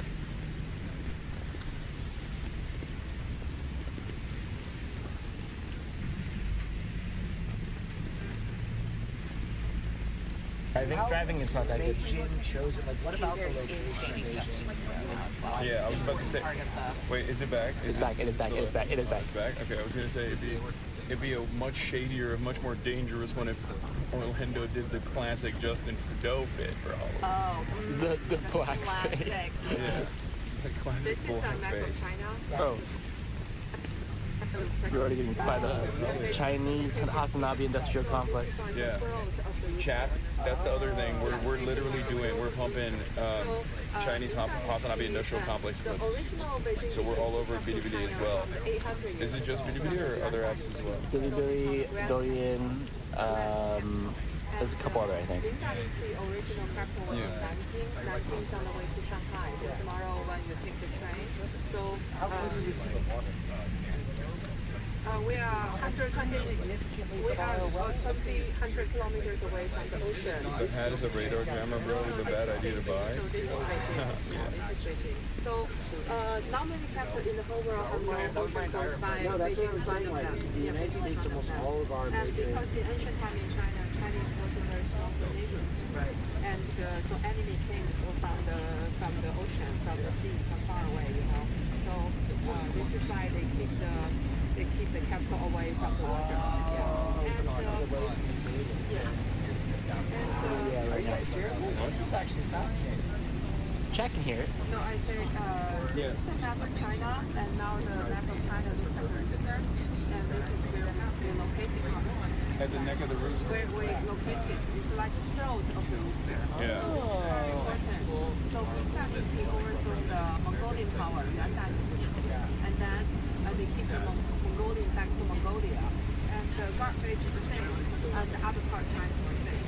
So this is why 1368 to 1644 was the period of the Ming dynasty, 276 years. And then the capital of the Ming dynasty originally was in Nanjing, South China, now far from Shanghai, beside the Yangtze River, you know. And so after the third son of the emperor, he guarded in Beijing. So he knows how important of the location of Beijing. So in 1420, when he became to the emperor, in 1420, he moved the capital from Nanjing to here. So like if the Mongolian fight, and the fight to Nanjing means almost half of China lost, you know. Yeah, so this is why he moved the capital to here. Yeah, so Beijing was a city more than 3,000 years history. Now we begin to capital of China of around 800 years. Yeah. Wow. No, because I was asking like how they chose this as the capital they chose because so many capitals are either adjacent to like a body of water or some of the shortest. And she was telling me that it was like let's keep it away from a body of water. Yeah, Turkey's the same. That's why Ankara is in the middle, smack dab in the middle of the country, away from bodies of water. Whereas Istanbul is what most people think is the capital of Turkey, falsely, is smack dab in the most important trade route. China. Oh, it's been changed. Always making it. In China, we used to have 6 different capitals, you know. So we have Xi'an. Xi'an was the oldest capital of China during the feudal society, and Xi'an was the 13th dynasty's capital. So in China, we have kind of sentence. We say, if you want to see 5,000 years of China, and go to Xi'an. Xi'an, Xian. It's where the terracotta warriors come from, you know. Yeah. And if you want to see 1,000 years of China, come to Beijing. So they refer to Beijing as the neck of the rooster. They refer to anything else as like Xi'an is the heart of the rooster. Heart. Is there anything like that town that they don't like that's the roosters or something? But no, rooster speed depends on the location. You know? It's not real like a good or bad or. Yeah. Okay, I have a question. Yeah, so this is are there any regional rivalries? Because like in the United States, Boston and New York, you know, like, are there any regions in China that are like, Beijing is like, oh, that's a terrible region. No, I think all Chinese, they love each other. Yeah. Perfect harmony. Yeah, we're sisters and brothers, you know. And so we say if you want to see 1,000 years of culture, come to Beijing. And if you want to see like 100 years of Chinese culture, and go to Hong Kong. What's your favorite area outside of Beijing? You mean in China? Yeah. It's very difficult because China is a very, very big area, you know. From the east to west is about 5,000 kilometers, and north to south is about 5,500 kilometers. So different parts have different schedules. But I just like to Xinjiang, the leaders, you know. So China looks like a rooster, the Xinjiang like a tail of a rooster. Border with the Kazakhstan, Russia, you know. So Xinjiang has very beautiful scenery. So you can find the scenery in Xinjiang like Europe,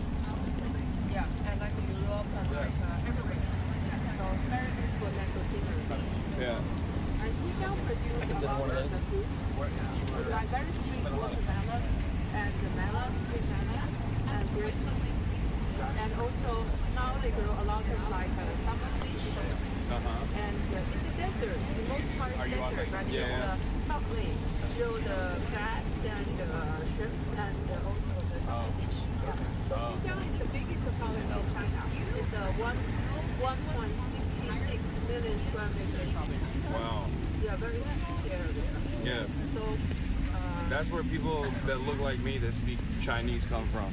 Where if you see like a white dude, here we go. Here we perfect go. Chinese, they're probably from Xinjiang. All right. yeah, let's say if you want to see 30 years of China, you go to Shenzhen. Yeah, the software. Oh yeah, no, I can't wait for Shenzhen. I'm so excited. And if you want to see 5 years, 10. I maybe get mad. Actually, no, what's crazy? Yeah, if you want to see 30 years of China, go to Shenzhen. If you want to see 5 years of China, go to Shanghai. 5 years of China, Yeah, Shanghai. so yeah, Wait, really? Shanghai. But I feel like Shanghai was always like a modernized city as opposed to the rest of China, right? So like. Yeah, we call financial center for mainland China.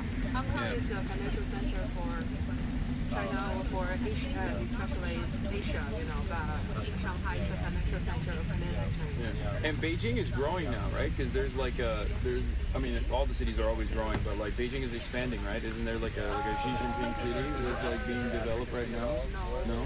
Not a Xi Jinping city, but like we have another city in Hebei province called Xun'an. Xun'an is a pretty like a new development. Yeah, new development. And we will move the government yes, that's what I was companies asking. and some like a lot of the universities and move to that area. Yeah. Or headquarters of some. That's also very impressive for us because like as Americans we don't have like the same kind of development strategy as far as like building out before people actually come in and then moving people into different areas. Whereas like in America there's always a big issue with real estate because it's so financialized. Yeah, I know. So they don't build new housing. So this is the CBD's area. You can see the whole like high-rise building in this area. So that building, do you see the tallest building? They call CITIC Tower, CITIC. CITIC Tower. It's a bank. Yeah, so it's the tallest building in Beijing. Oh. 127 meters. Which region in China has the best drinkers? Are there any like alcoholic drinkers? You mean I mean different. I think different part of China, different kind of alcohol brands. So people from Shandong province, people from Shanxi province. There's like a Chinese alcohol that's like Everclear. It's like a white bottle. Oh, very expensive. Multi-Guizhou province. Oh, we gotta get that. We gotta get that. You can't even put that near an open flame. Oh wow. We gotta down that. I like it. It was intense. I think it's it. We call it Everclear. Also, we have a lot of places in China produce a wine. Oh. What kind of wine? 34. The red one. I mean, it's the extreme one. And I'd be down to people like seeing us out in the world. Chinese wine tasting. I would love to do that. I'll be down. I'm down for all of that. Oh. China, they produce different vinegars. Wait, I want to try that too. That sounds good. So vinegar in Shanxi is the most famous one, a little bit salty. And vinegar in Zhenjiang, closer to Shanghai, is a little bit sweet, you know, so different part of China, yeah. Who's got the best vinegar? Depends on different people have Sally, different. what's your favorite? Sally, you keep Will, you keep asking Sally to pick. She's not picky. She's a Beijinger. She's Beijing No, number one. depends on what you eat, you know. Maybe dumpling is like a Shanxi vinegar, and if you eat like crabs, the better use a Zhenjiang vinegar, you know, yeah. And this is a CCTV, the China Central Television Station. It's a British design and very special building. We call the Jin. Foreigner called Jin. Oh, this is the pants. Yeah. Is this the pants building? We call the pink shorts. Yeah. This is the one. Okay, wait. I'm gonna be there. What's the pants building? I'm doing a. CCTV. The I'm doing a. Central Television Station. But if you see the building from the like the board wheel, it's a TV from the sky. So it's like a TV. Yeah. Wow. Oh, that's sick.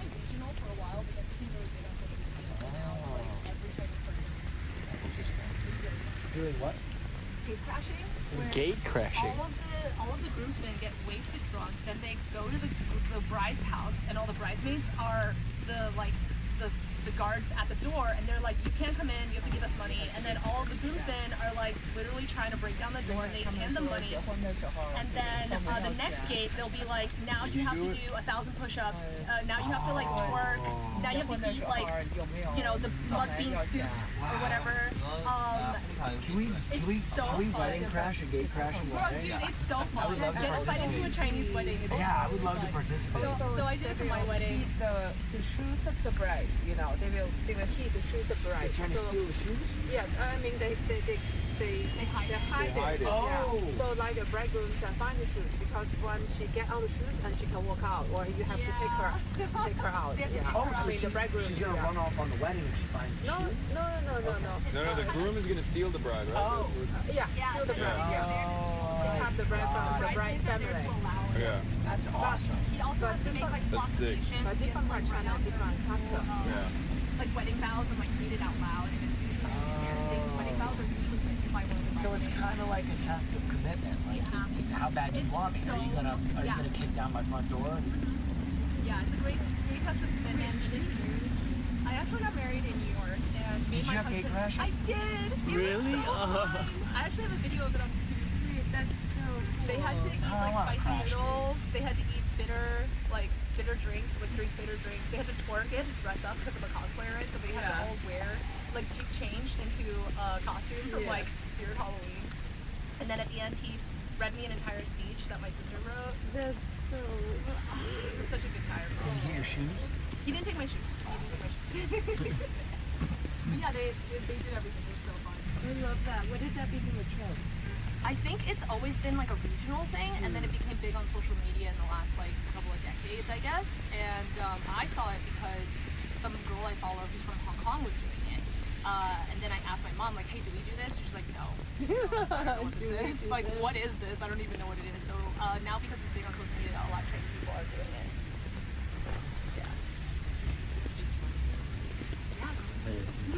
What? Crash gates. Get all your groomsmen, all your bridesmaids involved. It's a great way for them to get to know each other. I'm laying siege to a house. Yeah, that's amazing. But the bridegrooms, not only one person, not only himself. There's a group.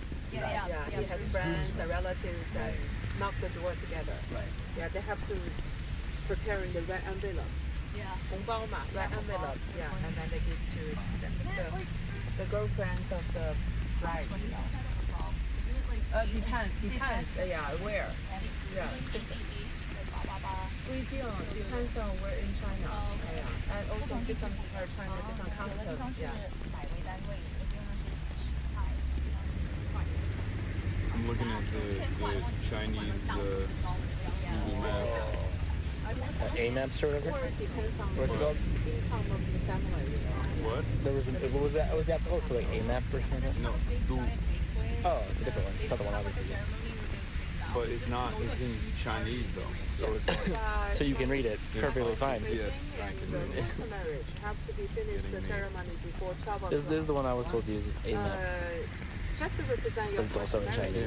But now the people don't care that much like before, Yeah, but you know. Is that a problem? No, I like it. Oh wait, this might not be the. This might be the. Is it Didi? No, Didi's the Uber app. No, Didi's the Uber app. Yeah, so in Guangdong, You didn't make a folder? Oh, and then the yellow one is the. Deliveroo? Yellow one is the delivery one. What's the yellow one called? No. I have no idea. Do you know? I don't know. I think it's like Fleet or something. What's this app called? Meituan. Oh, Meituan. Yeah. I've heard. I food everything. Like if you want to buy swimming suit, you can just in half an hour or maybe 20 minutes. Will they bring it to the hotel? No, the hotel doesn't bring in. The hotel use a robot sent to your room. Yeah, but hotel doesn't do food. They said. Okay. They won't let food in. Is what they said. They don't let food in to the hotel. Yeah, I don't know why. But you probably misunderstood that. No. Bro, the speaking perfectly.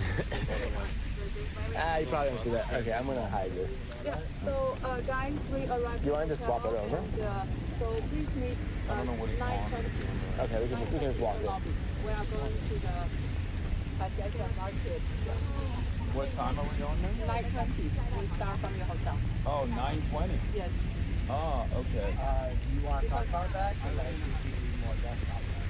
No, I mean, you guys, do you want to do it? Do you want to stream it? Like, Wait, what is it we're doing? I mean, Hassan, are you going to be ready in an hour and 20 minutes? Like, let's be realistic about this. Yeah. I can do it, or we can cut it if we want to like work out and stuff, and then do the part later in the day, or like whatever you guys want to do. What's that, 9:20? 9:20 we are going to Antiques Market. Yeah. Oh, that's cool. Yeah, I'm down to do that. Yeah, sure, yeah. So We'll just eat breakfast, have a nice... take a shower, you know, yeah. Yeah, I can do that stuff for an hour, and then I'm down to do it. I'm down to do it after. We can keep the TV. No, let's bring the TV backpack. You gotta bring everything. Let me get the backpack too. Yeah, backpack. 它的包含在后 Where's the 边。 TV backpack? Oh yeah, that's the one. Thank you. Thank you. Is that okay, the time? The 9:20? I mean, we can push it to like 10 maybe? Yeah, we can push it back. It'd be even better. Can we push it back at all? Like to like 10 or like 10:30? Yeah, 'cause I so still gotta, what like- time you prefer? Because we go to the Panjiayuan a little bit time and there are so many culture and stories we want to know to you. So maybe like 1 hour in Panjiayuan. So what time you want a departure? Hotel.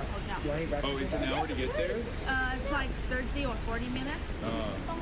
Okay. So Let's do 10:30. Can we do 10:30? Is that too late? No, it's too late. Okay. Yeah, because 10:30 when we arrive, it's like 11 or 11:20, and then in 1 hour we go to the Rusty Duck. It's a little bit late. Okay, so let's do 10 then? 10, okay? Yeah. Okay, 10. When and where's the duck place? Because I think I'm meeting up with Jen to go to... Yeah, the duck place like... All right, 10 a.m. Trying to get some brekkie? Yeah. Gonna run up and set them up, and then I'll be back down with everybody else. Sounds good. Is stream live right now? Yeah. Okay, stream. So how do you then go from that to... Just with toolkit. Oh. 10. IRL toolkit? Yeah, it's all toolkit.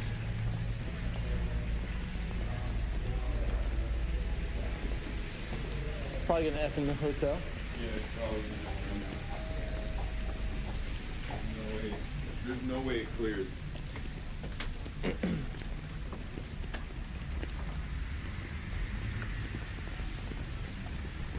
Let's see.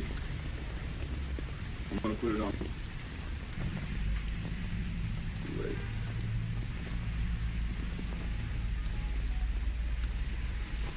It's actually not effing. Yeah, it's kind of crazy. That is crazy. It's so bad. This is a low bit rate. Toilet was lined with the subtlety of a community theatre actor's understudy while dressed like the star of a Cialis commercial. He is right to imply that police chases can be dangerous, and for a long time we didn't know exactly how dangerous because the federal government doesn't reliably track deaths from them. But when the San Francisco Chronicle recently compiled their own database, they found over a 6-year period more than 3,300 people died nationwide in police pursuits. That's an average of nearly 2 a day. On top of which, a majority of those killed weren't even the fleeing drivers, with over 500 of the victims innocent bystanders. All of which is probably why a DOJ report once called high-speed chases possibly the most dangerous of all ordinary police activities, with a former sheriff describing them as like firing a 4,000... All right. Hold on. We're back.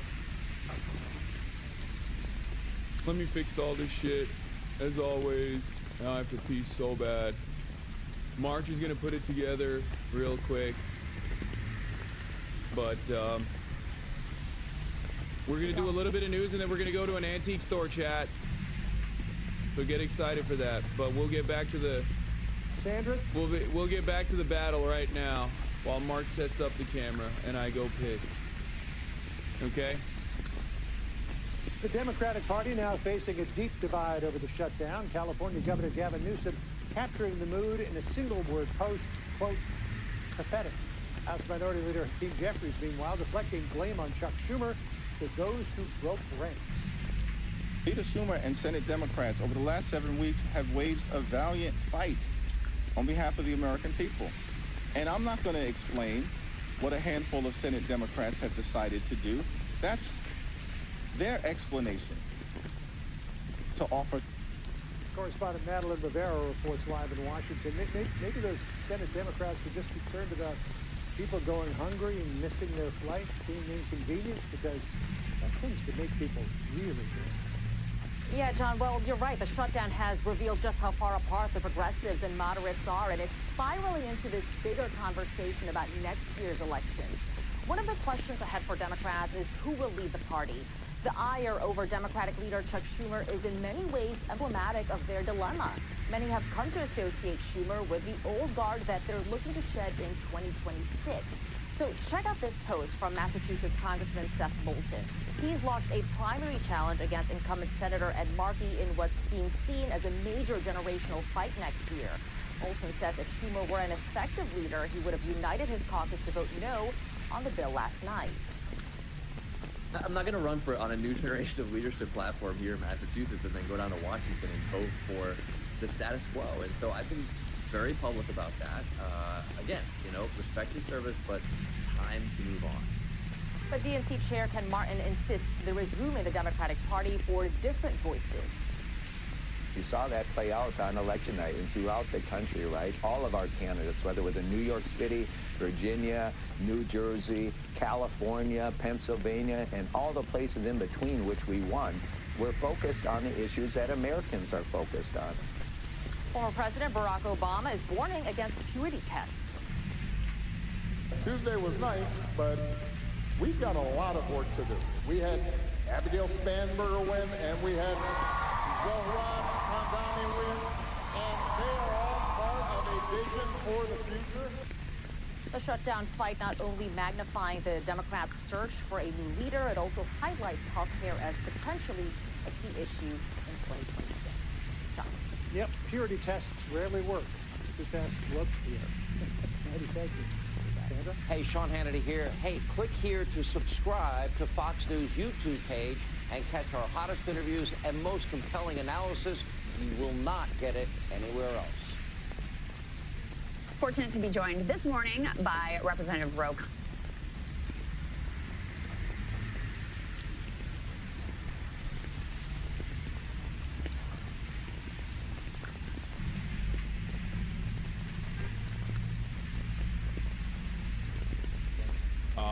Yeah, we can do the full blinds. You gotta get on the other side, bro. You keep doing it from this side, but, okay. I mean, it's,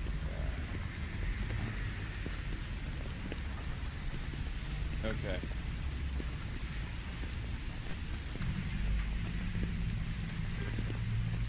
Play Red Sun in the Sky real quick. Games, bro? Okay, everybody shut the fuck up. March of the Arc Raiders drip is true. Okay, so we're back. We're gonna talk briefly about the shutdown before we move on. Little this, little that. Okay. We're doing. We're gonna talk briefly about the shutdown. Jeez, man, you were walking around Beijing today, and now we gotta listen to Sean Hannity's voice. No news today, no politics. Okay, can everybody fucking calm down? Like, this is my job, man. This is what I have to. This is what I do. Okay, this is what I do. This is what there are people that come in here specifically because they want to hear me talk about the politics and the news, right? Like, lock in. There's mad people. Grand Theft Auto RP, gaming, all this stuff. Were you worried about the government reporting you while you're out? No, why would I be worried about the government reporting? I'm reporting everything myself. Also, like, there is like, we're with people. You know what I mean? We're with Chinese nationals. Like, it's not like that. Like, we're not doing anything that isn't allowed, we're not doing anything that's not appropriate or.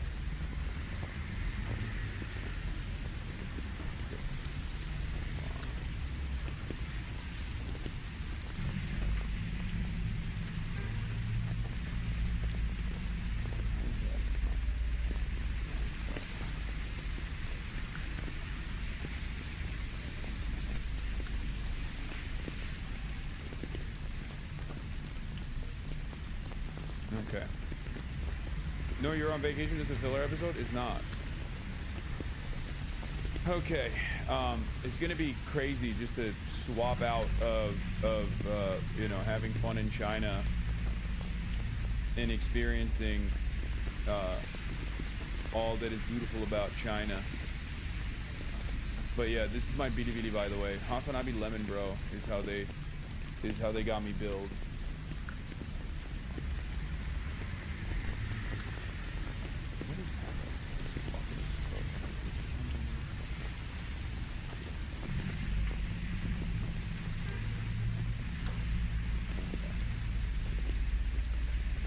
What happened when the police showed up?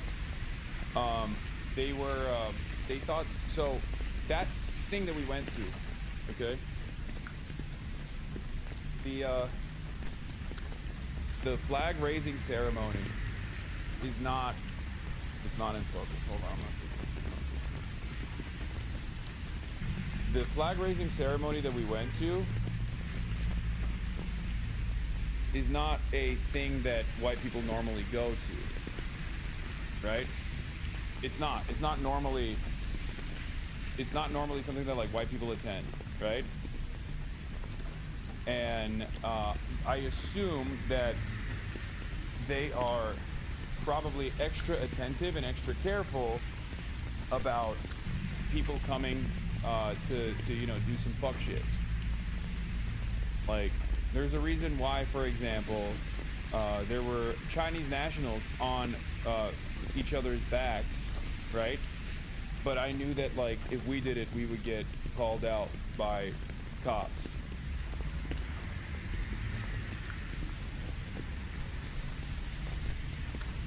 Because, like, by and large, especially, like, the government is aware of, like, how they are perceived, or how much, like, you know, anti-Chinese propaganda exists out there.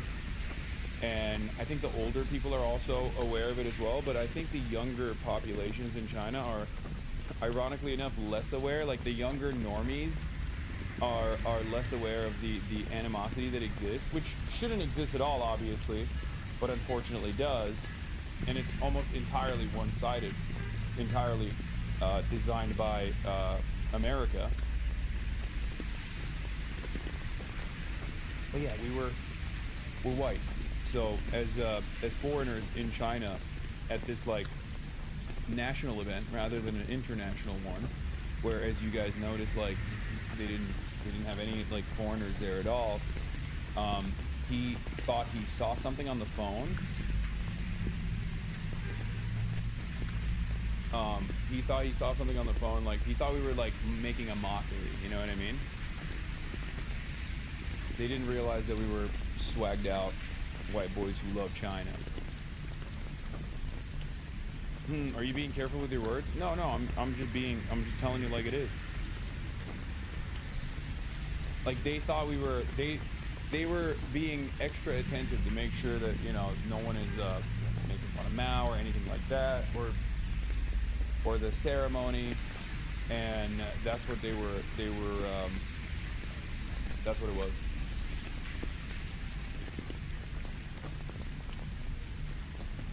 But it's fine. But once again, was the cop understanding after it was explained? Not really. But it doesn't matter. It's not like they, you know, it's not like they gave us more trouble after, you know. We just still, we walked in, we filmed the whole thing, we had a great time. So it wasn't really an issue. It's normal for police to take a close look at foreigners and make sure that white people don't do stupid shit. Yeah, it's just yeah, it's a cultural difference, and also they just don't want anyone to pull a fucking Logan Paul or anything like that. How was it resolved? What do you mean? We just, like, talked to him. we just were like, no, that's not, you know, we're not doing that at all. We're just here to experience the event.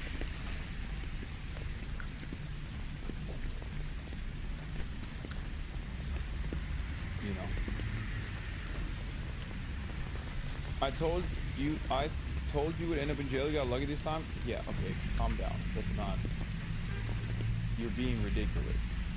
This is actually one of the things that I want to show Americans in general, because like people have this like false assertion, false notion that it's people have this like false notion that it's like they will arrest you for a meme or whatever. It's not like that at all. Okay, calm down.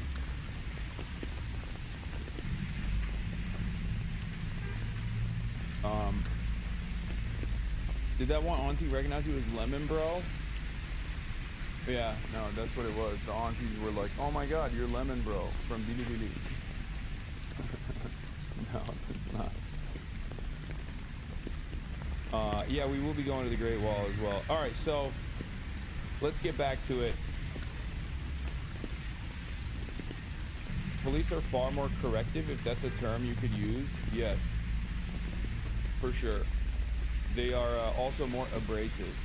Cultural differences, in many ways, in some weird ways, I feel like Chinese culture is like similar to American in that way, where people are more abrasive. Like they don't have an issue telling you don't do this, do this.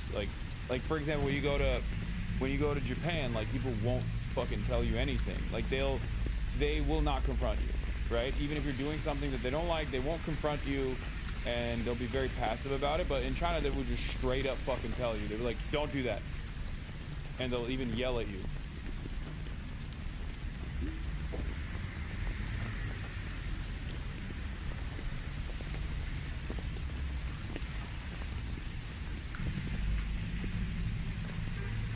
Anyway. It's funny because, like, I've dealt with cops at this point all around the world, as you guys know. So as far as, like, cops that I've dealt with all around the world, you know, European cops in France, American cops, European cops in other European countries, and even Japanese cops as well, I will say that it's not even remotely up there. The further west you go, the worse cops get, the more aggressive they get. America being the worst one out of all of them.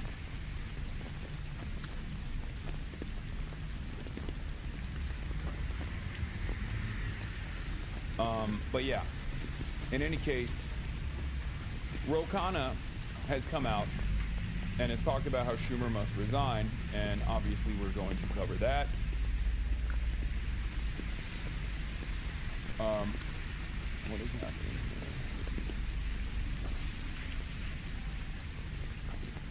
Sonic Fox, thank you for the retweet yesterday, Hasan. Hey, my goat.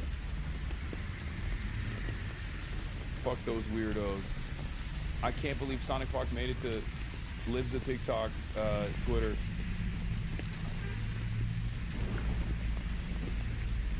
Anyway, let's get it going. Of California, great to see you, sir. Good to see you, sir. Good morning. So you tweeted yesterday in response to a number of centrist Democrats caving to the Republicans and voting for the shutdown deal. You tweeted this: Senator Schumer is no longer effective and should be replaced. If you can't lead the fight to stop healthcare premiums from skyrocketing for Americans, what will you fight for? What led you to that conclusion, Congressman? Just a moral disgust. I mean, I know personally, as I'm sure you do, people whose premiums are going to go up $1,000, $2,000 a month. Millions of Americans are literally going to get kicked off health care. And we can't fight to make sure that their premiums don't go up after the Tuesday win. It's just political malpractice. Here you have Donald Trump on the ropes, scrambling, trying to make some deal. And we basically say, well, we don't care if the premiums go up. Like, what do we stand for? So he needs to be replaced and step down. More Democrats need to be calling for that. The only reason they aren't calling for it, let me be blunt, is because you offend a lot of donors. There are a lot of billionaires. There are a lot of donors that contributes to the DSCC, that contributes to Chuck Schumer. But, you know, we've got to make a choice of this party. Are we going to be beholden to the donors that have gotten us 2 terms of Donald Trump, or are we going to listen to people? Sir, the cope from the Schumer crowd is, well, he voted no. What is he supposed to do? He can't keep his caucus. I can't believe that they thought that that would be valid. I actually cannot believe that they thought, like, Chuck Schumer thinks you are a fucking idiot, by the way. I cannot stress this enough. Chuck Schumer thinks you are a fucking moron. He has to, because otherwise, why else? Why else would he have done this little scheme where, you know, he just goes, well, I voted no for it. It's like, but you're the leader of the party. You're the minority leader in the Senate. Who would ever believe this? Like, who would ever go, oh, well, he actually did vote no for it. So what's the alternative then? That you are bad at your job to such a ginormous degree? You're so bad at your job that you couldn't whip the votes? I mean, your whip, by the way, his whip in the Senate is Dick Durbin. Dick Durbin voted to open the government without any concessions from the Republicans, okay? Like, it is a ridiculous statement. Schumer is the minority leader. He's either not being honest about whipping the votes and using retiring senators to take the fall so he's not primaried, or he's so weak that he can't keep his caucus together. And I need you to understand, the very fact that John Ossoff initially was a yes on the continued resolution, only to turn into a no on the continued resolution, especially because he has a primary coming up, means that Chuck Schumer whipped the votes in the opposite direction. Okay? The very fact that the gang of 8 are either John Fetterman, who is, you know, John fucking Fetterman anyway, or don't have any, or either retiring like Dick Durbin, or don't have any primaries coming up until 2028 or 2030, implies that the Democratic Party knew exactly how unpopular this would look like if they were to concede in the aftermath of an incredible blue wave election that took place, especially at a time when the Trump administration is experiencing unprecedented unpopularity, that the Democratic Party's base of support would punish them. And that's the reason why they went after and got the regular rotating villain structure in the party that exists to do this thing that understandably has been met with a lot of response. When we say it's controlled opposition, this is what we fucking mean. What's the response to that? Come on, Schumer's been in politics for 50 years. I mean, even he couldn't say that with a straight face. He controls the caucus. He determines when a deal can be cut. He obviously gave them the green light. I don't think he would even deny that. He didn't call up Dick Durbin, his number 2, and say, hey, Dick, maybe you shouldn't be voting this way. So this is the typical game. It actually adds to the cynicism. I mean, if he had just voted for it, at least he could have made, maybe he has the principled argument. But this is the worst of both worlds. It's like, look, I'm going to try to play a political game, but at the end of the day, the premiums are still going to go up. So, Congressman, let me play devil's advocate here. So what the centrists say is basically like, look, the Republicans drew a hard line. They were not bending. Trump isn't even negotiating with us. They say they will not give us anything other than this. And meanwhile, you've got 40+ million people who are going hungry without food stamps. You've got all these federal government workers who are out of work, not even getting paychecks. You've got increasing chaos at the airlines. I know you yourself have suffered from some of the air travel nightmares. We're heading into Thanksgiving here. Like, we're trying to be the adults in the room. What do you say to that?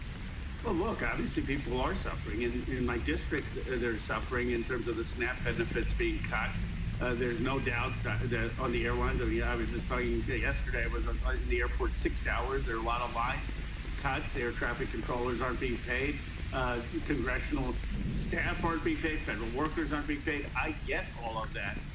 And what we should be talking about is reopening the House of Representatives so we can vote to extend staff benefits, pay troops. I think we had a lot of leverage to continue to put the pressure on to do that. But you had Donald Trump literally saying we lost the election because of this.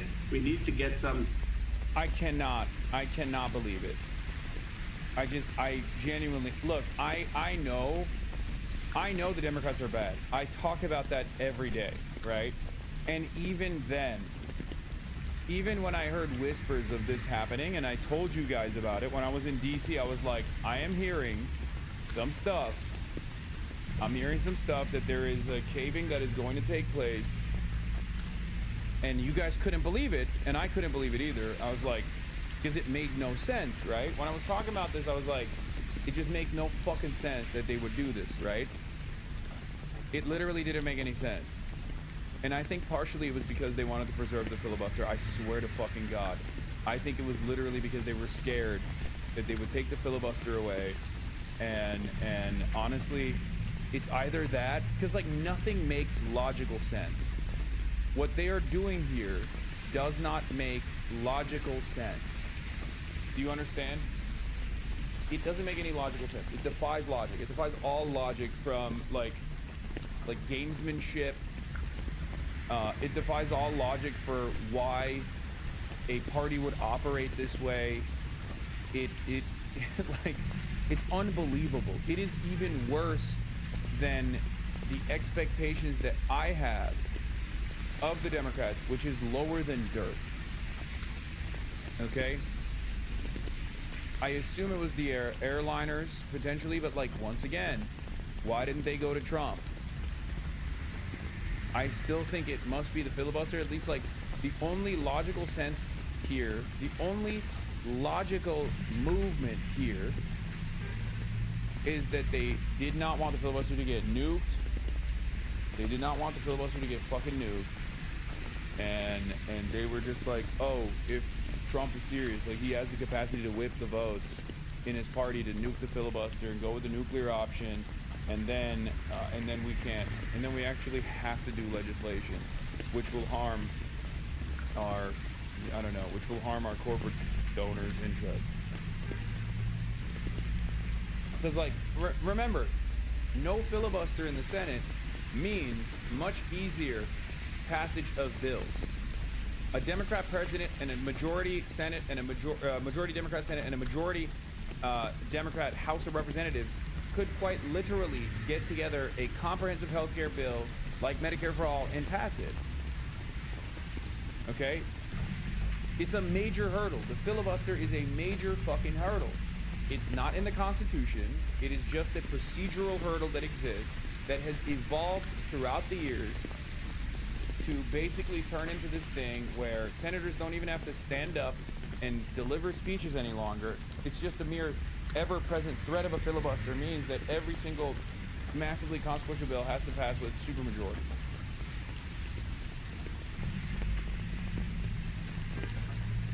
And I know that the Republicans don't want the filibuster to go away because they use it against the Democrats. Democrats don't want the filibuster to go away because they don't want to legislate. Do you understand? Here's the Fox News host also echoing this statement, which, you know, take it with a grain of salt, obviously, but there was a very, very, very scary lesson that the Democrats basically reinforced here. And that lesson is Republicans can literally get away with murder because the Republicans said, we are not funding ACA extended credits, okay? We're not doing it. The insurance companies said, bet, if you don't do it, we're gonna triple the premiums, okay? We're gonna fucking triple the premiums. And the Democrats were like, that's insane. 24 million Americans are gonna lose access to healthcare because they can't pay the triple the amount in their premiums. We have to continue the ACA subsidies. And also we need to get assurances that Trump can't just like veto expenditures by executive mandate, by fiat, right? Like, because right now the way it works is Donald Trump can functionally destroy whatever kind of congressional legislative agenda you might have. Donald Trump can turn around and say, nope, not happening. Oh, you allocated funds? It doesn't matter. You're cooked.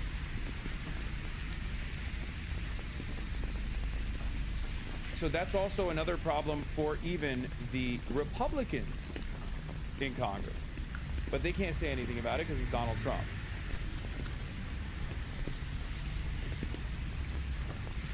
so that was another part of this battle. It was supposed to be continuation of ACA subsidies so that 24 million people don't get possibly kicked off of their healthcare coverage. And also additional clearances that like Donald Trump cannot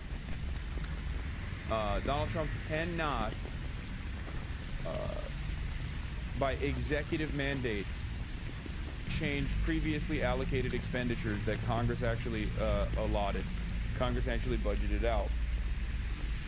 They didn't get either of those things. And the reason why I say this is a terrible lesson is because not only do the Republicans refuse to cave on this, okay, they also fucking turned around and throughout this entire shutdown process for 40 days, didn't even try to message. At first they said, oh, they're gonna give $1 trillion to Guatemalans. They're gonna give $1 trillion to undocumented migrants. That was bullshit, right? It didn't even stick. And then what did they do? They turned around and said, okay, we'll actually lean into the shutdown and we'll actually increase the pain.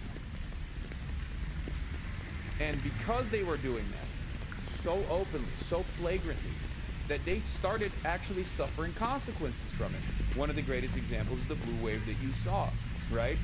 Every single district flipped back to Democrats in you know, Virginia and even in places like Georgia.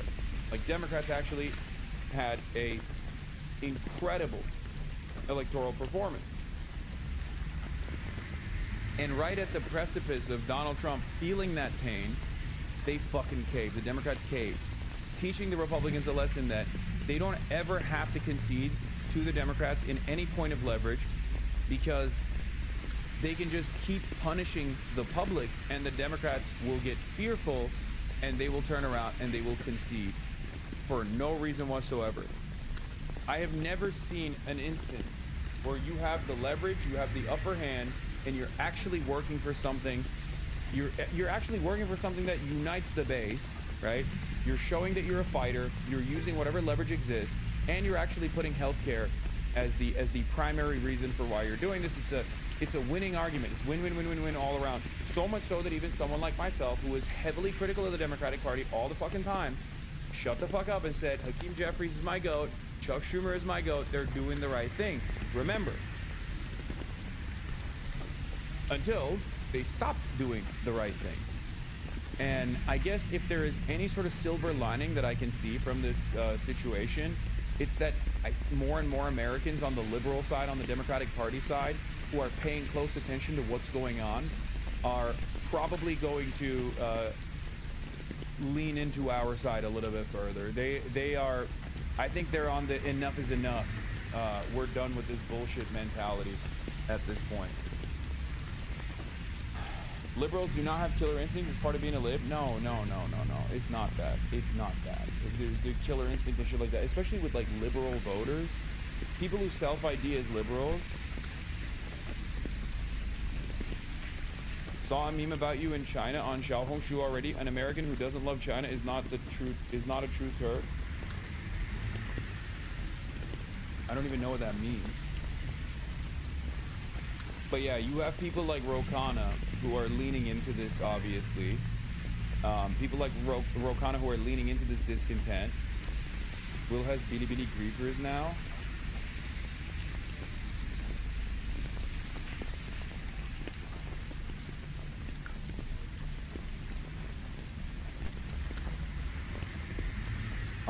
Sometimes the grand scheme is less defined than we think, and the greater cause isn't being paid attention to. No, I don't think it's like, these guys are not thinking in centuries or anything. Yeah. If that's what you think is going on. Centrists care about Republican feelings more than their constituents. They think giving up the advantage will prolong their career because they've done this shit for 40 years, but Republicans aren't playing by neoliberal rules anymore. I can't in good conscience think that they are that out of touch.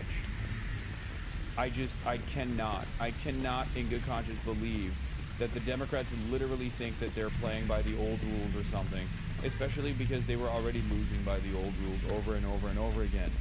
You cannot be that fucking out of touch, dude. It is virtually impossible. Also, yeah, here's Mike Johnson. Like, the Republicans are not playing ball at all. Can you imagine? They're gonna, so what? Without the leverage, you just burned the only leverage that you had. And now you burned the only leverage that you had, and the Republicans are not gonna fucking advance any bills. Donald Trump is not gonna sign any bills. And all you got was a fucking IOU and an insurance that was never gonna come out. And of course, the new line of attack is the Republicans basically saying the Dems held out for nothing. They got nothing in the end here. They starved people for political gain, and they're not even wrong. Jesus fucking Christ, they suck. Is exactly what I said. Exactly what I said before the shutdown actually ended. If you recall,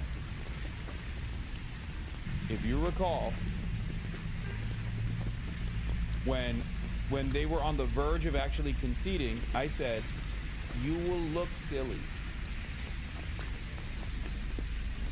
Okay? I said, you will look like you did this all for naught. And unfortunately, it's kind of true. I do think these 8 Democrats think they're playing by the old rules. They're scared of the Trump overturning the filibuster and think that they can open the government. The ball will be in Trump's court and he'll be unable to fix it. No. I think that's happening no matter what. I think that's happening no matter what. I cannot believe that these motherfuckers could actually be that out of touch and that fucking stupid. That is, I mean, you shouldn't be able to hold office, let alone ever be hired for the rest of your life if you are that fucking stupid. Okay? Yeah, assholes like Scott Jennings are doing I told you so. Yeah. Of course they are. I told you that they were gonna do that. Didn't I? I said it. If the Republicans are willing to nuke the filibuster in order to pass their priorities, then it only exists in order to block Democrat priorities. In other words, these centrist Democrats voted to overturn this filibuster to give Republicans more power if Democrats ever win. And Karen Tumulty, Washington Post chief political correspondent, also has the same assessment, says this was all about the filibuster. A lot of people, I think, are seeing it. A lot of people are seeing the same shit that we're seeing. This is what Premier Spike, for a man with cancer who's a taxi driver in Arizona, met his son. This is Ambiter, operated by private health insurer Centene. This is why we need to extend to ACA credits and fight for Medicare for all. I don't understand how fucking incompetent these guys can get. It is mind-boggling to me. I've long opposed the filibuster, and lots of people would say, well, how would you feel if the R's had united government and no filibuster? And my answer is, fine. It would be better to have Congress doing stuff and actually passing laws than a wannabe dictator issuing decrees. This is my assessment as well. This is also my assessment. Remember, last week I was talking about this when there was some chatter about nuking the filibuster, and I said this is not a bad thing. Nuking the filibuster is a good thing because the filibuster is a significant hurdle for any kind of initiative that you build out. It's much easier to break things. It's much more difficult to build things. And if you are the left party in this country, if you are the Democratic Party in this country, you are constantly trying to expand the pre-existing social safety nets, right? At least in theory. The Democrats don't do that, but in theory, that is what the left party is supposed to do. And therefore, you need 60 fucking votes. You need you can't do it by simple majority. To break things is much simpler. And not only is it much simpler to break things, and they can already do the simple majority tax cuts, just like Trump did and Trump won, just like Trump did and Trump too, right? Trump also has taken it beyond that, where anything that he wants to do right now, he just does by executive mandate. So it's not like he isn't accomplishing his agenda. So nuking the filibuster in this regard would have unironically helped the Democrats. Partially, it would have helped the Democrats because then they could have a potential majority, because who knows how crazy things get by the midterms, right? They could potentially have a majority in both the House and Senate, let's say, and then it would all be up to Donald Trump's vetoing power. Like, they could just constantly start pumping bills out. Okay? And it's such an obvious point that even Ezra fucking Klein is in agreement with us, chat. Think about that. I worry that the Democrats have just taught Trump that they will fold under pressure. That's the kind of lesson he remembers. Obviously, it's the lightest fucking version of how devastating this is in reality. It is the lightest criticism that you can apply, but it's even Ezra Klein is on our side. Like, think about that. The only person who seemingly doesn't get it is fucking Neera Tanden. Schumer voted no. How about some tweets on the yes votes? What do you mean Schumer voted no? How about some tweets on the fucking yes votes? What are you saying? Again, if that's your counter, if that's your fucking counter, okay, you think every single voter is a moron. You think Americans are fucking stupid, okay? And even stupid people know when they're getting fucked.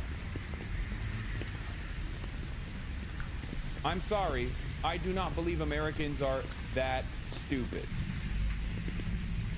I don't. It's crazy. Any American that is actually paying attention to what's going on here is going to go, why the fuck did you not keep fighting? What are we doing? How could you just like give up without any concessions? Do you not care about the 24 million people who are going to have their healthcare coverage lapse? Do you not care about that at all? Because that's what you're doing. You're admitting that you don't give a shit about that. You didn't want to fight hard enough. And also you're doing it in the worst way possible. You're doing it in the worst fucking way possible, where you're basically showing everybody that you're always going to concede. You're always going to concede. Anyway, even MSNBC is shitting on the Democrats. Let's take a look. Be it left or right or more progressive on ACA subsidies, almost 80% of Americans want the subsidies to continue. That's not left or right, that's right and wrong.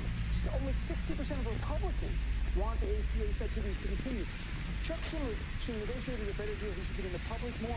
He's not a bad guy. And he's just not the right person at the right time. We're going through a different time. You're dealing with a GOP that's an anti-democratic movement. They don't care what the American people think on an issue like this. So CNN right now doing a hit piece on Abdul, thrashing him for tweeting defund the police. This shit is so tiring. It doesn't matter. That stuff doesn't matter at all. I don't think that matters. Guys, think about it. Donald Trump and the Republican Party wanted to rob 24 million Americans of their health care coverage by refusing to fund the additional subsidies for ACA. And in an effort to get away with it, they shut the government down, and then they threatened by force to starve 42 million Americans. If you think that Dr. Abdul El-Sayed saying defund the police in like 2020 at peak woke is going to be a blemish on their fucking on their track record when they're actively championing Medicare for all in the eyes of the broader liberal electorate, you are out of your fucking mind. Liberals voted for Jay Jones, Attorney General Jay Jones in Virginia. Okay, Virginia has less of a blue swing than Michigan does, especially when you have left-flank candidates in places like Michigan. Okay? Liberals do not give a fuck. I'm telling you right now, liberals will, and most people at this stage will vote for whoever the fuck they can.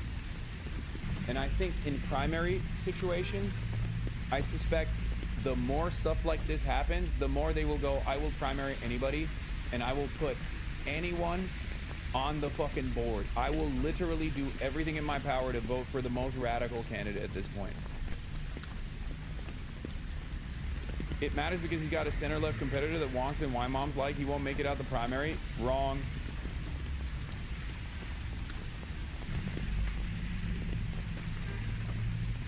Wrong. Bernie Sanders is seen by many liberals as a North Star in the party right now. You're wrong.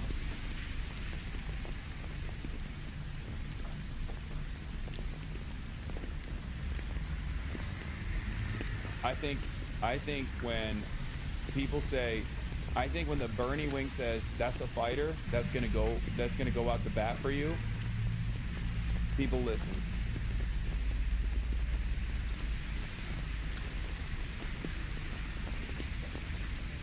Haley Stevens is cooked, right? Stevens, I keep forgetting.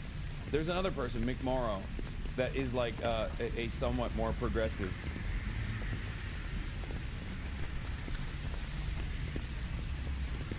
Candidate. But Dr. Abdul El Sayed will, I think, cook. Yeah. Bernie was asked if he has confidence in Schumer. He said he's backing anti-establishment candidates. Do you still have confidence in Schumer as the leader of the Senate? Schumer and I have very fundamental disagreements about where the Democratic Party should be, and I'm strongly supporting candidates for the Senate who are not a part of the Democratic establishment, who believe in Medicare for all, who are prepared to take on the big money interests and fight for the working people. I have a very different vision for where the Democratic Party should go. If Schumer steps down, who is going to take his place? The truth is, progressives in the Senate are right now.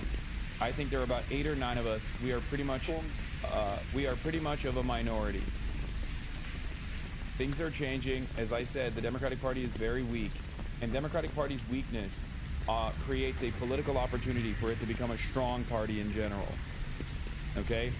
However, because the Democratic Party is so fucking weak right now, because the Democratic Party is so goddamn weak at this moment, unfortunately it creates these unique moments of pain, these unique moments of struggle. Okay? Do you see what I mean?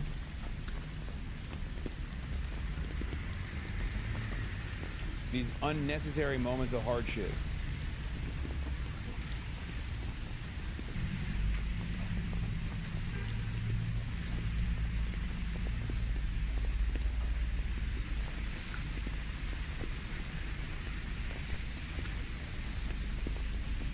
Given the fact that most left/progressive Dem opponents of the filibuster are willing to bite the bill under the current circumstances shows we really do believe in it. Anyway, here is, what was I going to show you? Oh, speaking of the weakness, the institutional rod. Here's Hakeem Jeffries. What is it?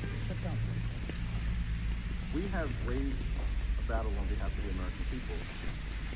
First of all, Donald Trump and Republicans are the ones who shut the government down. They have the House, the Senate, and the presidency. And the American people know it. And that's been the case for 7 consecutive weeks. But, you know, at the end of the day, we go as we want. So what? At the end of the day, the fight lives on. Any outdoor content later? Yes. In an hour and 30 minutes, I will be going to an antique store, like an antique bazaar style situation in Beijing. It's very exciting. Anyway, you guys recognize the statue room. I was there. I was just there. Yeah, this is a punishing media environment for any fucking Democrat. Okay? I don't know what he could even say in this situation.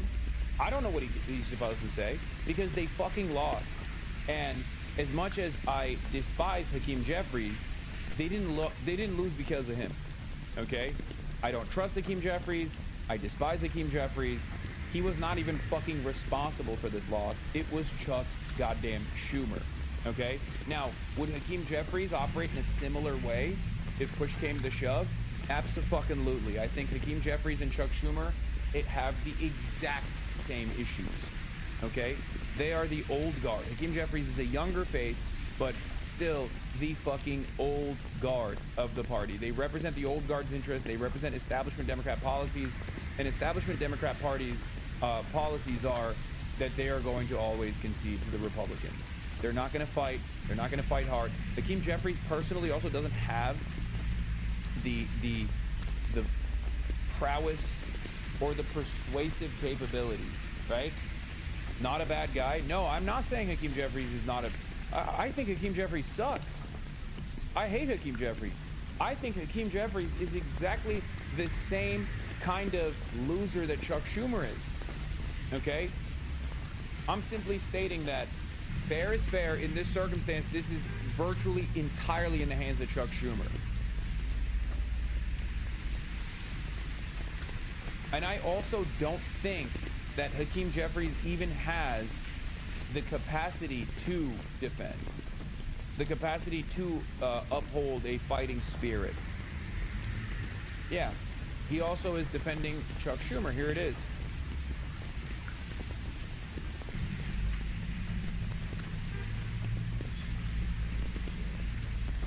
Asked if he thinks Schumer is effective and should keep his job, Hakeem Jeffries replied yes and yes. Yes and yes.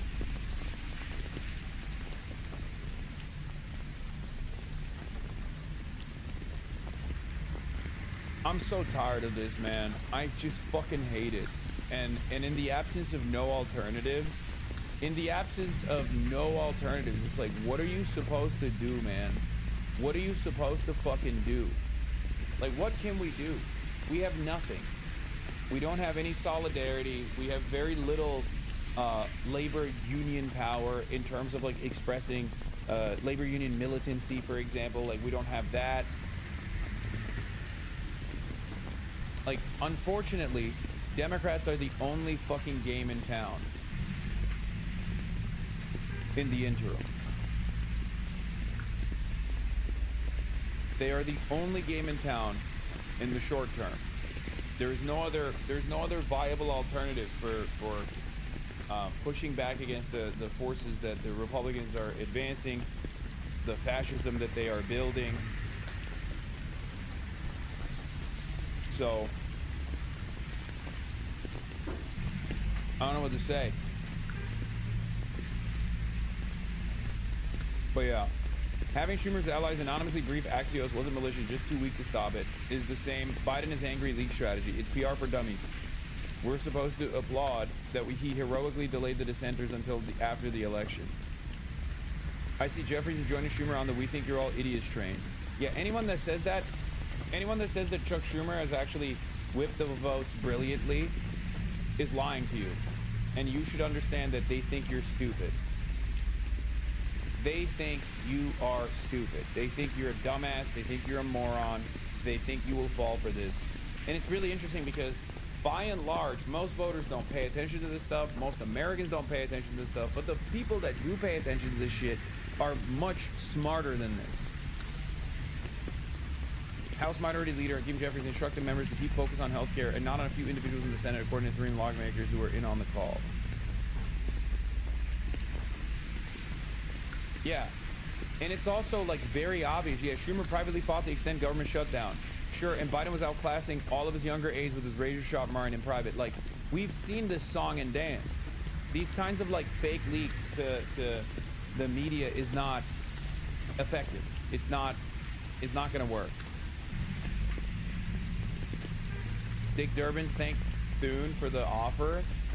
Thune has also promised the Democrats an opportunity before mid-December to present a Democratic bill on the floor with proposals to change the law and protect American families from dramatic health care premium increases. It is my fervent hope that this ends up being a bipartisan effort. It would be such an achievement of the Senate to finally return to that status. I've served in this. Yeah, I love that it's like their argument is not, we're just bad. Like, incompetence, not malice. Masterful defense, sir, is right. Noah's correct. Their defense against, like, how could you have fucking done the spectacularly bad thing is to just turn around and be like, oh, you don't understand. We're just bad at our fucking job, man. We are just dog shit at our job. That's the problem, sir. I'll have you know, I'm not evil. I'm just horrible at my fucking job. Great. Love to hear that. Love to hear that from this insanely incompetent party. At a time when there's like exceptional pain, at a time when there's exceptional pain being unleashed by the right-wing forces in this country, and people are desperate for a crumb of defense, a crumb of community defense, a crumb of pushback, especially when they actually fucking had it. It blows my mind. They had it. It was working. I'm sorry. This is everything that I fucking complain about in real time, happening, unfolding, in ways that even liberals can see. It blows my mind. Like, it genuinely feels like, look, you know, Democrats are the controlled opposition party is something that we say all the fucking time because of this, because exactly this kind of behavior, right? It's like, it literally feels It feels like they just straight up got together and said, things are getting too good for us. People are gonna get the wrong idea that we have to like actually fight back against Trump. And we don't want to fucking do that. For the first 9 months, they have experienced unprecedented, historic levels of disapproval. But the Trump administration is so bad that people finally are like, okay, well, at least like the not Trump vote seems a lot better for us now than ever before. Holy shit, even though you're not doing anything. And these guys were like, no, no, no, no, you misunderstood. We are still fucking awful. Make no mistake, we will fuck you. Make no mistake. We want to make sure that you understand. Republicans are actually the only game in town, I promise. Except for 29 years. And I've never seen that kind of offer from a Senate majority. Do you think this will ultimately hurt the Republican Party worse down the line for refusing to negotiate?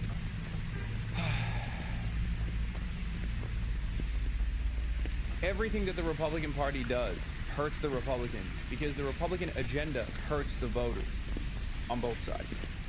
Okay? The point here is not just to make the Republicans erode American democracy, you know, with Gestapo operations happening in blue cities and you know, refusing to fund SNAP, things of that nature. The point is to actually put up a strong response against that so your voters have confidence that you actually have their fucking back. And they did that. They did that to a certain degree. They did that in the shutdown operation. They pushed back and the voters rewarded them. And then they turned around and were like, whoa, whoa, whoa, whoa. I don't want you to get too confident here, okay? We're still fucking up the bag. We will let Trump molest the money. We will let Trump molest you in general. We don't care. During the historic roll call last night, I walked across the aisle and met with Senator John Thune, the Republican leader. I told him that I was counting on him to keep his word on this agreement. He assured me he would. Oh, hell yeah.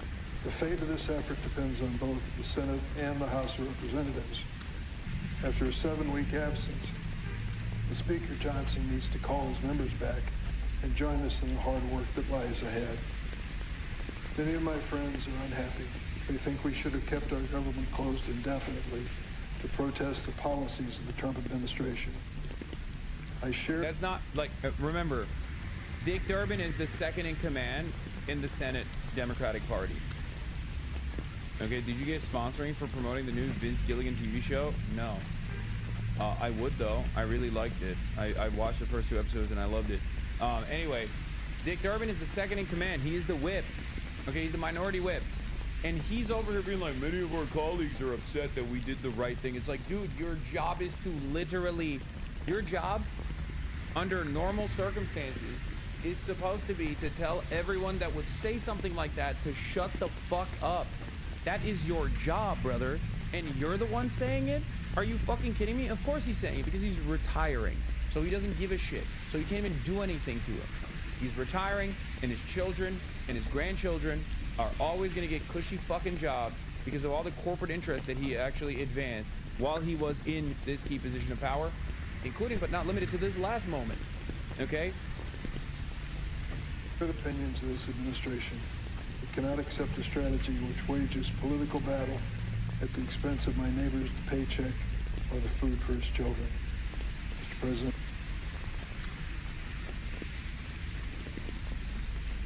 Yeah, Republicans also predicted that they would fucking cave. They were relying on it. Yeah. A group of Senate Democrats give in and agree to deal with the Republicans that would reopen the government without a guarantee that ACA subsidies would be extended. Republicans had predicted that Democrats would cave on the government shutdown as soon as the election was over because they were only keeping the standoff going to motivate their base. Republicans know. Republicans fucking know that their enemies do not care about the population. Okay?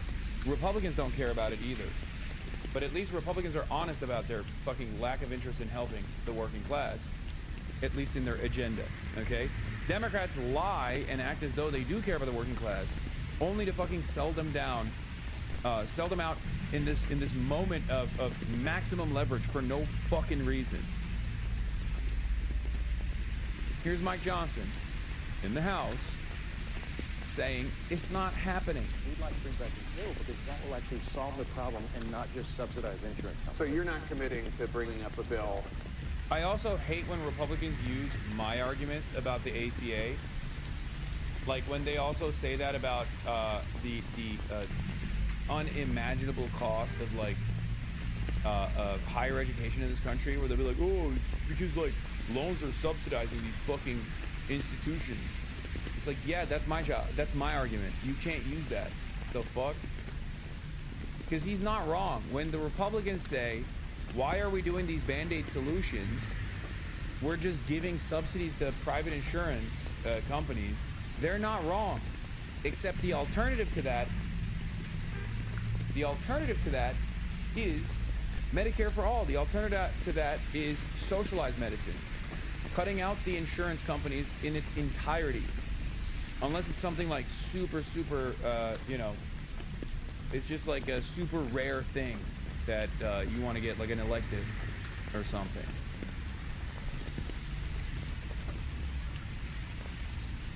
It blows my mind that these guys also had the audacity to make the correct argument against the ACA subsidies while simultaneously just continuing to advance the deregulation in that front. That deals with the Obamacare subsidies before they expire. I'm not committing to it or not committing to it. What I'm saying is that we do a deliberative process. That's the way this always works, and we have to have time to do that, and we will in a bipartisan fashion. If something passes the Senate, we'd like. Yeah, and also here. Senate votes 53-47 to shoot down the Baldwin Amendment to extend ACA funds for 1 year. A party line vote with every Republican rejecting it. An important vote in this series is Tammy Baldwin's proposal to extend ACA expiring funds for 1 year is structured as a motion to table, i.e. scrap it from the amendment tree, but it'll show the appetite or lack thereof in the Senate to address this issue. What an utter humiliation, dude. News. House Democratic leadership is officially whipping no on the bill to reopen the government.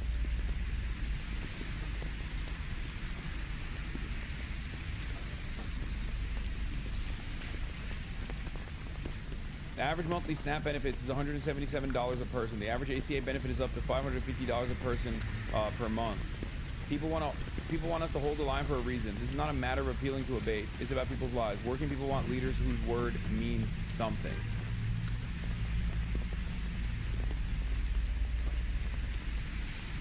Yeah, stop criticizing them. The GOP gave them their word. Is not fucking good enough for you? I know you're saying that as a joke, but there are people who unironically have that opinion. And of course, while the Republicans have openly said that they're just not doing the ACA subsidies at all by vote, which is the least surprising thing of all time, it's the least surprising thing at all time. What's really interesting about this process also is the Republican line of attack against the Democrats. And once again, the Democrats have given the Republicans a gift-wrapped opportunity to say the truth. Here it is. How are Republicans going to use leverage in their fight with Democrats when the Democrats are actually the ones with the upper hand in the eyes of voters? Oh, I'm sure Democrats will be more than happy to open the government now. The election's over. I mean, part of the reason they shut it down was to get through tonight. I mean, I would suspect they'll be going to open it up by the end of the week. Adam Schiff, he was like, hold the line. There's lots of rumors of people hold the line. Look, I don't see what is the incentive for Democrats to back down when voters are basically saying Trump's not doing enough, it's the Republicans' fault, and then they... Do you think Xi is aware of you? No, of course not. That's crazy. They basically handed the keys in this past election to the Democrats. Where's the leverage? Again, these are blue states electing Democrats, not a shock. Democrats clearly wanted this shutdown to get through Election Day. I do think they are facing pressure from their internal coalitions. The unions, the air traffic controllers, the government employee unions are desperate to get the government back open. They're feeling a little bit of internal heat. But again, the election's now over. I'm sure tomorrow morning phones will start ringing and it'll be open soon enough. This was a political shutdown, and that's what they did. And now, incredible.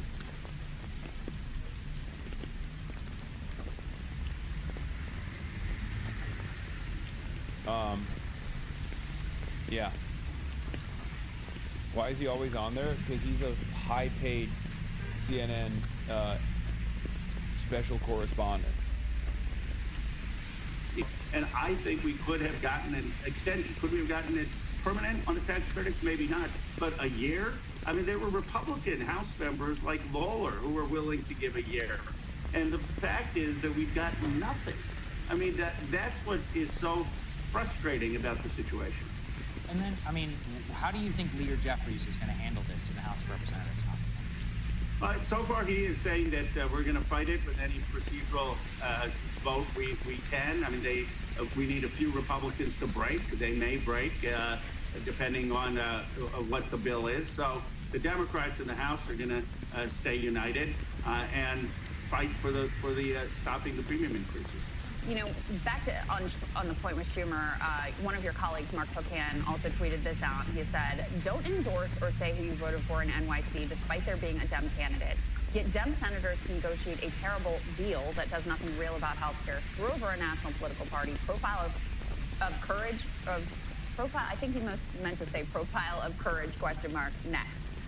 So clearly your sentiment is shared by at least some of your colleagues. You know, and I think the point he makes there, too, about Chuck Schumer refusing to even say who he voted for in New York City, I think it's an important one as well.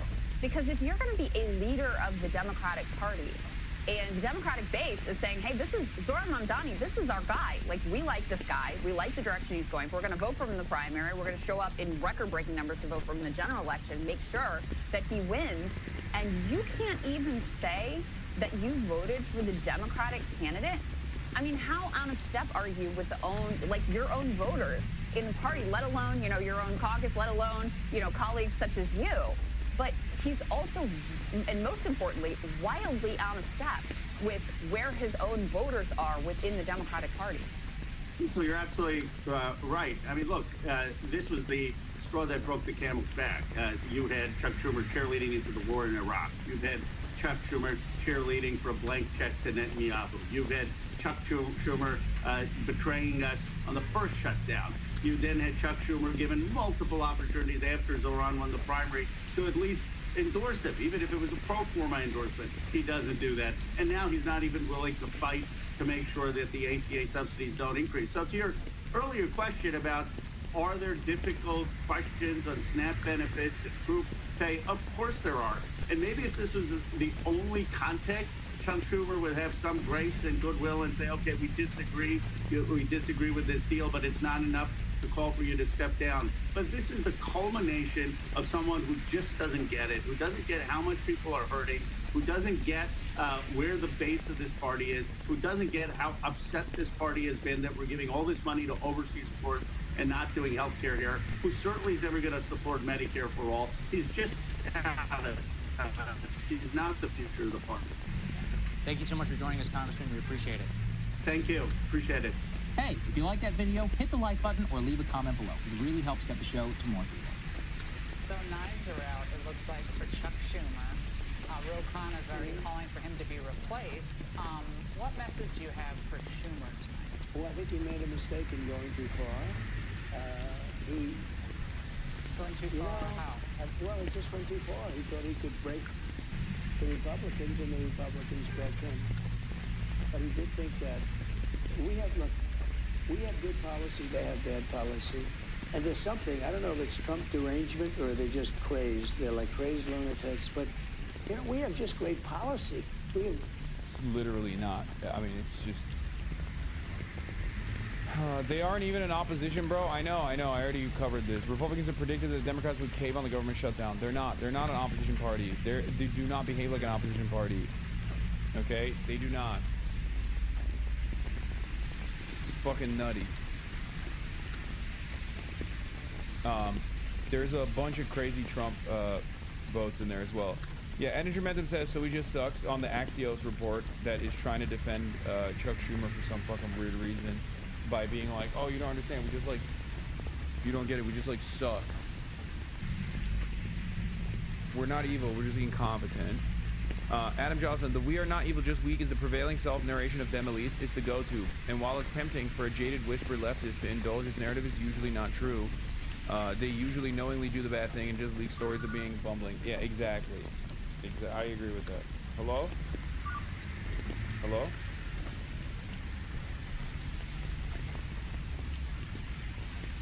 Good people. Hey, Sean Hannity here. Hey, click here to subscribe to Fox News. With the Syrian president earlier today, Marjorie Taylor Greene, who is a big ally here, said that she'd rather see focus on nonstop domestic policy meetings during the White House instead of nonstop foreign policy meetings. What's your response to her saying that, and also saying that grocery prices are up and not down, as you said? Yeah, so I don't know what happened to Marjorie. She's a nice woman, but I don't know what happened. She's lost her way, I think. But I have to view the presidency as a worldwide situation, not locally. I mean, we could have a world that's on fire where wars come to our shores very easily if you had a bad president. We had a horrible president, and we ended up with Russia, Ukraine, and we ended up with other disasters, too. Don't forget, I put out 8 wars, 9 to come. I think I'll get the other one taken care of, but I put out 8 wars. And look at the damage that Russia, Ukraine has done to us as a country. I mean, we spent $350 billion. We're not spending any money anymore. Now they pay us through NATO. You know, I got NATO to go from 2% to 5%. Well, that's very important. When you're president, you really sort of have to watch over the world because you're going to be dragged into it. Otherwise, you're going to be dragged into a world war. I think if I were president, first of all, that war would... You might as well say whatever the fuck he wants, honestly, at this point. He can say whatever he wants. Who's gonna push back? Who's gonna be like, no, you're wrong? Who? You know? Who's gonna say, no, I don't think so? Does that even fucking exist?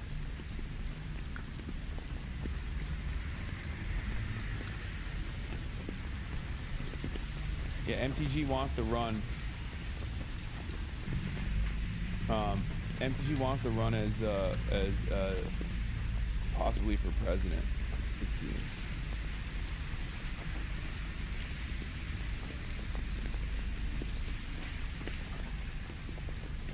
Here, Matt Iglesias also had an interesting take, which is surprising to say. I think if you want to understand what the minority Senate DEMS who are supporting this deal are thinking, you actually do have to set the politics aside. They're concerned about the harm the shutdown is doing and high-mindedly want to bring it to an end. Interestingly stupid. I would say it's true that the shutdown is causing harm, but the public is blaming Trump, and he's crashing out and picking intra-party fights about the filibuster to try to save his ass. But the Dems don't necessarily all believe their own story about blame and feel guilty. I don't think so.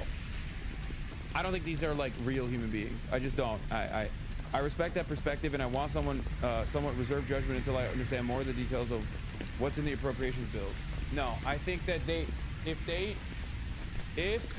they recognize the harm and also simultaneously understand that the people are blaming Trump for it, which you're supposed to blame. The blame is being appropriately directed at the Republicans. But you still care about, like, you know, saving the citizenry or something, right? And you're too pussy to fight back. You wouldn't have delegated the responsibility of the continued resolution to the 8 senators that are high-ranking, older, and don't have any additional career ambitions, or won't be primaried until 2028 or even in 2030. Okay? If that was the case, then John Ossoff would be the spoiler. John Ossoff would be the one who's like saying, no, I care about my people. Okay? I care about the people. We have to fucking open the government.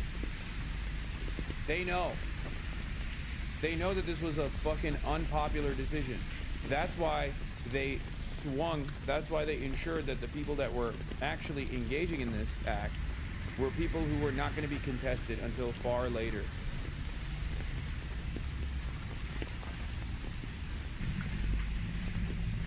That's it.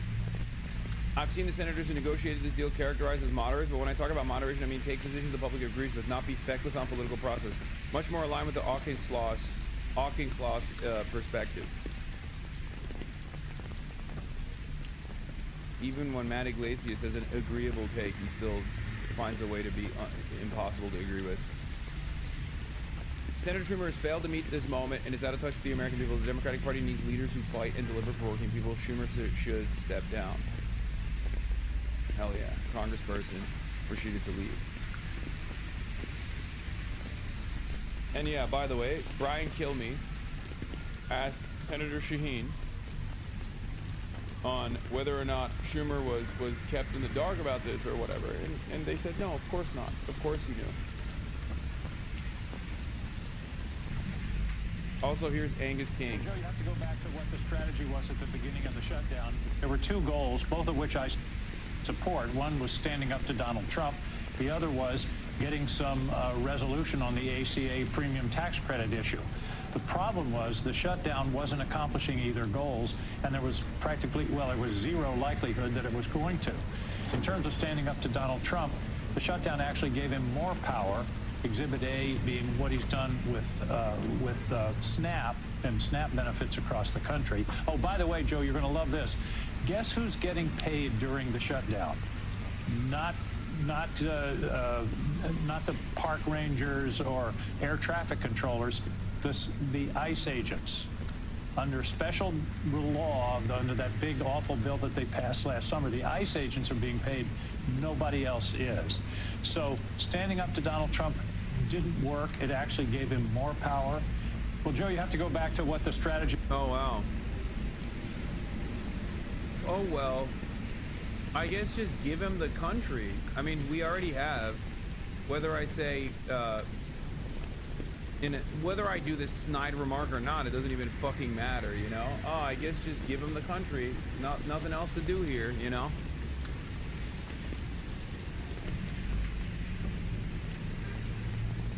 It's just crazy because you know they can be united and actually make, I mean, release angry statements and actively fucking fight. It's just only directed towards their left flank. And the more loud their left flank candidates get, the more snide these fucking assholes get. What is this? Wow, Hasan, you're a huge hit with the Chinese. I've never seen them this excited with an American blogger. Where are you seeing that? Hell yeah. I mean, I love that. That gets me stoked. God,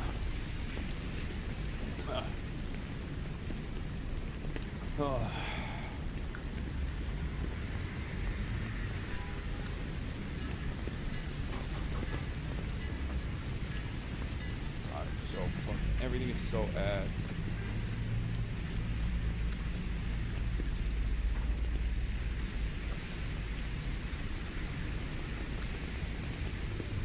Today at the flag thing? Oh, hell yeah.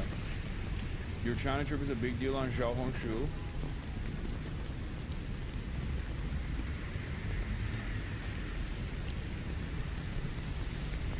Chatter is lying because Speed was getting mobbed. Yeah, that's by the end of his trip he was. And I don't think that's gonna happen to me. I'm not gonna be as like poppin', let's be real. I mean, he was on national television in China. Like it was, I mean, he was the first to go crazy mode, you know? Look. Yeah, there's a lot of fucking videos out there. Look.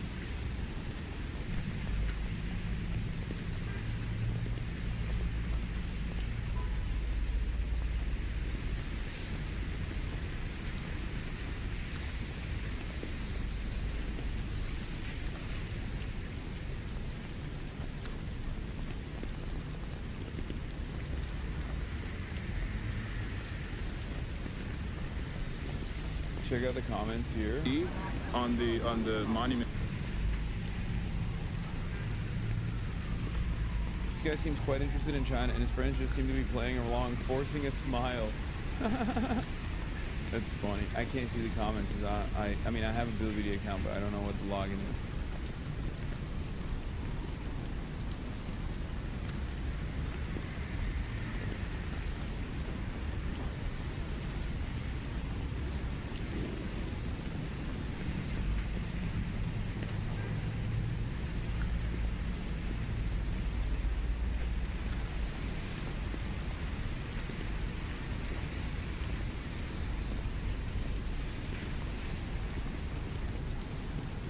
Anyway.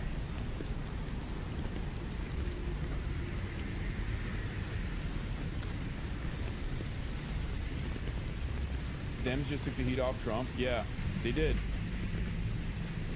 Dems were the ones fighting for our healthcare while the Trump admin held payments hostage in defiance of court orders. Incredibly powerful messaging. Now Dems are bumbling fools who created all this pain for nothing. This is how it plays out. That's why I'm mad. It's true.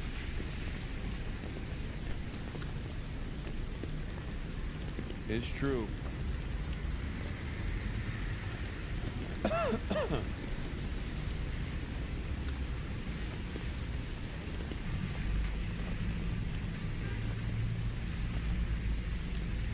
I cannot believe we just had the longest government shutdown and it was for basically nothing. The next time Democrats have the trifecta, they have the House, the Senate, and the White House, they're probably going to try to pull the filibuster themselves to get a couple of new states in, to get more electoral votes, etc. His threat to end the filibuster, I think, scared the heck out of a lot of Democrats. But also his focus on Obamacare and the incredible unaffordability of the Affordable Care Act is becoming very clear. That was the main sticking points of Democrats. They wanted the incredible unaffordability of the Affordable Care Act is becoming a sticking point for the Democrats. Is crazy because they have no alternative. Like they literally do not have an alternative. They're not actually suggesting that like they end up pushing for comprehensive healthcare reform or socialized medicine or anything. They just don't have a plan. They just want to talk shit. It's fucking insane. At least $1 trillion, if not more, primarily to bail out a system that we were told was going to lower prices. Instead, prices have increased 96%. They wanted that money without reforming it. They just wanted more money into it because they don't want to change it. You know what was so ironic about that, though, at the time last week? Tell me, Alanis. Well, I'll make it quick. So Obama was speaking because he was trying to help out candidates in mayoral and gubernatorial races on the East Coast. So you had him talking, and then you had Democrats holding out in the longest in our history government shutdown over Obamacare and how broken it is and how nobody can pay for it. So what would have happened if Obamacare wasn't jacked up and oversubsidized during the pandemic? Would rates have skyrocketed later this year? Yes, they would have, absolutely. So that just goes to show you the program was overwrought, and that the rate hike and the pain that people are going to feel who thought that they could rely on this new government subsidy, they are now completely left in the cold by something. This was a can that was kicked. You know, Obama didn't care because he knew he wasn't going to be in office any longer. So when the pain really hit, it's like having an adjustable rate mortgage. And now all of a sudden it goes fixed rate when rates are high, and you can no longer afford it. And that's the pain that people are feeling right now. But what the Democrats are proposing is just more government. So every time we have more government in one of these horrific hybrid programs, somehow it gets more and more costly. And the only fix when you have too much government for them is more government. Hakeem Jeffries is running around saying, you know, we have an affordability crisis. People can't afford everything. Well, maybe their taxes are too damn high because they're paying for broken programs. Like the rent in New York, remember him? Exactly right. All right. A column in the New York. Yeah, no, it's the taxes that are too damn high. We need to cut the fucking corporate tax rate further. Unprecedented amounts of income and wealth inequality in this fucking country, and these guys are still talking about taxes. Where do we go? Like, what do you want? What do you want? What do you want to get to? Where just like the working poor just literally can't afford anything? Is that what we want to do? What do you get for breakfast? Nothing. I just got coffee. They want to just melt the poor into biomatter. They want to make AI.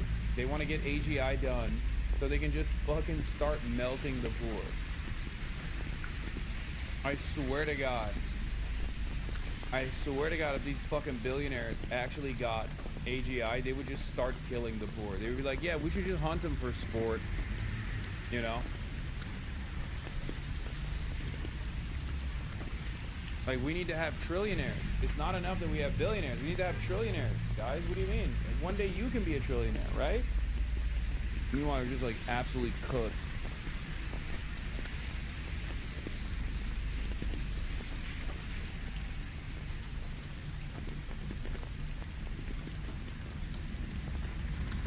It's a modest proposal, yeah.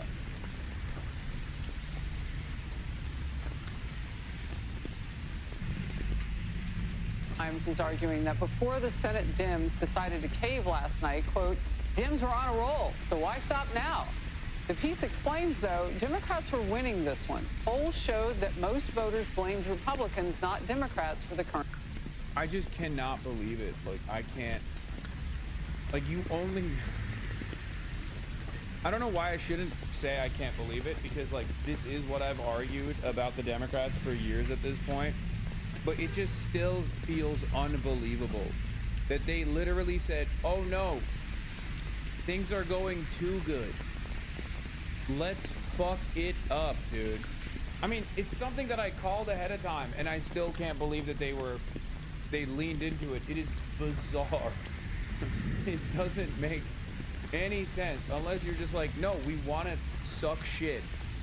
We want to be dog shit. We want you to spit on us when you see us walking down, okay? Walking down the street, we want you to be like, fuck you. It wasn't good for a lot of normal people. Brother, understand something. Nobody wants the fucking government to be shut down, dipshit. You think I think it's awesome that fucking air traffic control is reduced to like 0 people in certain towers in the country? Do you think it's awesome that people are working without pay? Like hundreds of thousands of people are working without pay? No. But there's 2 sides to every fucking negotiation. And in terms of like the political gamesmanship, people understandably were frustrated with the Republicans, because the reason why the shutdown took place is because the Republicans did not want to extend the ACA subsidies, making it impossible to afford health care for 24 million Americans.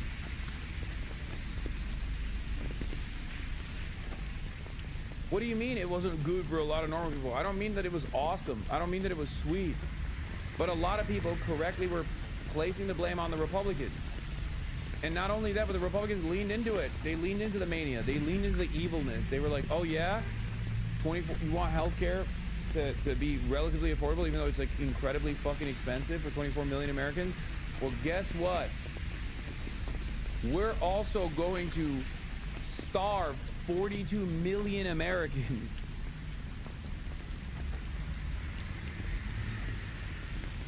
It is fucking insane.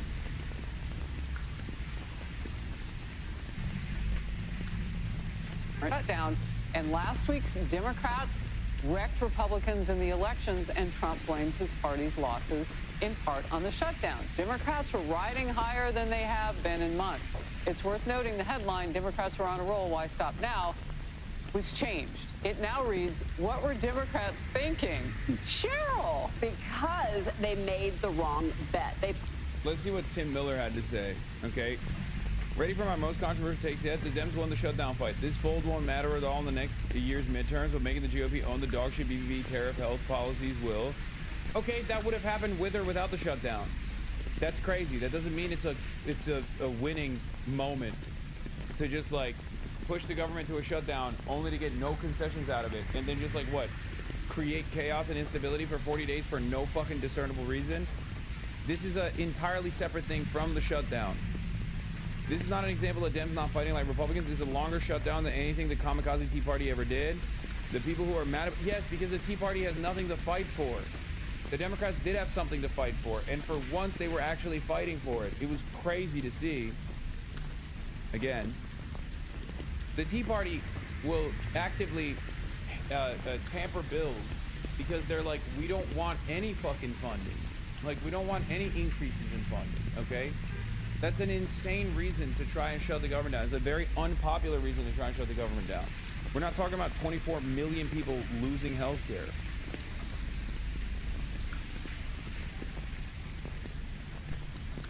The people who are mad about this are a small subset of the electorate that treat politics like sports, and it's possible that they're crying about the fold will contribute to snatching defeat from the jaws of victory. There was no path to getting the Obamacare subsidies back because the GOP controls everything and was never going to do it, and they are fake populists. Them should run against them on that topic, and they have a great case study now. MTG helps with that. The fact that there was no getting Obamacare subsidy extension endgame was obvious at the start, and anyone setting that expectation was lying to people. Okay. This unironically means the Democrats are still dog shit then. They should have never shut the government down then. At all. They should have just passed the CR and moved on and been like, sorry, there's nothing we can do about it. So it's not even a... So the original premise here is still fucking stupid. You're undermining the argument that you're trying to present. And the reason why you're undermining the argument that you're trying to present is because there is no argument. There is no way to message out of this. Okay? If the Democrats had held strong and gotten concessions because the Trump administration was getting unimaginably unpopular, there was so much discontent that they were like, all right, we have to do something about this. And it was getting there anyway. Then they would have looked like fucking victors. They would have saved 24 million people's health care. They would have continued SNAP funding, like claw it back piece by piece. They would have galvanized the base. They would have shown people that if you actually push back against these fucking corrupt, authoritarian charlatans, they inevitably concede. But they didn't do that. And they taught everybody the worst lessons, that the Democrats don't have your back and they will do something silly.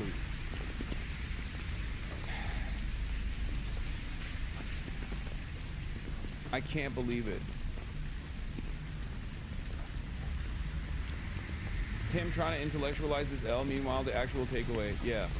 Why did the Dems fold when the shutdown was hurting Trump? Matt Iglesias says it's because they felt guilty. The public blamed Trump, but they blamed themselves and felt bad. If true, that's clear indication that they lack the requisite fortitude to play political hardball. I mean, that's an idiotic assessment. They did not fucking feel that. That's ridiculous. Oh, they actually felt bad. Sure. On Obamacare, we raised several times during this shutdown debate that it's clear.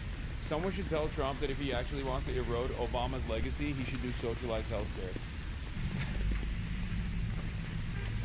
care. Okay? Someone should be like, Mr. Trump, Mr. President, do you really want to make Obama look bad? Do socialized health, do the public option. Shred it. Shred the private healthcare industry. Cut it across piece by piece.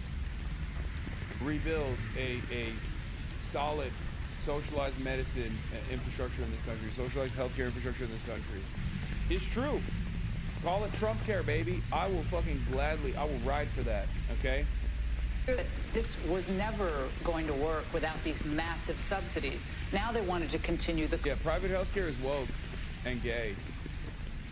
Private healthcare is the wokest and gayest thing I could think of, dude.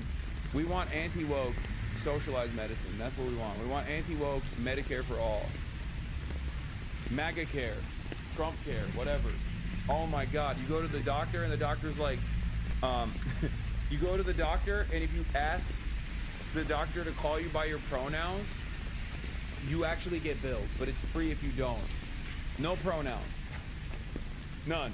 No he, him, no she, her, nothing. Like you have to, it's a totally new way to communicate. Fuck it. It's impossible to communicate with one another, but at least you get free health care.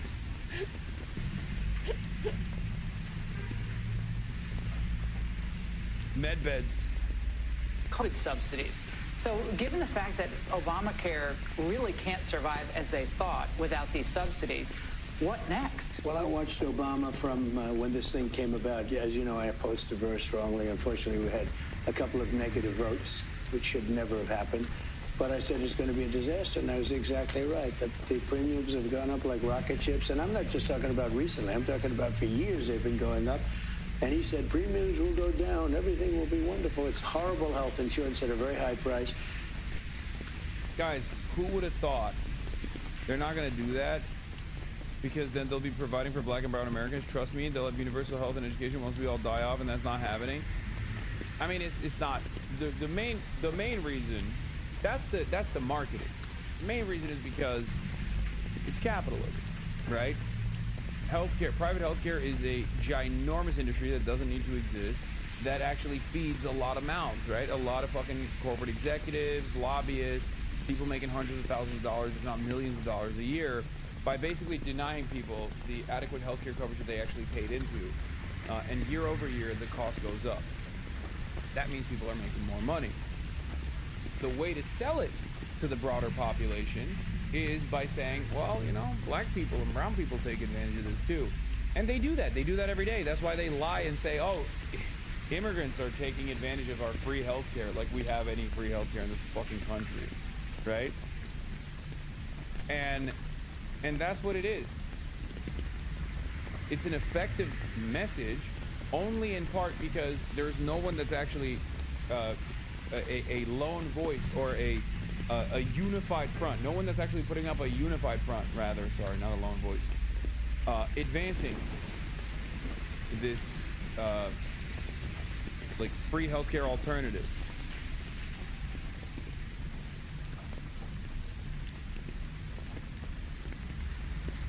Yeah, Trump says he's about to unveil a fantastic new healthcare plan for everyone with lower cost, better coverage, etc. He first said this just before he was inaugurated in 2017, almost 9 years ago. Yeah, any day now. It's called MedBeds. Are you doing a fan meetup in Beijing? No. But if you see me, you see me. You know what I mean?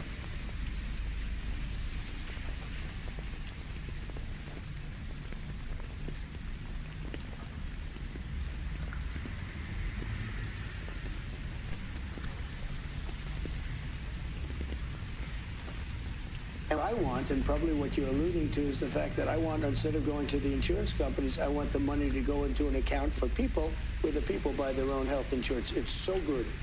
The insurance will be better. It'll cost. Please stop using VPN. You might get sentenced to labor camp. That's really funny, man.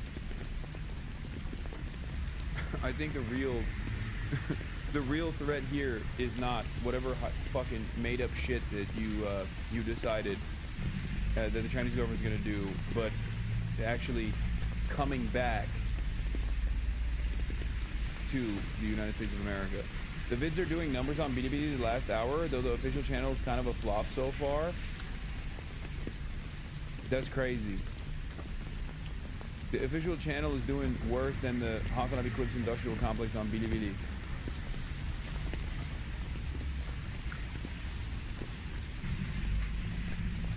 But I'll take it. I don't care.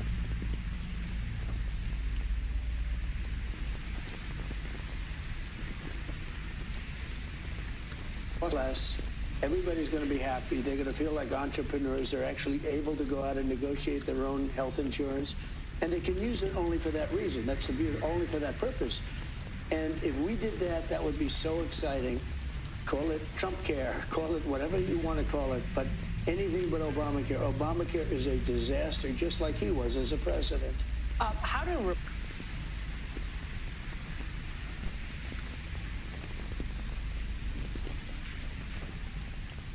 Call it Trump care, baby. I don't care. Do it. Fucking do it. You won't, pussy. I'm skipping the Marjorie Taylor Greene thing. Will be unaffordable for working class Americans, middle class Americans, and everyday Americans to be able to go see a doctor when they need one. And we'll continue to wage this fight. No matter what comes over to us from the United States Senate to the House of Representatives at some point this week. That was House Democratic Leader Hakeem Jeffries. The Speaker of the House told House members this morning that they need to start heading back to D.C. now, given that they may, of course, run into trouble as they fly back to vote this week because the shutdown's impact on air travel continues to worsen, as anyone who attempted to fly this weekend could tell you, following last week's FAA order to reduce domestic flights at 40 airports. As of this morning, commercial airlines have canceled more than 5,000 flights that were scheduled from yesterday through this Wednesday. Around 10% of scheduled flights were canceled yesterday, making it the fourth worst day for cancellations this year. Today, reports of staffing issues at air traffic control facilities have gone up to at least 36, causing widespread delays. Even if the shutdown is resolved this week, we should note, experts say to expect residual impacts on travel, with Thanksgiving, of course, right around the corner. But let's start right now our show on Capitol Hill with the Speaker of the House, Mike Johnson. Speaker Johnson, thanks for being here. We appreciate it. So every Republican in the House, every single one, which doesn't happen very often, voted for the clean government funding bill on September 19th. Will they all vote for this compromise, do you think? I believe they will. The long national nightmare is almost coming to an end now, the beginning of the end, as I said this morning in my press conference. It was long overdue, and the irony is, Jake, it really was a shutdown about nothing. I mean, what we're voting on is effectively exactly what we offered them several weeks back. We've added some appropriations bills now, which we're in favor of because it's getting us back to the regular order. We'll take care of some other details, but I don't think Chuck Schumer got anything out of this other than a political show, and sadly, I think that's what he was after the whole time. So a source on today's House GOP conference call said that you told members that you're hoping for a Wednesday House vote to reopen the government. The shutdown, air travel chaos, obviously, is a, you know, you can't predict that. It's a challenge for us, for sure. I'd like to vote tonight after the Senate is done, but it takes everybody a while to get back. We have people come from the West Coast. We have a member flying in from Guam, so he has 20 hours just to get to the West Coast and then get here. So we've got to get everybody back. We're praying that they can make it through the chaos that all the other American people have been made to suffer through because of this needless political show that the Democrats have been engaging in. But you'll wait until you have the votes before you have the vote. We need to get everybody back, I mean, everybody in both parties, and I've told them to start to travel earlier today. So I expect and hope that we'll have everybody here. So the Senate bill is setting a date for a Senate vote on extending the Obamacare subsidies, which are set to expire at the end of the year. You have not committed to a separate House vote on the issue. 13 of your most vulnerable members, as you know, wrote a letter to you saying that after the shutdown, quote, we should immediately turn this for the growing crisis of health care affordability and the looming expiration of the Enhanced Affordable Care Act premium tax credits. While we did not create this crisis, we now have both the responsibility and the opportunity to address it. That's 13 members. Are you going to listen to them? Yeah, I've been in contact with those members and all of our members throughout the entire ordeal that we've been going through. This is a very important point. We were always open to sitting down to negotiate and talk through how to reduce healthcare costs. It's a crisis for the American people. The cost have skyrocketed. It's the Democrats who put us into this scenario. Remember, they're the ones that created the ACA. We call it the Unaffordable Care Act, which that's exactly what's been yielded. Since 2010, since they put it into law, premiums have skyrocketed, some estimates 60% overall, and they're continuing to go up. Well, premiums were skyrocketing before Obamacare, too. Not at this pace, and the problem is now it's becoming completely unaffordable for more and more people. The Democrat solution is to subsidize the broken system. We would like to go in and look at the root causes of why those costs are so high, and we've been doing that. It's not just talking points. We have had laws signed into law, this Congress, that have begun to chip away at that. There's a lot more yet to do, but we've got to build consensus between the parties. It should be bipartisan. We're looking forward to that. That's a long-term issue, though, what you're talking about. You're not going to be able to solve this issue of skyrocketing premiums, not just in Obamacare, for everything. Well, premiums are going up in Obamacare, yes. They're also going up for people not in Obamacare, for like me. And you. Well, there's short-term solutions and longer-term solutions. Right, You're right. It's very complicated. But on the short-term issue of the people who with the subsidies, and that's going to expire at the end of the year, will you have a vote on the issue as your 13 Republicans, frontline Republicans, people that you're the speaker because of them? Yes. They're in districts that are vulnerable. Sure. Will you have a vote so they can vote? The very people that you were citing in the letter believe we have to have real reform. So what I'm committed to, and I have all along, this has never changed, is a deliberative process that we do in the House. We have a very small margin.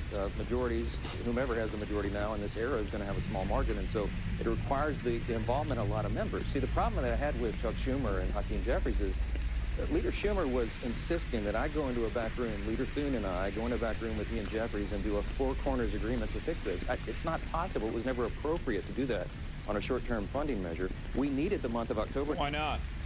Oh, that's right. It's because it's not advancing the interests of the super wealthy. That's why.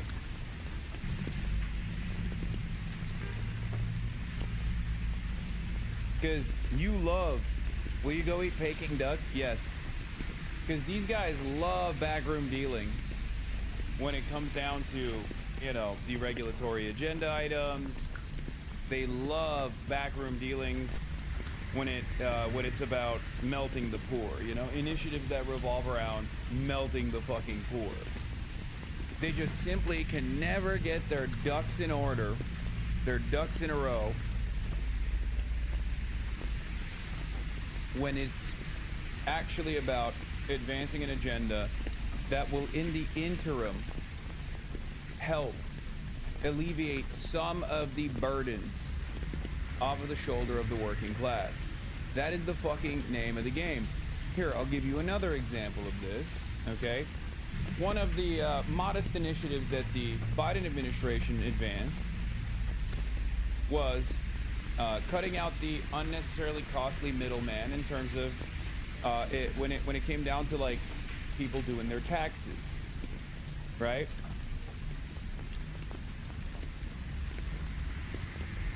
And lo and behold, the IRS Direct File Initiative, the electronic system for filing tax returns for free, will not be offered next year, the Trump administration has confirmed. And I said, even the most marginal alleviation of burden from the working class will be clawed back by force if a corporation can profit from it. They got no issues breaking shit. None whatsoever. Can you walk around China with your belly hanging out so we can see? I mean, so you look like a Chinese aunt? Oh, that's funny. Can you go play with the aunts? Yeah. That is real, but it's just too cold for that right now. Chatter. Over December to work through this.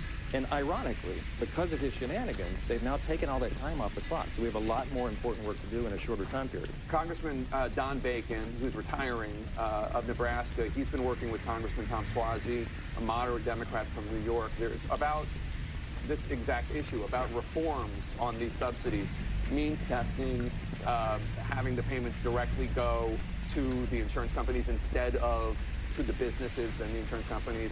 Is that something you're willing to let come up for a vote? That's one of many ideas that are on the table. The problem is when you're subsidizing insurance companies, they just jack the rates up even higher. I mean, we've been seeing this over and over and over. So the solution is, again, to get at the root causes. I'll give you an example. In the big, beautiful bill, the working family... Oh, that's right. We just, you know, the insurance companies just keep jacking up the fucking prices. Okay, do you have any solution to that? No, I don't. And it's a good thing that they're able to do that. We should actually deregulate this further, you know, so that we can let the free market do its thing.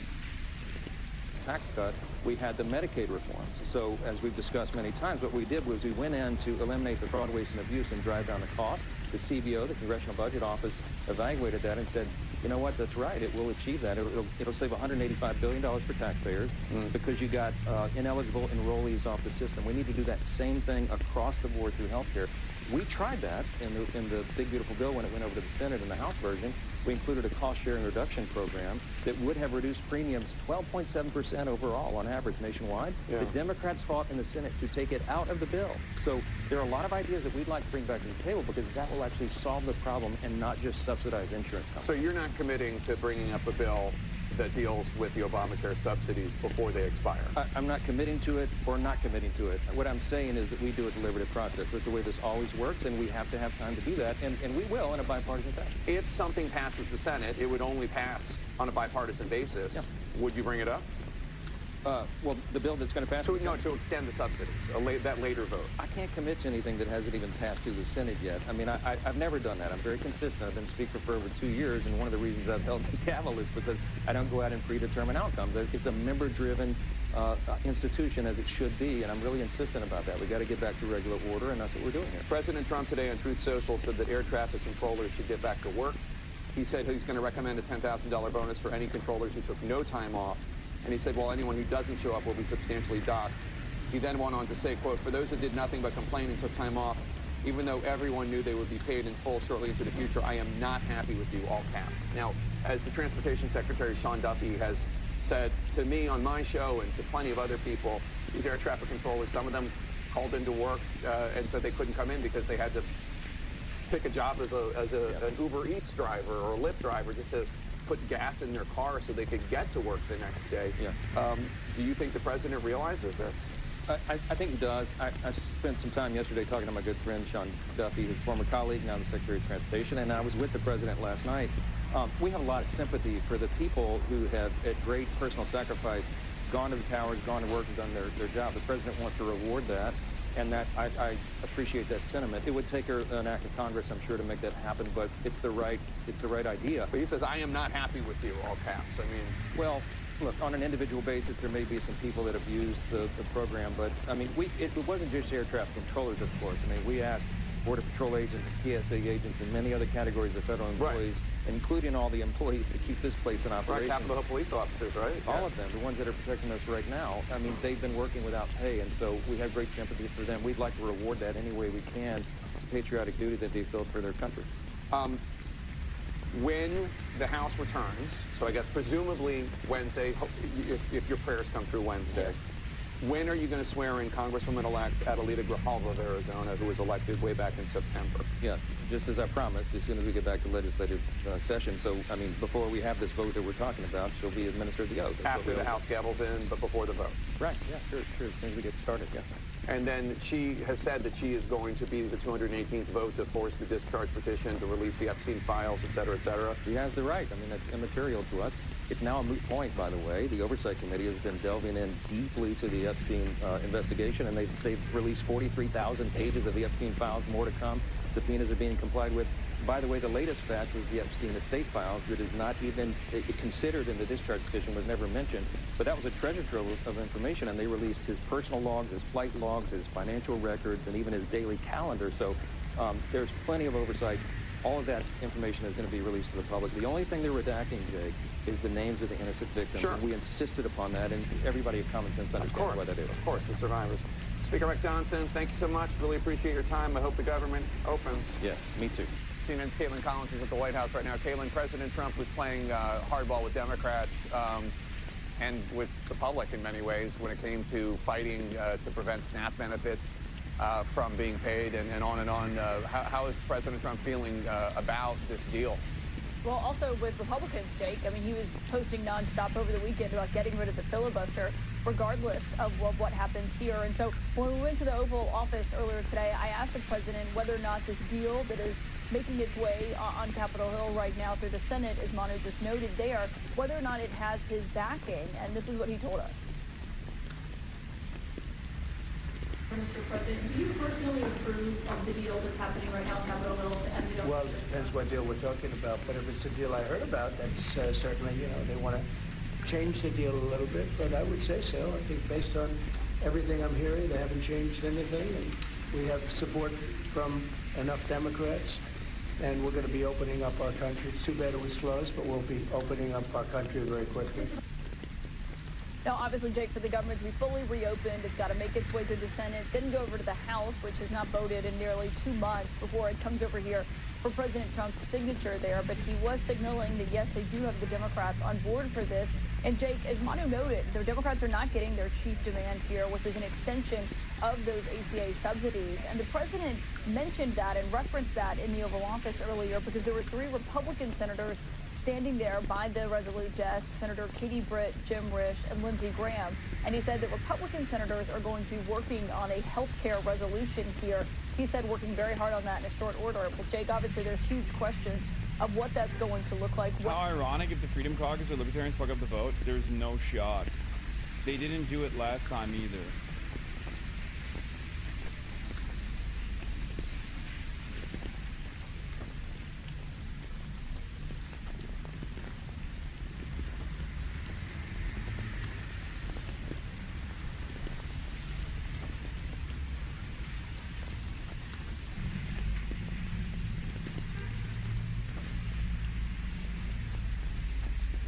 CNN, was the shutdown worth it? Hakeem Jeffrey says yes. We have waged a battle on behalf of the American people. I know, I saw that. I saw that clip.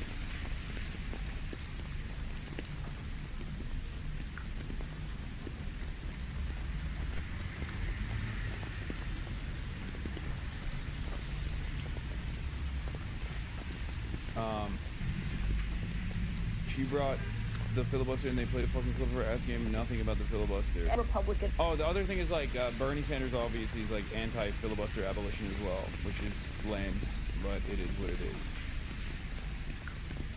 Plan here when it came to addressing these healthcare costs that have been rising what that's going to look like. And this has obviously been something that has been, a long-time saga ever since Donald Trump's first term in office. And so whether or not there is any solution in sight, given what the House Speaker Mike Johnson told you, and what we've been hearing from Republicans still remains to be seen, as that deadline at the end of December of when these extensions and these subsidies expire, what's going to look like after that is anyone's guess right now.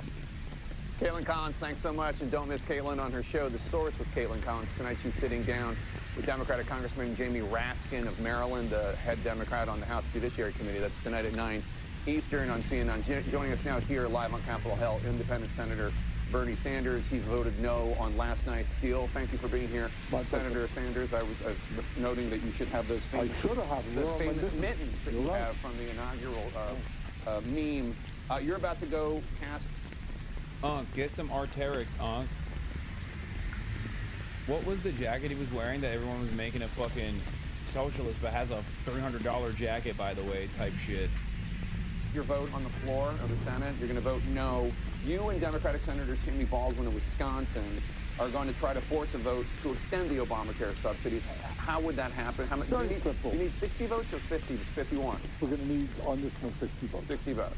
All right, and it is absolutely common sense. I think no sane person wants to see 20+ million people see a doubling in their health care premiums and pave the way for 15 million Americans to lose their health care to... Why is Jake Tapper interviewing the 80-year-old man outside? This is ageist, and I can't prove it, but this is also anti-Semitic. Massive cuts. He's from Vermont, bro. He's used to it. Down to the freaking bones, you know? This is the type of shit that Bernie rocks with. That's why he's got all the cool jackets. So all that we're doing is saying... He will shit on Chuck Schumer here. After 4 years of being president before, after 4 years... He just straight up said Chuck Schumer represents a different vision for the Democratic Party that I do not care for, and that he's wrong. This is an incredibly powerful statement, because, like, all the people that are, like, shitting on Chuck Schumer are, for the most part, coming from the House of Representatives. Bernie is an independent, but he's a senator. He's an independent senator that caucuses with the Democrats, that ran for president in the Democratic ticket. So for him to come out and say this is huge. Okay? Out of office. After a year as president, he's now beginning to think about the health care crisis facing America. Very, very good. All right, why don't we just simply extend the Affordable Care Act for another year and take that year to decide what way forward for America. As you know, Jake, we are the only major country on earth not to guarantee health care to all people, despite spending twice as much per person as any other country. I happen to believe that the solution is Medicare for all, expanding Medicare to cover every man, woman, and child. It's the cost-effective way to do it. Republicans have another idea. Let's debate it. But let's address the crisis in health care. So there are 48 Democrats. Do I have that number right? 47. 47 Democrats. I mean, you'll need 13 Republicans. Right. Do I think we're going to get it? No. But I think we're going to put them on the record, going on record and saying, look, we're voting now to force 20 million Americans to see a doubling in their health care premiums. They want to break the cast that vote. That's their business. So I had the Speaker of the House on not long ago, I mean, just minutes ago, and he said that Schumer didn't get anything out of the deal. Do you agree? Basically. Well, it wasn't Schumer. I mean, you had 8 Democrats who, for a variety of reasons, decided not to continue the fight. And needless to say, I think that was a terrible, terrible mistake. I think what Tuesday's election showed is the American people are sick and tired of Trumpism, the idea that we have a president now who is prepared to literally starve children and illegally cut back, refuse to expend SNAP money is outrageous. And the idea that you have a president now who wants to double premiums for 20 million Americans is equally outrageous. We had the American people on our side. We should have continued that fight. I think the Republicans would have yielded. Are you ever going to explain yourself? What do you mean? For what? Are you talking to Bernie or are you talking to me? Because I think we both do a good deal of explaining ourselves.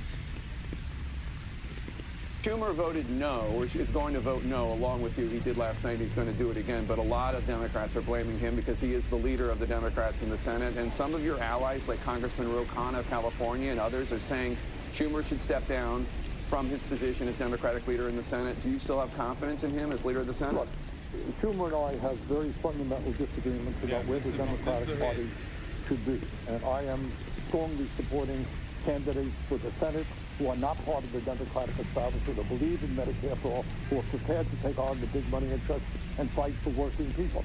All right? I have a very different vision of where the Democratic Party should go. If Schumer steps down, who is going to take his place? The truth is, progressives in the Senate right now are I think there are about 8 or 9 of us. We are pretty much in the minority.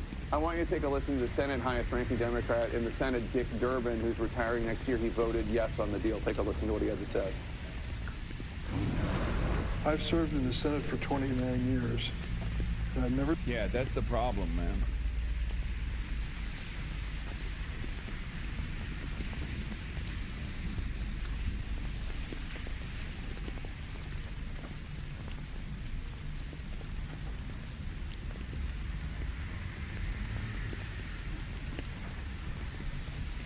Wait, hold on.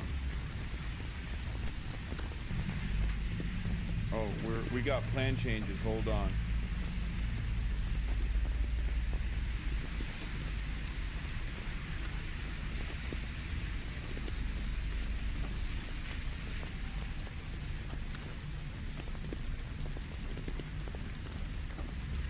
No, March is coming up. We had a change in the plan. Our girl Stella. Okay, our girl Stella is. How does it feel to be controlled opposition? Brother, Hasan, you're owned. Desu, let the fats die. Lol. What the fuck? Wait, are the Dems capitulating on healthcare premiums to open the government? Sorry, I'm out of the country, so I'm not up to date. Yes, they did it already. Oh, my day-long follow is up. Wait, what? Oh, no. Why'd you ban him? I wanted to see. He waited for a whole day to say that. Come on, chatter. My day-long follow is finally up. Anyways, prayers up for your dog. Please try to be less of a shitty person. It doesn't make it okay just because you're grabbing your mic. What? Thank you for your brave take, chatter. We shouldn't ban people like that. That's a brave guy. He had an important political message. This motherfucker getting rage baited in China, brother. I am cooling, okay? I am chilling. I'm being chilling, okay? It's hard.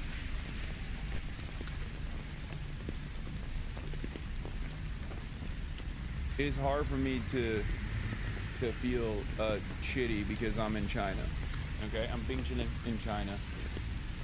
And are you guys heading out right now? Yeah, we are. Apparently, I think we were gonna go not antique shopping, but like learn about the history of antiques or something. And Stella was like, let's do something different. Let's do something cool. But Mark would not elaborate on what it actually is. So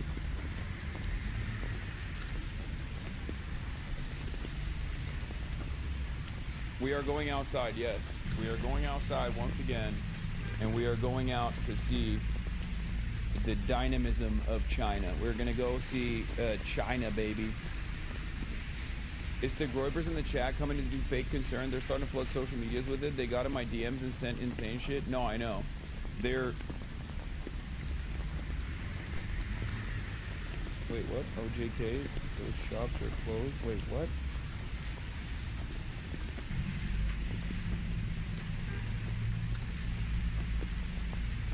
Okay, never mind. Maybe we're not. They're giving you a mouth cut. Yeah. Pretty much.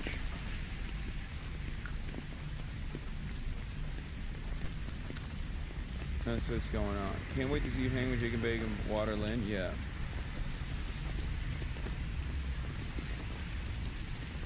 Why doesn't Bernie just out the Democratic establishment on the real reason why they sided against healthcare?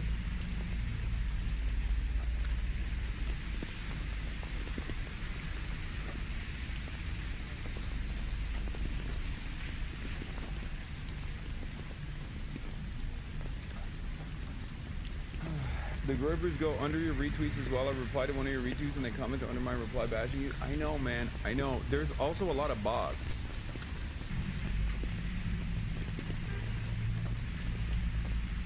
I'm gonna be honest. I really want to see you from this trip with you joining in with the aunties in the square dance. So here's what we're gonna do. Here's what we're gonna do. We're gonna do lunch. Okay, Peking duck. And then after that, we are going to go speed dating.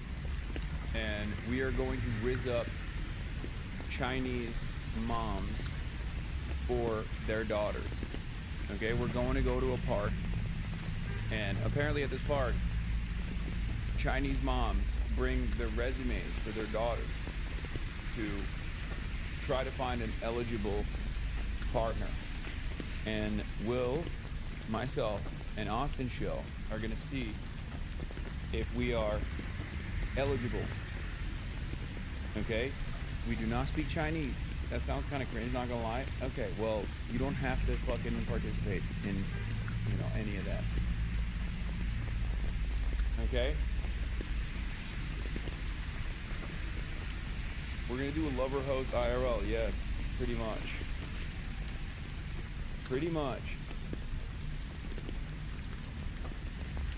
And then after that, we're gonna go to some cool shops. But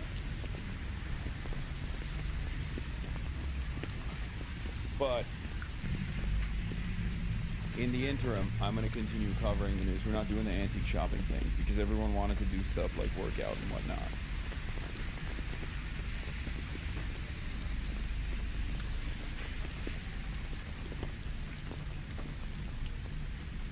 And the antique shop in and of itself wasn't actually an antique shop where we go antique shopping.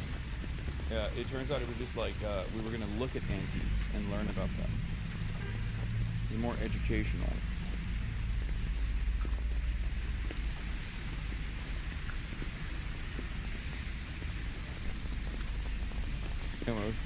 We've seen that kind of offer from a Senate majority. During the historic roll call last night, I walked across the aisle and met with Senator John Thune, the Republican leader. I told him that I was counting on him to keep his word on this agreement. He assured me he would. So this is part of the deal, that there will be a vote in the Senate on extending the Obamacare subsidies, as you and Tammy Baldwin are introducing again earlier. I mean, tonight, and they're going to, if it fails, it will come up again. Do you believe Thune is going to keep his word and have this vote in? Yeah, I suspect that he will, but it's more or less a meaningless gesture.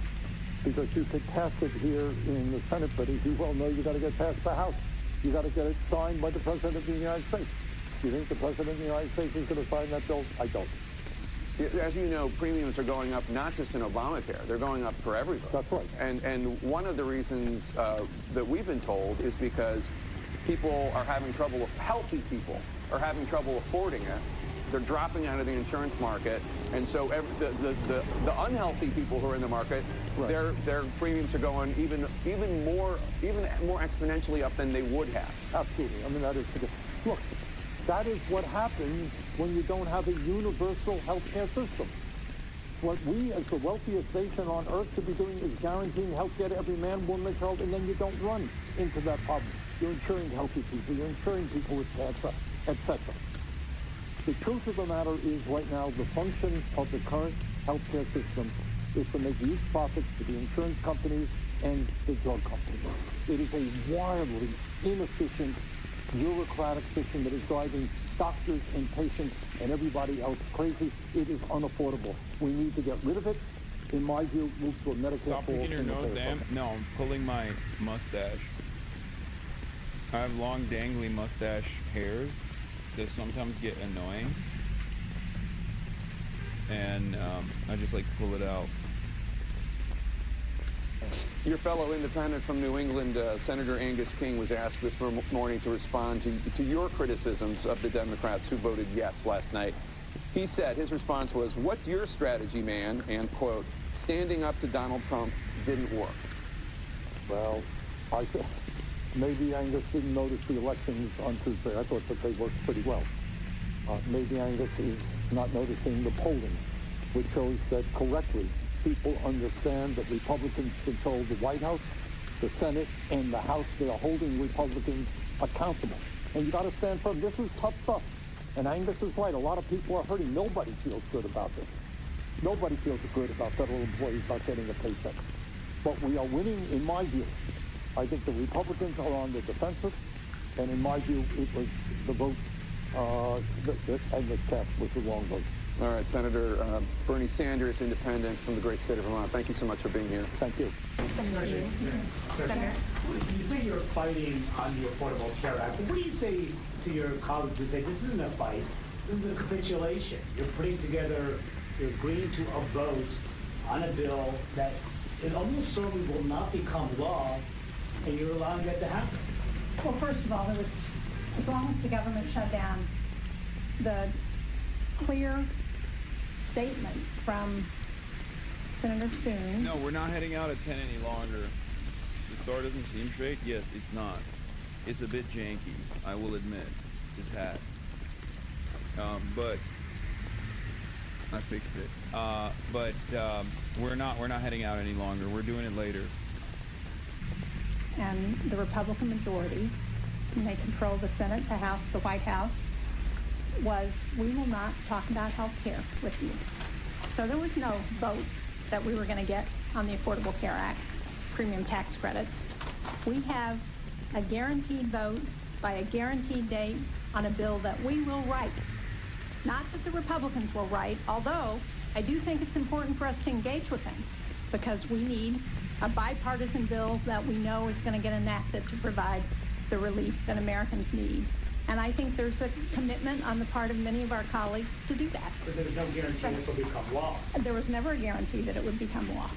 Well, just to follow up on that, Senator, because we understand that this vote will happen, but a vote on extending the tax credits, it does not guarantee that it's going to happen. So how do you explain, though, to your constituents why it was...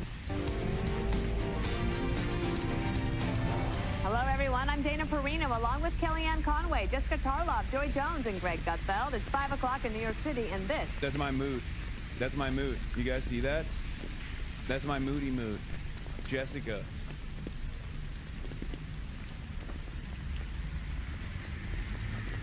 This is the 5.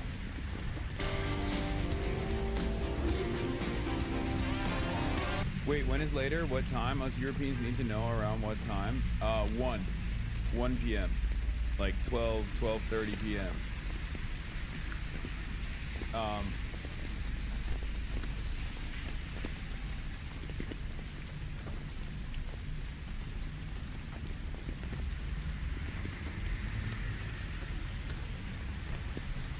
But I haven't, but I don't know. Yeah, in 2 hours. No, oh, sorry. Yeah, 2 hours and 30 minutes. 1 p.m. In 2 hours and 30 minutes. So it'll be it's 6 p.m. in Pacific time. Brother, I gotta sleep. I can't stay up that late. No, I'm not gonna be streaming it. It'll probably be either Will or someone else, whoever wants to stream it. They will be streaming it. I'm doing this. After all that, a Democratic Party civil war is erupting tonight, just hours after a breakthrough on the government shutdown. 8 Senate Democrats broke ranks, and they crossed the aisle to support a bipartisan spending plan. No, I am going. Chatters. If something is not on stream, then we will vlog it, okay? Don't worry. There is maximum content for you guys. Calm the fuck down. News react in China. Guys, did you forget this is what I do? This is literally what I did.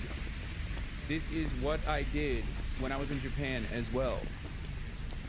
Okay? Sometimes I feel like chatters are like babies with object permanence issues. Like this is literally what I did when I was in Japan as well. I wake up early so I can do the news. I wake up early so I can do news coverage. And then after, we go and we do like one fun IRL thing, and then Will and Caroline or whoever is like interested in streaming the other fun stuff, they stream it as well. And whichever thing that we don't stream, we actually film. Okay? That's always how it goes. Why are people behaving like it? Why are people acting brand new? Does China have clothes that fit you? I mean, I'm wearing the pants that I bought. I'm wearing the hat that I just bought. So yes, there are clothes that fit me. And the Chinese jacket that I got, the Adidas jacket I got in China, so. It's 6 p.m. in LA. This is prime time in the US, even though it's morning in China. That's why people are tweaking. Yeah, guys, it's 10 a.m. here.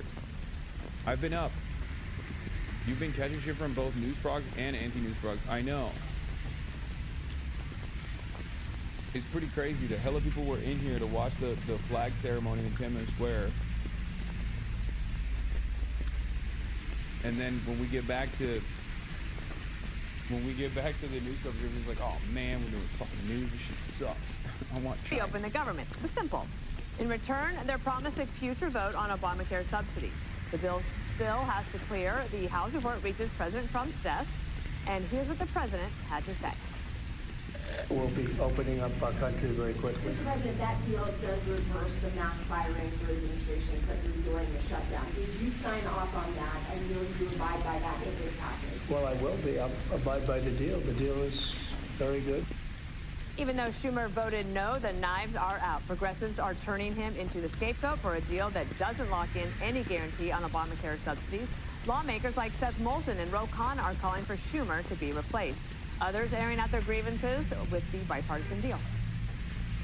Oh, I think this whole thing stinks. And I think most members of the House caucus on the Democratic side are absolutely outraged. We'll continue that fight today, tomorrow, this week, next week, this month, next month, this year, next year. What this Senate is about to do is make a horrific situation even worse. There's no way to defend this. And you are right to be angry about it. I'm angry about it. And some folks in the liberal... I heart eating shit. Oh, you mean the Democratic Party's resounding message that they're going to carry over to the midterms coming up? I heart eating shit, and you should too. You have no options. You must vote for the Love Eating Shit Party. Please keep eating this shit, because otherwise the opposition is eating more shit. Do you want to eat shit by the spoonful or by the shovelful is the option here. Fucking awesome. Fucking awesome. And the craziest part about it is that, you know, better things are possible. We have seen it, okay? And that's what the Democrats, I think, like the establishment in both parties, fear the most. They fear that you will hope for a better future. They fear that, you know, if you find the courage within yourself, if you find, if you recognize that we do have the capability to fix things, to make things better for the working class, for example, all of a sudden you're going to start demanding it more and more. You're going to start voting in candidates that will actually do that. And then that actually compromises the position. There is nothing as dangerous as the threat of a better alternative. Never forget that. The threat of a better alternative was presented by Bernie Sanders in 2016, and they fucking hated him for it. And that momentum continued to grow, albeit not as fast as you would want it, not as exponential as you would have hoped.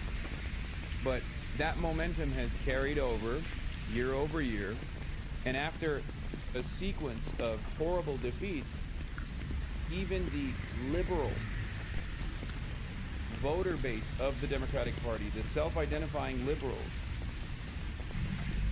are also recognizing that things are horrible and that the centrist Democrats are constantly selling them out. They want to see Schumer go. The president is kind of getting what he wanted. It doesn't feel like a gentleman's agreement. It feels like Lucy and the football. Now you're going to open the government up, and what did you get in return? Right. Nothing? Right. Nothing? This is the end of Chuck Schumer as we go forward. I think Chuck Schumer, his days are over. If he cannot keep his caucus together, he needs to go. He needs to be removed. All right, we've got to have a great discussion. Kellyanne, on the day that this began, I said, we know how this is going to end. It will end with the Democrats having a cave because they don't have the votes. And in the end, it does. But Schumer walked himself into the situation. And now, do you think he'll have to go? Probably, at least as the minority leader. He's been in politics, Dana, for 50 years, and it's starting to show. So you were correct on day one. You knew how it was going to end. The question was always, when would it end? And it ended almost 40 days later with the exact deal that the Republicans offered 35 days before and were rejected by the Democrats. There's no way to spin it. They caved, they capitulated, they should claim strategic bankruptcy.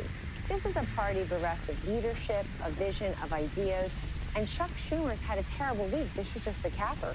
His week started out with him not even acknowledging whether he voted for Mandami for... Nothing I hate more than the Republicans being correct, okay?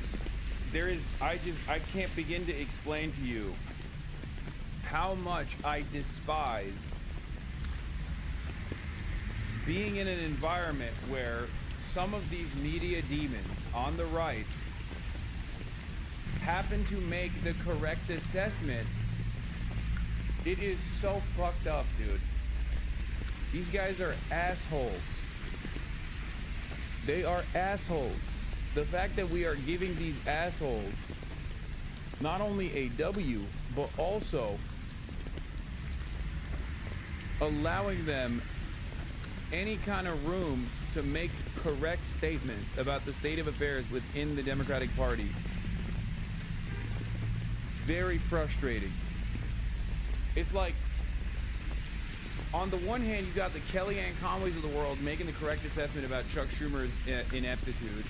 On the other hand, you got the Gavin Newsoms of the world taking advantage of the momentum and saying that the Democrats are pathetic.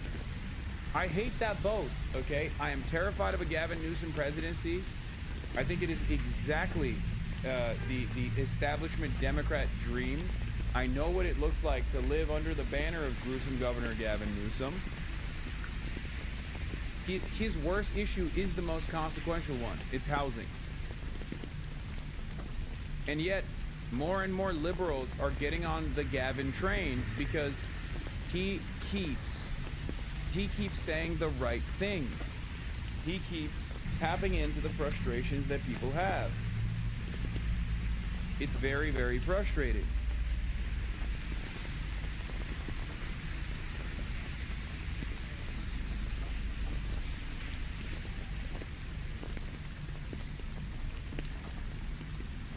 Welcome to China. I've been here for like 6 years. It's absolutely the best. It's incredible to live in a country with competent governance. Yeah.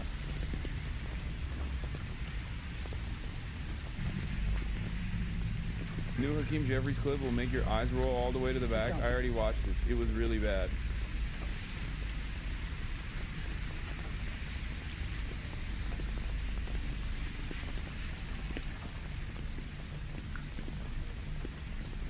New YouGov poll. All of Zoran's policies have major national support. What? A new YouGov survey finds that nationally, Mamdani's policies are actually quite popular, including 57% support for government-owned grocery stores. What? What? This is nationally, not just New York City. What?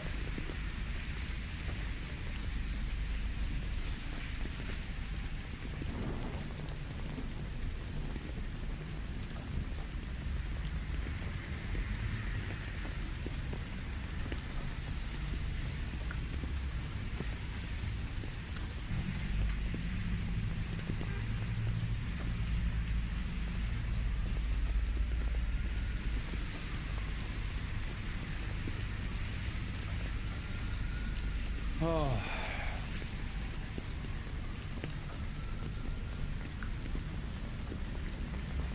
Raising taxes on corporations and millionaires. Strongly support 52%. Some would support 17%. Some would oppose 10%. Strongly oppose 14%. Not sure 8%. It's not like people are even unsure. It's not like there's even a large percentage of the population that's like, I can go either way. People are just like, no, this is what I fucking want. This is what I want really bad. 52% strongly support is crazy. It's crazy.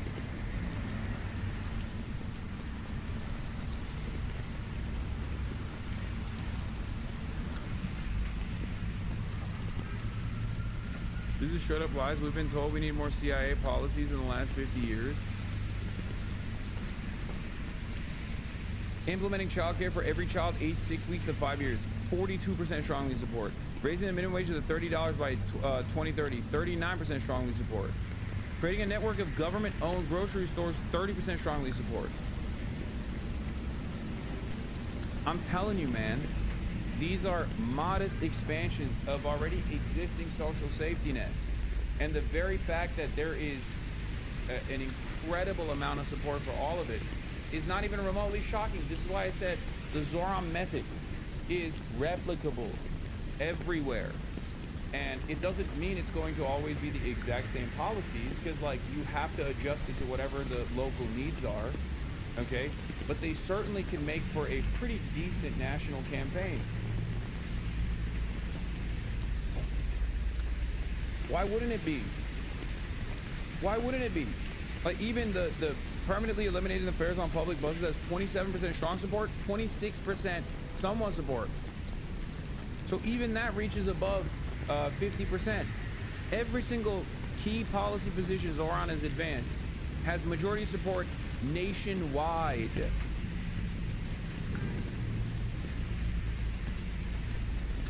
Nationwide, not just New York. I wonder why Bernie Sanders is the most popular politician in the fucking country, you know? How shocking, how surprising.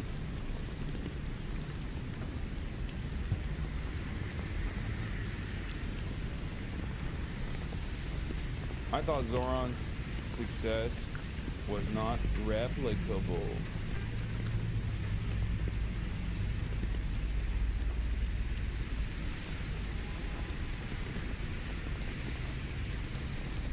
Bro, I live in Utah, and the most surprising thing I heard about Park City was that they have free public transportation. Wait, what do you mean? Why is that surprising? Rich people go and fucking ski there, of course. Half of the stuff that Zoran Mamdani wants to do in New York is stuff that you literally pay for and you get, and it works perfectly well, or like, think about it this way. Fast and free buses, where does that exist in the United States of America? College campuses and Disneyland, okay? Like, think ski resorts where rich white people go to. It already exists, okay? That's it. These are replicable ideas because they already exist. Another thing, government-owned grocery stores is seen as this like incredible thing. Oh my god, it's communism. It's like, yeah, you know where we have government-owned grocery stores? Every fucking state in the goddamn nation. It's called the commissary. Every military base has one.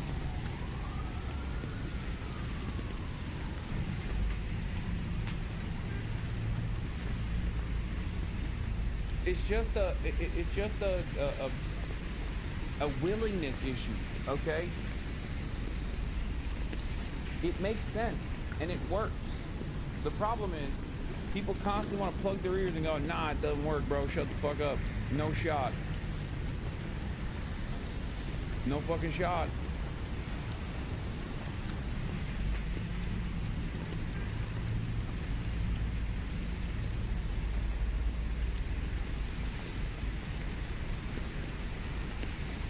Yeah, they have government-run liquor stores too, but that's besides the point. Mayor, a fellow Brooklynite, and wouldn't even endorse him. And then, of course, he's made nobody happy. The so-called moderates, the 8 aren't happy, the progressives aren't happy. And I think if you're Schumer, you also have to realize that this did nothing for the party's identity crisis of which he is in the center. Because if the entire strategy is get Trump, he just got you. He played you completely. Dana, what I don't understand... Oh, they're closing hundreds of commissaries and trying to privatize them? I know. Speaking of which, the Trump administration is trying to create a mutiny situation. At a time of like unprecedented affordability crisis, the Donald Trump administration is actively trying to make the lives of armed service members harder, which is really funny because like on the one end, they just keep pissing off the generals, okay, by being like, you're all fat and you're all woke and you need to listen to Pete Hegseth, who's hot and sexy and young and knows what he's talking about, okay? On the other hand, they're like, Also, oh, are you guys having a hard time? Well, don't worry. We're going to make it fucking worse by skyrocketing the price of groceries by privatizing them.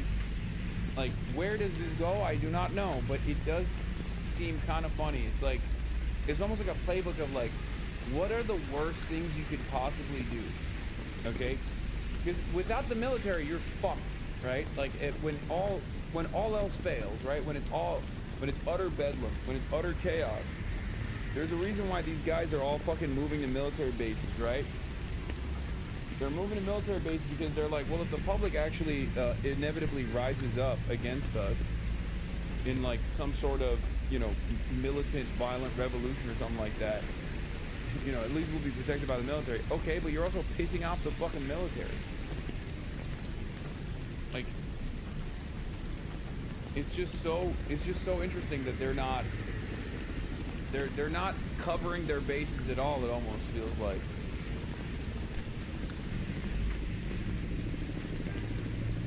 And the Democrats wanted to die on this hill.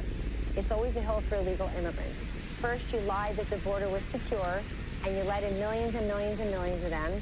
They got all kinds of benefits the rest of us can't get. Then you stood there and said, we're going to stop lawful deportation. Who's moving to a military base? Stephen Miller did.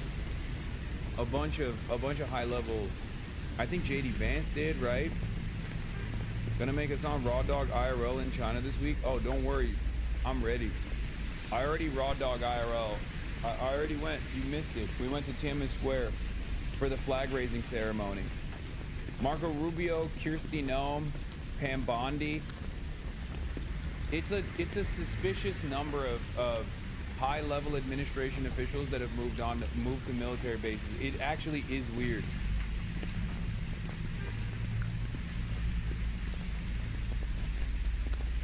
It's weird as fuck, bro.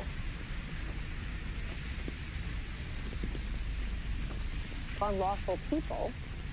And now you said we're going to shut down the government to make sure that they get Obamacare subsidies and premiums.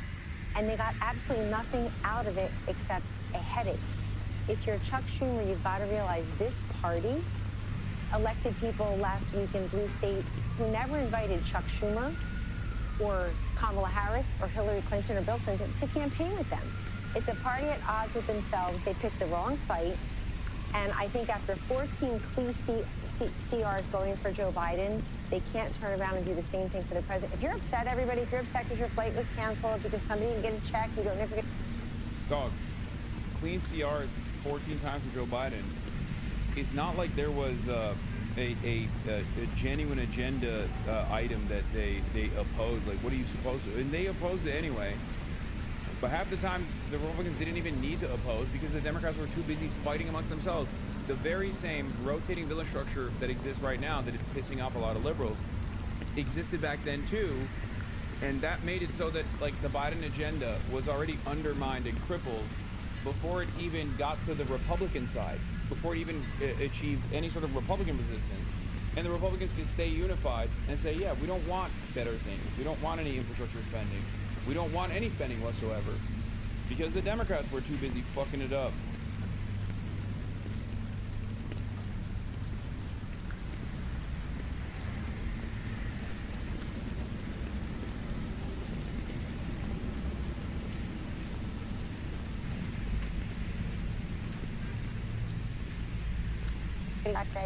You only have one party to blame, and it's the Democrats. I want to get to a bigger picture about the American people with Joey, but let me go to you first, Jessica, about this, because what are you hearing? Is there a serious drumbeat about Schumer leaving, or is that just people airing out their frustration for a day? It's going to be way more than a day. So you remember what it was like after he voted to keep the government open back in March, and people thought, okay, well, let's kind of see how this goes. And it did feel, actually, surrounding this issue in particular, that the caucus was feeling decent about his leadership. Yes, he was not the #1 surrogate out there on the campaign trail, but Democrats were coming off of a very good electoral week. So the big tent was in, full regalia. I was at a liberal conference on Friday, and people were pretty high on the idea that we were winning races, yes, in some blue states, but also in Mississippi. I hypothesized about what a strong Dem party should have done here. I mean, I did every day. I did. There's no hypothesis. They accidentally lucked into it anyway without doing much. Because the people were already on board.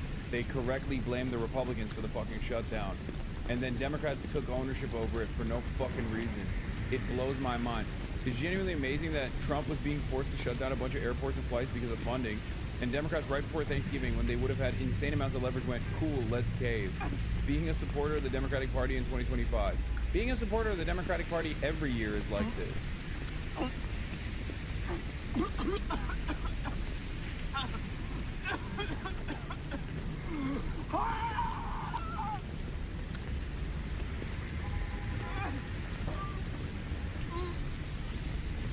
There is no reason to hypothesize.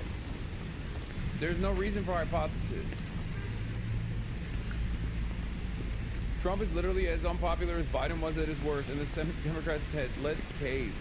Like, a lot of people will look at this and go, oh, look at these guys, they don't give a shit. Look at these libtards.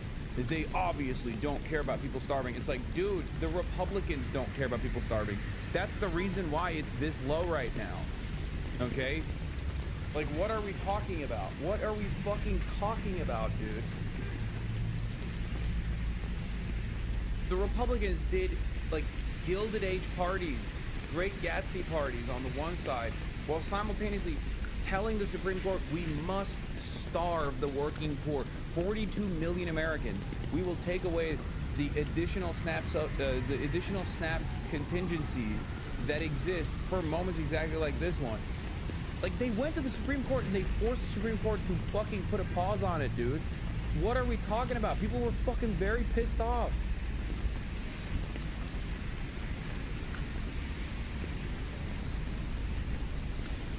It's just so weird how every single time Republicans are about to totally self-destruct, Democrats rush in and do something that bails them out, probably nothing. I mean, yeah, it's impossible not to fucking, it's impossible not to recognize it, you know? It's just, what are we doing? How many times? How many times does it have to happen? It is like if the Democrats are not the controlled opposition party, they're doing a really fucking shitty job, you know? If they're trying not to be the controlled opposition party, they are doing a horrible job. If they are trying to be the controlled opposition party, then they're doing a spectacular job. This is how the controlled opposition party would work, you know? Like, we like to think one-party rulership structure exists in other countries, but the Democrats basically operate as like the junior coalition partner that just goes, we can't do anything. So what the fuck are we doing? What the fuck's going on here? You know? And in Georgia. And that, frankly, we were united around the fact that Democrats are the party that cares about people's health care. And that's what this fight was about. And I think the thing that stings the most is that not only the 8 senators who voted for this, but the reporting shows that there are a few more behind the scenes, apparently, that were telling them, please do this for us. We're more vulnerable than you are. Right. And that they didn't think that we were mature enough to hear that argument out loud, for them to come to us and say, these are the reasons we think we should take this deal. And maybe we should have taken it 3 weeks ago even, but right now I am hearing from constituents that are hungry. I'm hearing from constituents that cannot get to see their families. I am hearing from furloughed employees. So let's hold Senator Thune to his word, and apparently he and Dick Durbin had a conversation before Durbin push this forward, where Thune said, I assure you I will bring this vote in December. That doesn't guarantee Mike Johnson is going to do it, though. But I understand the celebrating. I feel defeated by this. But Republicans still don't have a health care plan. This election will be about health care. If they... Yeah, I mean, that's true. But this is a big L regardless. It was an unnecessary self-own regardless. You know?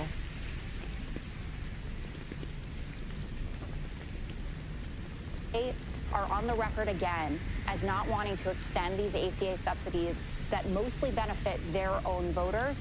That is something that Democrats will be very willing and able to run on in 2026, and that'll spell electoral disaster for them. So it's not as if they're fully out of the woods here. I was thinking about you earlier because I feel like you have your finger on the pulse of people. You fly a lot. You're back and forth a lot. I do fly a lot. And so the pain became so acute over this past week, and it's not going to stop for a while. You also had military people who were not getting paid. They were having to go to the food bank, for example. There's a lot of people that were dealing with this, where the members of Congress. I can't believe it, dude. The Republicans talking about like people in food banks and how devastating that is one of the craziest things. Okay? It's one of the craziest fucking things to hear from Republicans. It's like, dude, what the fuck do you mean? Oh, the poor working class individuals, the tired, the hungry. Trump, your guy, literally, personally cut SNAP. And while he was trying to do that, while he was trying to fucking cut SNAP, you were running around being like, well, it's all angry, entitled black women that want SNAP anyway. Like, that just happened. It didn't, like, that didn't happen, you know. I mean, it did happen under the Reagan administration as well, you know, welfare queens and stuff, but like, that has not stopped happening. It was happening last week. I was there. We were watching it, right? Like, there was fucking, we saw it with our own two eyes. Yeah, while they cut SNAP, they went against SNAP discounts too. It was insane. USDA tells grocery stores no special discounts for SNAP recipients. Like true cruelty, true evil, actually. Like, there is no other way to look at this. That was a week and a half ago, man. That wasn't that long ago. That was a week and a half ago. What the fuck are we doing? What the absolute fuck are we doing? Uh-oh. Uh-oh. We got some hotties in the building. Oh shit. Yeah. We got the Chinese contingency in the building. We are Chinese. We're all Chinese.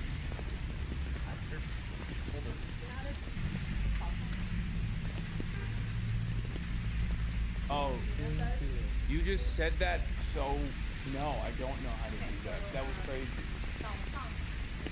早上好，中国，我喜欢冰淇淋。冰淇淋。That's exactly it. 中国。中国。冰淇淋。That's the fucking John Cena. Yeah. Yeah, I brought a bunch of them. If you guys want some, down them. So what's the plan today? What are we doing today? So right now, wait, hold on. Oh, okay. So, wait, hold on. Yeah, I saw the TikTok. Hold on one second. Let me unlock the noise gate here so we can hear everybody. Yeah. So we I was gonna end the stream right now. And wait, you worked out this morning? You wanna not do that? You wanna work out? Oh, later. Okay. I mean, will we have time later? Yeah, or before the massage. During the massage. Oh. Okay. So what's the plan for the? Okay, so we might go thrift shopping. Yeah.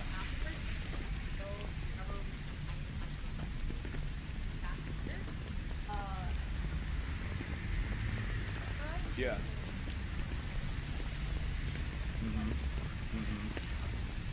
There is no noise gate anymore, but she's like not getting picked up. Oh, hello. 早上好，中国，我喜欢冰淇淋。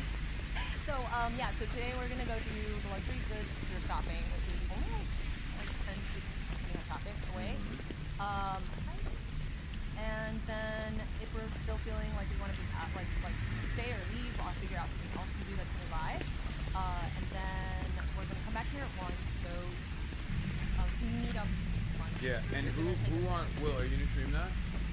The lunch? Yeah, lunch slash to build up. I mean, I don't know. Do you want to do that? If you want to, you can stream. No, I'm good. I already did 7 hours. I did like a bunch of political commentary as well. I'm happy with my, you know. Yeah, let's just do that, and then we'll just okay. fill it out. I think the place we're going to later that I remember is like a very like town SHUTDOWN with lots of little like pop in. And we aren't, I don't know how many opportunities we're gonna get that on the script, but I think that's what we're gonna do. Okay. One of the thing that I really want to do definitely on stream is the marriage market. So I'm super confused as to why we're allowed to do that. When I was in Beijing in Shanghai, somebody came up to us and told us to turn our camera. Oh well, Speed did it too. I think.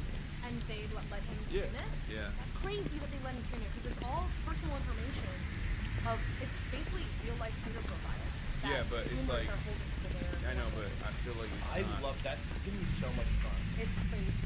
Do they only do it for straight couples? Can you do a language profile? It's kind of tough. I was willing to wear yeah. All right. Well, we're gonna do we're gonna do that later, and that's gonna be on Will's account. That's gonna be on Will's stream. That's in like 2 hours from now. I hope that one of the trailblazers like Oh yeah, no, they will. Yeah. They're gonna probably well, no, but like also the old. They're probably playing something that I don't understand. Well, do we buy At the marriage market? Oh. So I would think we were at the. Oh. Yeah. No, sure. that's not. My son goes to Harvard. No. I was thinking. I don't know why my brain. I got ADHD and then I got distracted and I thought we were talking about the luxury goods. Luxury goods. Yeah. I don't know what the prices are gonna be, but in that video, the girl was like, it's like half off. Okay. Their second.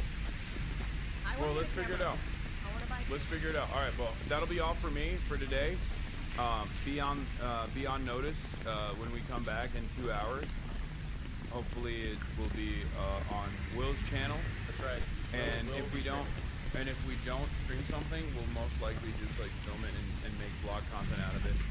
But yeah, go to stream. Go to First Day in China. Well, technically it's our second day, but First Day in China, and we'll see you on the other side, everybody. All right. Let me run the outro. Wait. For those of you who watch the Fear Am podcast, the Patreon specifically, I will be filming an exclusive hotel review of every hotel that we stay at along this journey, where I'll be giving a very in-depth tour of our hotel rooms and a comprehensive review of the. Everyone's begging for it. I know everybody's on the edge of their seat. I'm on the edge of my seat. You can get my true opinions on that. Anyway, peace, everybody. Love you all, and we'll see you on the other side. Bye bye. Bye bye. Sunny Los Angeles, California.